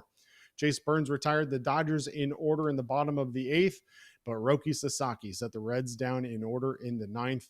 The Reds season comes to an end as they fall to the Dodgers 8-4 and 0-2 in the wild card series. All right. Unfortunately, the deep drive of the day is going to be a single. Would have been cool to have a deep drive of the day actually be a home run to end the season, but it's not going to be. Sal Stewart would single through the right side. Gavin Lux would ultimately score. That would jump the win probability for your Cincinnati Reds up to a whopping 5%. As we all know, it would wind up being 0%. But as always, DSC is a leader in renewable commodities for biofuel production, specializing in used cooking oil collection, aggregation, and sales. Visit www.deepsouthcommodities.com for more information. Thank you to John and his team.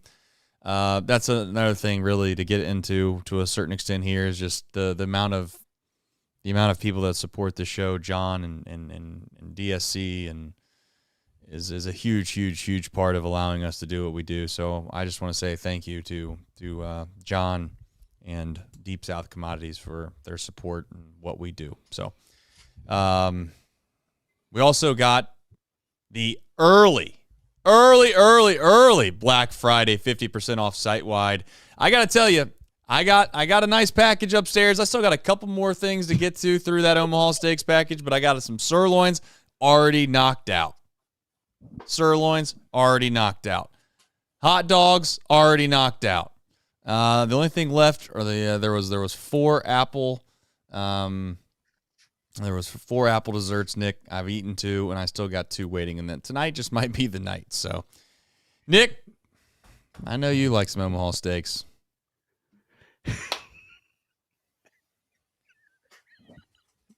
I got a nice package upstairs. Come on. Keep it together, man. I mean, what are we doing? You wonder why you got 10 kids. I bring up 2 things on this stream that might actually bring up something that, could be a little bit of an innuendo. And there you go. You run with it. Go to omahasteaks.com and get 50. Go to omahasteaks.com and get 50% off site-wide, plus an extra 20% off select favorites and more limited time deals during their early Black Friday sale. Early what? Use promo code Chatterbox at checkout for an extra $35 off. Minimum purchase may apply. See site for details. Oh, bro. I bet that's what the marketing folks at Omaha Steaks was looking for. Shout out to us at Chatterbox Reds. Hopefully they'll be back better than ever tomorrow. Or not tomorrow, but next year. We'll see. We'll find out. If you don't mind, please, if there ever was a time, go get you some Omaha Steaks. Use the code Chatterbox, and who knows, maybe they'll come back. What a season. What a season, what a year, what a show. All right, let's get into it. Reds, they load the bases twice, Nick, incapable of getting, I guess, what you would call the crooked number hit that would allow this team to kind of maybe get themselves either break the game open or not break it open, let's be clear, give themselves an advantage and or get themselves back into a game. That just didn't happen, Nick. Yeah, the first time up, Austin Hayes came up with the bases loaded, your cleanup hitter. Tito riding with the guy that's a veteran that has not hit right-handed pitching great throughout his career. has been a significantly lesser hitter against right-handed pitching than Noelvi Marte, the StatCast numbers would say, than Will Benson. And Hayes hit a weak ground ball that ended up getting it out at the plate and just kind of put a lot more pressure on Sal Stewart, who had a great night tonight. Had 2 hits in an incredible environment for a guy that was the youngest player ever to start a postseason game for your Cincinnati Reds. But yeah, I mean, that at-bat by Austin Hayes, not the only at-bat that cost the game, but just really set that whole inning up for things not to go well. And yeah, I mean, they had their chances in this game, that to blow it open, and then it just felt like after that point right there, it just snowballed, and there was nothing that could put an end to it. Yeah, it was, as you said, kind of a domino effect. I think that ultimately it wasn't a horrific swing that I felt like Austin Hayes put on it, but it wasn't obviously the swing that you'd like to have. He put the ball in play. I'll give him credit for that. Mookie Betts made a play to decide to throw the ball home and take the lead runner out there. He could have turned a double play relatively easily. I thought it was a mistake to throw the ball home. Turns out it wasn't, because we stranded the runners there. Sal Stewart kind of got free swinging a little bit, unfortunately expanded the zone, and so did Ellie. I think 2 inexperienced hitters in a huge spot in the postseason showed their inexperience, and they kind of allowed maybe the circumstance to kind of get in the way of the process, and unfortunately they didn't produce and give the Reds an opportunity to build on the momentum that they had by getting the bases loaded with nobody out. And it kind of goes back to the point we've made all year, Nick, where it's like, it's just really hard against good teams, and especially high-pressure situations, to kind of continue to find ways to get on base. Getting 6-7 guys on base before you make 3 outs just seems unrealistic, and that's ultimately what happened tonight. Sal Stewart had a nice night. Just the one time where you kind of needed him to get the big hit, he didn't get the big hit. He struck out, and then obviously Ellie struck out right behind him. So, yeah, a tough spot, and then ultimately they had another opportunity late in the game to kind of bring the tying run back. They brought the tying run to the plate in a shocking manner, I think, in the 8th inning, and it just, once again, you just were incapable of producing. And to be fair, though, honestly, Nick, if you would have told us before this series started that this Reds team was going to score 5 runs game 1, 4 runs game 2, you're going to get a lot of people sign up for that. So I'm not going to sit here and make it out like they were absolutely horrible, because I don't think that they were. They just, unfortunately, were playing a team that was putting a lot of runs on the board, put a lot of pressure on this offense, and they missed their opportunities, I guess, if you want to call it that, tonight. Yeah, and I mean, it's just, I'm not trying to jump topics, but you know, it just kind of goes right into the bullpen as well. And you know, you had an opportunity to keep the game close. It was a 3-2 game. Francona decides to bring in Nick Martinez, which was a perfectly fine spot. It was Kiki Hernandez, Miguel Rojas, and their backup catcher due up. Perfect spot for him. But a couple of guys get on base, one of them via an error by Sal Stewart. And then Shohei Ohtani comes up with runners on, I believe, the corners with 1 out. Yep. And Shohei Ohtani is the best player on earth, but he does have some swing and miss. And Nick Martinez, a guy that I like, guy that I think was valuable for this team, not $21 million valuable, but was valuable in some capacity for this team. That's not the spot to use him, is a reliever when you need to get a strikeout to kind of keep your season alive. You had a guy like Chase Burns. You had a guy like Tony Santillan that could have come in and maybe the same result happens, but at least you would have gone down with the guy that has the capability of striking out Shohei Ohtani. And Francona decided just to let Martinez go out there, and he lets Martinez face Ohtani, gives up a single, hit 102 off the bat, lets him face Betts, gives up a double, hit 100 off the bat, intentionally walks Nick Martinez, and then lets him face Teoscar Hernandez and gives up a double at 104 off the bat. And the game felt like that point it was over, 7-2. Right. And I'm sure some people are like, well, it doesn't matter. Well, then you watch the Dodgers bullpen, And you're like, man, if you could have held them to 1 run, maybe even 2 runs in that inning, this game has a chance of being completely different. Yeah, you'd like to see what the Dodgers bullpen was capable of doing when it's a 1-run game, let alone when they were completely, falling apart when they had a sizable lead. So I think this leads right into maybe the biggest question of the night, in my opinion, which is what happened with Nick Lodolo. The plan was Zach Littell was going to go out there and kind of be an opener. Some suggested that maybe he was only going to throw 1 inning. You had mentioned maybe you try to get him through the first 6-7 hitters. He did a great job. And you turn the ball over to Lodolo, and you felt like, okay, this is the guy that's going to kind of carry it for the rest of the game and then try to get you to a spot, in my opinion, where you turn the ball over to the guys that you trust the most, and Santillan and Pagan, and you can maybe even throw in, like, I know Ashcraft threw yesterday, but, regardless, you get my point. And it just didn't happen. I don't know if he got hurt. I'm going to need to know what exactly happened, but he didn't look like he was hurt, and he certainly looked like he was capable of throwing the ball well and getting some outs, and then just inexplicably he's out of the game. So I got to tell you, Nick, it's going to be a really, really tough question going into the offseason if Lodolo did get hurt or had some flare-up on his blister or had a flare-up with his groin. I know that the off-season talk will be the off-season talk, but it just kind of continues to have this huge, huge spiraling question mark over Lodolo's head.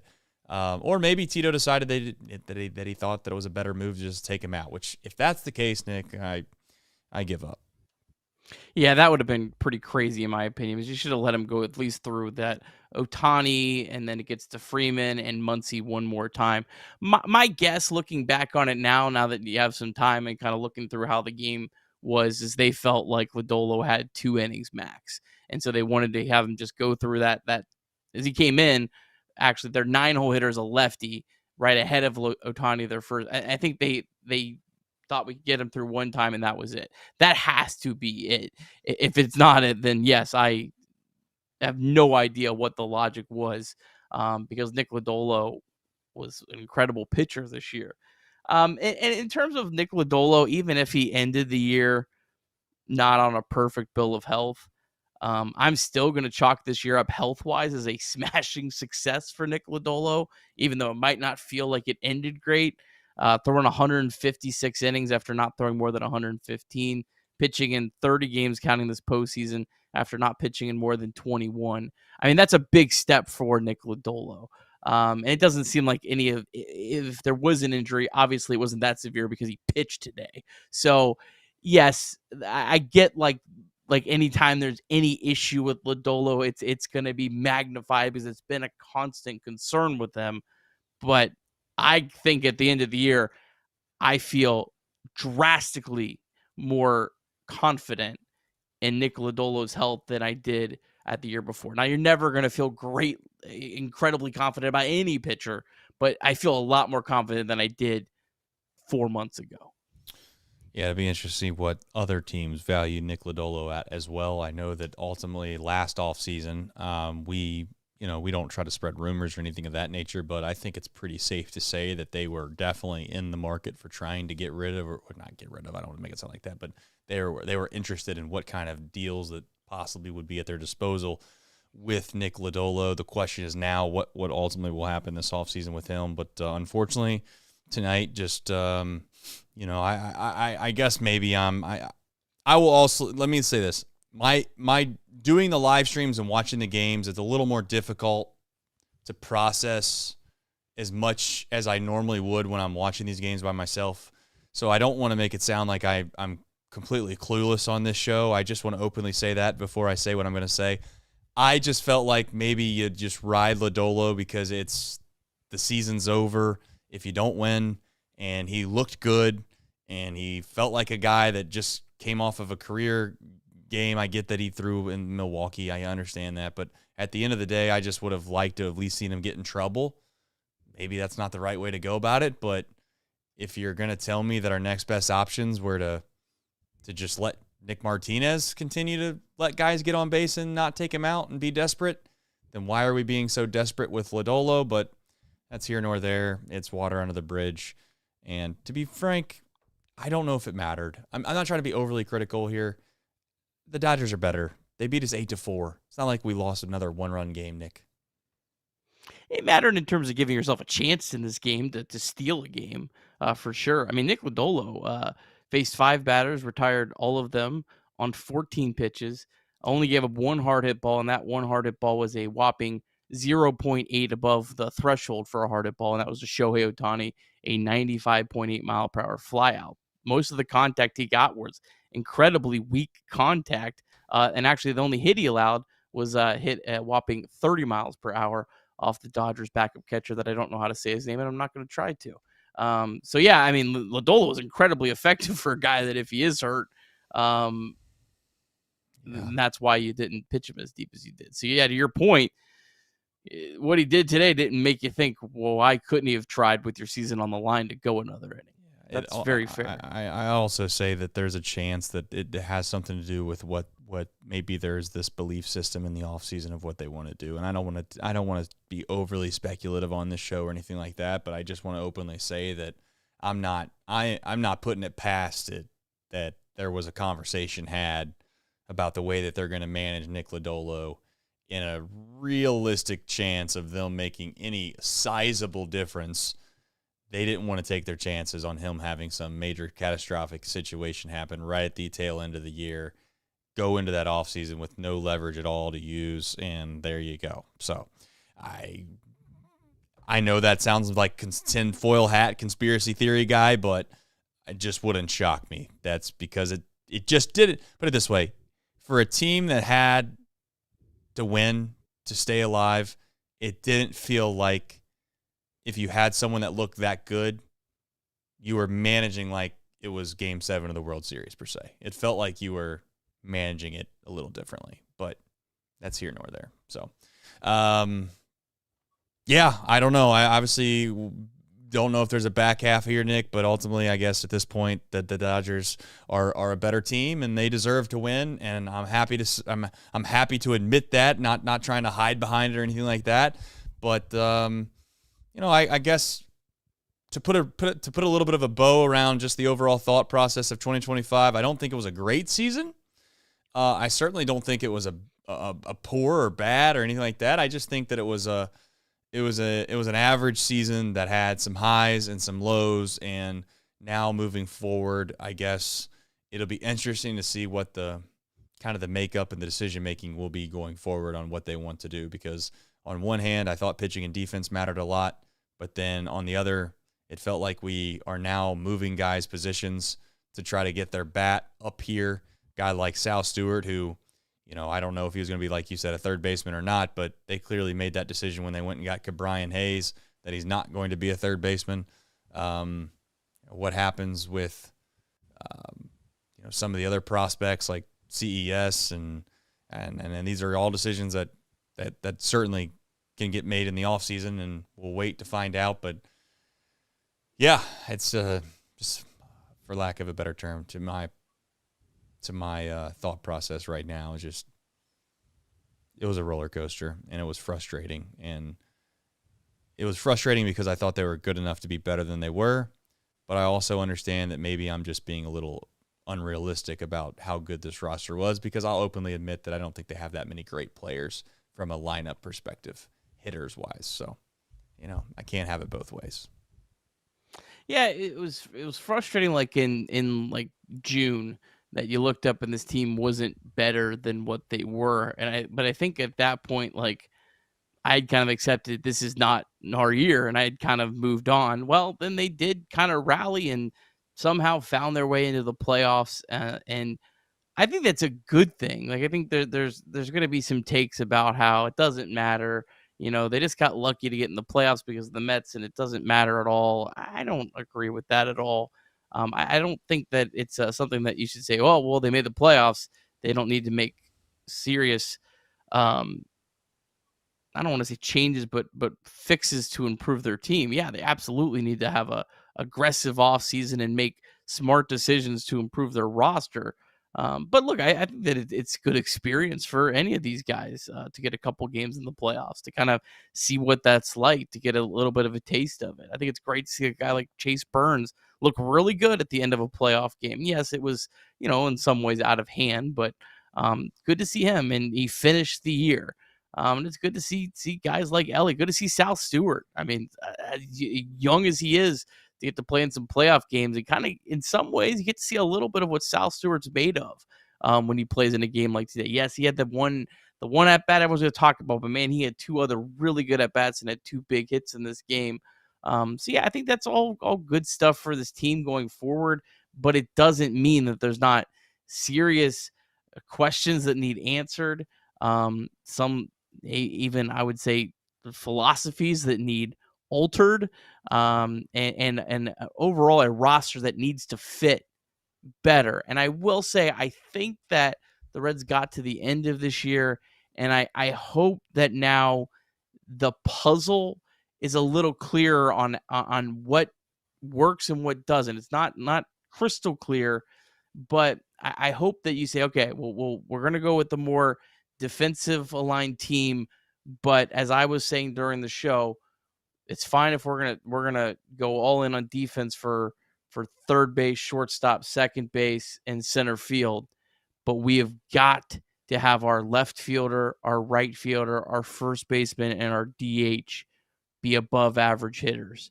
We have got to have those players carry the load offensively. And Sal Stewart could be an option there to be a guy that could carry.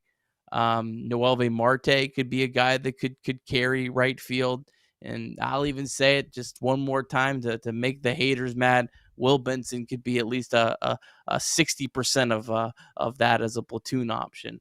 But yeah, you have to have those spots carry the weight if you're going to go with the more defensive-minded team. Yeah, we'll see what they ultimately end up doing. As far as the term "great season," I just don't think I can give it that grade. Maybe it's just too close, and the I don't know. It's just hard for me to say it was a great season. I know they made the postseason for the first time in a long time. I get the idea that they ran into the Dodgers, so how can you possibly judge the entire season off of just 2 games against the Dodgers? That's probably a little unfair, and it took them to get into the postseason until 162. But just my brain won't allow me to get past the idea that, realistically speaking, in the final game of the year, they went out, they put a lineup that had Trevino, Hayes, McLean in the last 3 slots of the lineup, and they didn't feel like they managed that game with any sense of urgency. And fortunately for the Cincinnati Reds, the Miami Marlins won a baseball game that allowed them to get in the postseason, but we didn't control that. Our organization had nothing to do with that, and the Mets completely collapsed. And maybe you're going to say that that's overly pessimistic and that I'm always, looking at the negative side of things. I'm just openly saying that we didn't control any of that. And thankfully, they fell apart, and it allowed us to get to the postseason. But I think we're a far cry away from, being a competitive team that's capable of actually executing and making a sizable difference in the postseason. You somewhat saw it in this postseason attempt, but I'd even say we got to find a way to compete with the Cubs. We got to find a way to compete with the Brewers. I know the Brewers probably played a little bit over their head this year. That's fine, but you can't finish 16, 17 games behind a divisional opponent that spends less money than you, Nick. That can't happen, and we've got to find a way to try to scratch and claw and get ourselves a little bit closer to that. I'm not saying they got to make it all up in one year, but we've got to start to try to find ways to be a little more competitive in this division, and hopefully that starts next year. But I'm not going to say it's a great season just because you get in the postseason and then you get your brakes beat off of you. So that's just kind of, hopefully people understand that. I'm not trying to be negative. I'm just being completely blunt and honest about how I feel, and hopefully they've spent a little bit of money in the offseason and they hit, because Jamie Candelarios of the world, the Nick Martinez of the world, you do spend money, Nick, but you just can't miss. And I'm not trying to say it's all Nick Kral's fault, but he's going to have to find a way to not miss that bad if he decides to go out into the free agent market again and make a splash. It's only a great season if this is a stepping stone towards next year being a really great season. That's the only way that I can look back on this. But you see teams like this that get into the playoffs as kind of that last team, and it was their first step towards them being great. And you also see teams that get in here and that's it. The Miami Marlins come to mind, a team that snuck into the playoffs, and the next year they were one of the worst teams in baseball. I don't think the Reds have that going for them. I think they still have obviously a competitive roster. For me, I don't think the Reds are maybe as far off as I think a lot of people are going to think. I think that because the offense was so brutal to watch a lot of this year, it makes the team not feel as good as it was. This team has incredible pitching, and they're going to win ugly. Even if they improve on the offense, they're still going to probably win kind of ugly, and that wins. It's not a sexy brand of baseball, but the Milwaukee Brewers, I think it looks sexy to us because they beat the crap out of the Reds. But I think if you watch that team every day, you probably don't feel as wow, maybe not this year because they won so many games, but a lot of those other years where they were maybe like that 88, 89 win team, it didn't feel that way. And this team left a lot of games on the table. We've talked about it all year. They left a lot of games where there was not enough of the games that they stole versus the games that they gave away. Yeah. So again, I don't think they're that far off, but I think that for me, I think the Reds could roll out of bed next year and win 87 games if just a couple things go right. But man, I'd really like to see them put the pedal to the floor and try to maybe win 92 games, or maybe even hell be the Milwaukee Brewers if everything goes right, and then have to make some real changes and some tough changes and some tough trades and some tough pieces, and maybe even ownership ponying up just a little bit to get that one player that fits that can help get this team over the top. We'll find out here in the near future.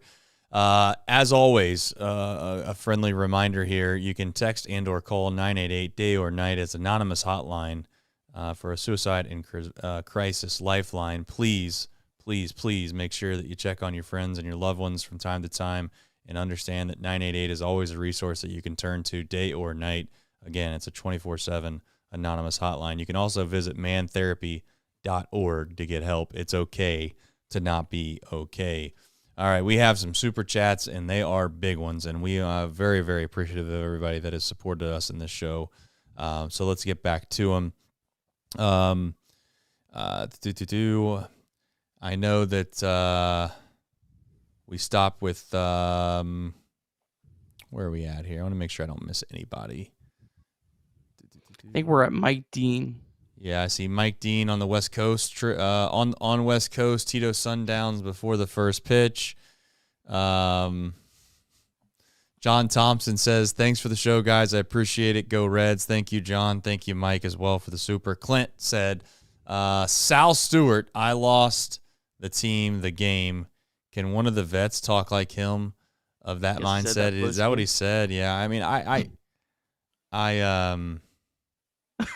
what a freaking guy, man. I like that. I'll be honest with you. Yeah. I like that. Oh, yeah. I really do appreciate that. I tell you what, I mean, sometimes some people will think that that's a negative trait to have if you're really, really critical of yourself sometimes. I don't know if it's always the best version to sit there and be that critical of yourself, but I'll tell you this.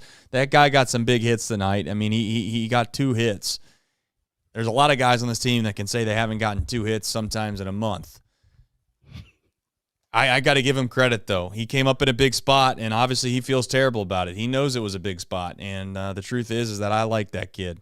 He's going to be a fine player if he has that attitude. And like you said, Nick, he's got a reputation of working really, really hard, and I hope he continues to find success. And you know, it's easy to get sentimental and root for guys when you get a chance to see obviously the game, his MLB debut, and his parents and his dad, and the way that he was emotional, and the story behind all of that, and so good for Sal Stewart. So that was that's a crazy quote, to be honest with you. But yeah, thank you for the super. I hope the Reds. I hope the Reds tell Sal Stewart, you're our first baseman next year. Spend all offseason working on it, because I think that kid will work his tail off, and I think he gets to spring training, and I don't think he's a great first baseman, right? Nice. But you let that guy work at first base, he'll be an above average defensive first baseman. I agree. I completely agree. Let's see here. Michael Roth, once again, 50 bomb, just crazy. Absolutely. Roth is in a league of his own. Nutcutter Nation there, he says the biggest question, and we'll use this to jump into the next topic here, and then we will finish with Sean Krutka's super chat as we wrap up the show. But Roth says, actually, let's do this. Let's do Sean Krutka's. Not to talk off season might again. Have 2 super chats. That one's not popping up unless you click on the red. FYI. What? Roth's got 100 bomb super chat and it's not even did popping up? Yeah. Holy smokes. Yeah, I see it. Roth, my gosh, brother. What can I say, Trace and Nick? Every end of the season feels like high school graduation movie. We don't get to see your shining faces every single day. Chatterbox Reds off-season schedule, ? Also, YouTube suggested multiple bear-related videos today foreshadowing Nick's hibernation. Yes, I'm forcing him to go into hibernation. He needs to take a break and relax and breathe and get a chance to take care of the home life for a bit. And nobody needs to. Nope. Listen, I'm going to tell everybody this right now. No one needs to hear anything about the Reds, okay, until the World Series is at least over, okay? Now, Nick's going to probably get a hair up his tail and want to do something, and I'm going to tell him that he needs to realize that sometimes you take a chill pill. Nothing's going to – if something crazy happens, sure, we'll be here. We'll be back better than ever. But we need to take a break. Nick's been working his tail off. He needs to find a little more what we'll call balance here in the next few weeks. So he said the end of this week, I'm going to force him to take longer than that off unless he's going to absolutely hate my guts for it, which he shouldn't. But that's his decision, not mine. Let's keep moving here. Thank you, Raw, for that super chat. I'm going to read your next super chat. He said the biggest question for the Reds offseason is to figure out Blistergate. The Reds postseason baseball was awesome. Last night was fun. Tonight was fun. Thank you both. Let's break the tube and like the show. Chatterbox Sports Forever. Thank you, Roth. Thank you for everybody for still being in here. If you haven't already, like the stream, subscribe to the channel. That'd mean a lot to us. And we'll keep it moving. Shot Kruckus says, not to talk offseason again, but it's hard to imagine them doing much spending with a lockout likely the next season. Yes, we'll get into that all offseason. It'll be interesting because, I mean, ultimately that might help them maybe. I don't know how they're going to do that. It feels like they might prorate contracts possibly if there's a shortened season, so you might get off the hook for some bigger contracts. I don't know. Like you could take you could take it both ways. You could say that, I don't know. Small markets too might also feel a little more brave because they feel like they're going to get some things that they never got before because clearly the commissioner, I think, is on their side. I feel like the commissioner believes that there is way too many inequities in the game, and it's making the game a little more difficult to grow. I'm not going to sit here and say they're going to go out and spend a ton of money, but you could argue it both ways. That's all I would say. Joshua says, big off season coming up. Love you, brothers. Next year. Thank you, Joshua. Appreciate that. And Davis Rafferty says, well, boys, there's always next year. Appreciate you guys doing the show every night. I look forward to it night in and night out. Thank you, Davis. And, always next year as long as God willing. You never know. Hit by a bus tomorrow, and last thing I'd get to see is the Los Angeles Dodgers taking it to the woodshed of your Reds. But you know what? I hope for it, and I'm looking forward to next year as long as we can find a way to make our season better. And you know how it goes, Nick. You're tired at the end of the year, and give yourself a couple weeks, and then January comes around, and you're like, yeah, let's find a way to do this again. So, winter meetings come around, brother, and I'll be all in. But nonetheless, arbitration. That's the end of those supers. So, folks are asking, obviously, in the supers, they're already talking about the off season. I guess if you want to share kind of a little bit of a gist of some off season calendar stuff, and this has kind of been a tradition. I think I've done this every year of the last show, so. Why not? Unfortunately, I did get this ready ahead of time just in case tonight was the end, and seems like probably was a good decision. All right, here's what's coming up in the off season for those at home, just because you may be wondering. A few more that didn't make the old list here, but here's what's coming. These are tentative dates because there's no official calendar yet, so I'm going off of last year, and I tried to figure out the closest. So free agency will begin. This will either be November 2nd through 6th. It's 5 days after the World Series ends. Contract option decisions, that'll fall between likely November 6th through the 9th. The deadline to make qualifying offers falls between November 6th through the 9th. The qualifying offer decision falls between November 18th through 20th. And the really interesting things, mostly for the Reds, will be the non-tender deadline. That will be where probably Santiago Espinal is no longer a Red. I'll look a little bit deeper when we do our first kind of preview of that as to everyone that would be on there. But that would be the kind of guy. Do you tender Santiago Espinal a contract? Players of that nature. Then the MLB winter meetings are December 8th through 10th. That's obviously where a lot of action happens. We did a lot of content then. That'll be fun. The draft lottery was part of that. The Rule 5 draft, part of that. It'd be nice to see the Reds pick up someone good. The Rule 5 draft, because they have just had a bunch of nobodies. Then in January, you have the arbitration filing deadline. That will be interesting. That's more in terms of trying to figure out contracts. A guy like Gavin Lux could be a guy that could be disputed where he thinks he's worth more than he is, just as an example. And then Reds Fest is January 16th through the 17th. They're doing it in January this year. So we'll try to do something along the lines. I'm going to try to come down for that if I can. I don't know exactly if I'll have any official capacity for that, but I would love to be down there and love to maybe we could do something with Chatterbox. But stay tuned for all that. A lot more of that of the off season.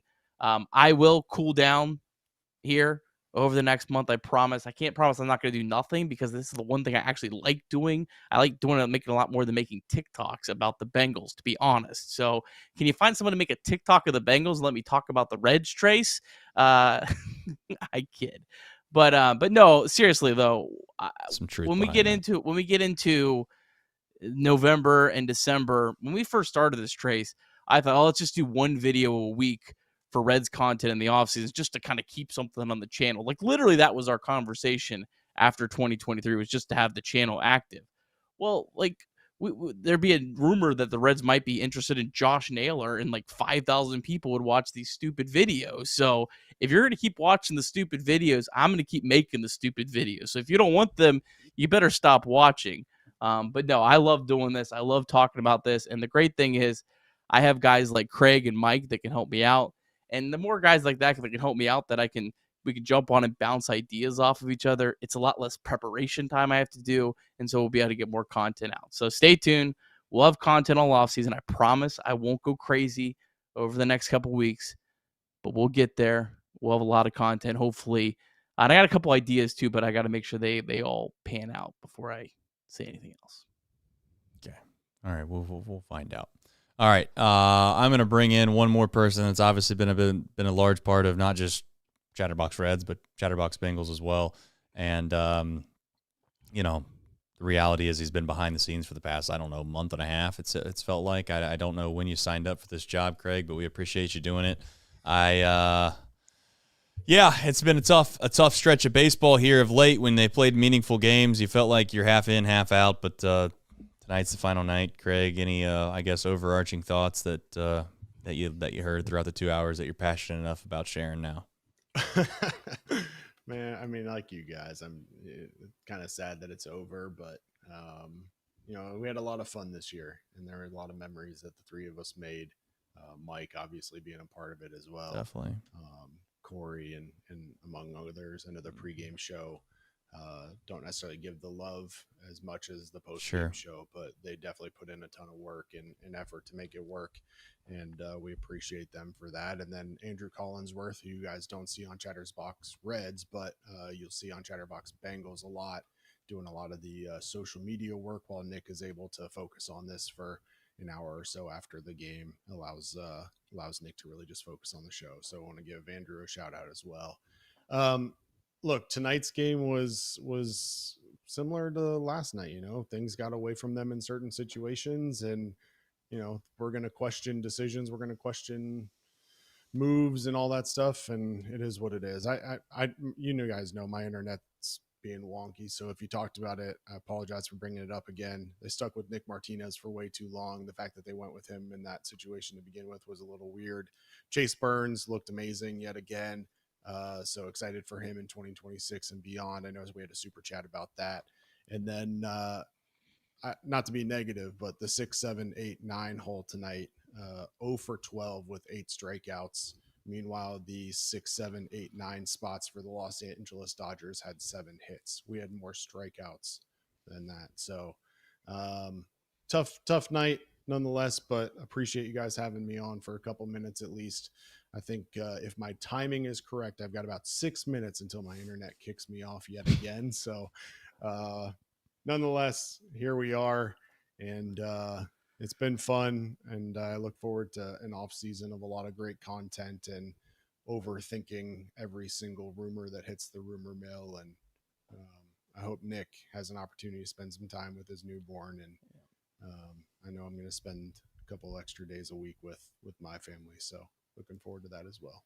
Yeah, final thanks. I just want to say final thanks to our families in general. It's part of the show that you try not to get emotional about, but I got to be honest with you folks. I know that people think that this is just a baseball show. You get on here every single night, you talk about it, it's fun. But there's a lot of time. There's a lot of time that you just take away from your family on a night, every single night of the summer for the most part. And you're watching the game for 2.5 hours, then you get on a show, you do an hour show, and then you by the time you get back, everybody's asleep. And it doesn't mean that I'm complaining. I hope people don't take it that way. It's more or less just my gratitude for all of the families that are involved for what we do, and I just want to say thank you to them because they're the real backbone of this whole thing. If my wife were to look at me and say, "Hey, you can't do that show anymore," I as much as I love all of you and as much as I love this show, I got to be honest with you, I love my wife more. And I've never been put in that spot. Obviously, Andrea and obviously Craig, we've not been put in that spot where we've had an ultimatum, at least not yet. I say that jokingly, but I just got to say thank you to them because realistically speaking, they're the ones that make this whole thing go because they do all the dirty work while we sit here and we talk baseball on a night in, night out basis. And yeah, it certainly doesn't probably look from the outside looking in like it's that hard of a job or it's that big of a commitment or any of those types of things. And I'm not here. Trust me, both of my grandparents worked in a factory and steel mill for 35, 40 years. And I'm not here to sit here and suggest that by all means it's the world's hardest work. But I do understand the sacrifice that our wives and families make every single night to allow us to do this. And I just want to say thank you to all of them, and obviously thank you to you guys. But when you live this and you do it long enough, you know what the ins and outs of it are. And I don't know how many people totally understand the commitment levels that go into this to be able to try to do it at a high enough level where people can be proud about it. But I just want to make that the kind of final parting thought as we head into what will be the off season for the next 2026 year, is that thank you to our wives, thank you to our kids, and thank you to basically anyone else that loves us that unfortunately doesn't maybe get the time that perhaps they would like out of us because we do this show. But one final time, thank you to all of you. One more thing, Trace. Go ahead, Craig. 450 people still watching this stupid show at 1:15 in the morning. Yeah. I mean, it goes That's without insane. saying, I think, but I'm going to say it anyway. We literally couldn't do it without you guys. If you're looking for more Cincinnati sports content, when we are taking this break, I'm going to pin a link to our Discord channel now in the YouTube chat. If you're not already in there, not only are the three of us in there, but a ton of other passionate Cincinnati sports fans are in there as well who would love to chat Cincinnati sports with you all off season long and throughout the rest of the Bengals season. So that's right. Look forward to chatting with you guys in there as well. Yep. Just click that Discord link and you can get in there, and there's plenty of channels that you can find something that you're interested in, and you're basically in the chat 24/7, or whether you want to be in there or not. But really, and tons of other content here on Chatterbox Sports. Off the bench, 10 a.m. to noon every day. Stone Shield Show, 11 a.m. Chatterbox Bengals, all kinds of content. FC Cincinnati, the Flying Lion, Chatterbox Bearcats. Those guys have really been ramping up, doing a lot of stuff. So lots of other content here. Chatterbox Sports does not go away. Chatterbox Sports never sleeps. We're always here. Appreciate the support. echoing everything Trey said about my wife, who is just incredible to help me do the show, and Craig and Mike helped me help my wife as well. So it was a team effort. It takes a village. It takes a village, guys. It does. It does take a village. Noah Downing on the way out the door. Thank you for being a member for 3 months. He says thank you for all service. Thank you, Noah, and thank you, everybody. If you haven't hit the like button, please do so on the way out, and subscribe to the channel, because as Nick just said, we never do sleep around here, it feels like, from a Chatterbox Sports perspective, and you can get an opportunity to take in as much Cincinnati sports as you humanly would like. So until the next time, enjoy the playoffs. The Reds are not in it, but enjoy some more baseball, and we'll catch you on the flip side. Take care, everybody. It's been one hell of a ride. Some say it's great. Some say it's terrible. I'd say it's somewhere in the middle, and it's been a roller coaster. So see you, everybody. Take care.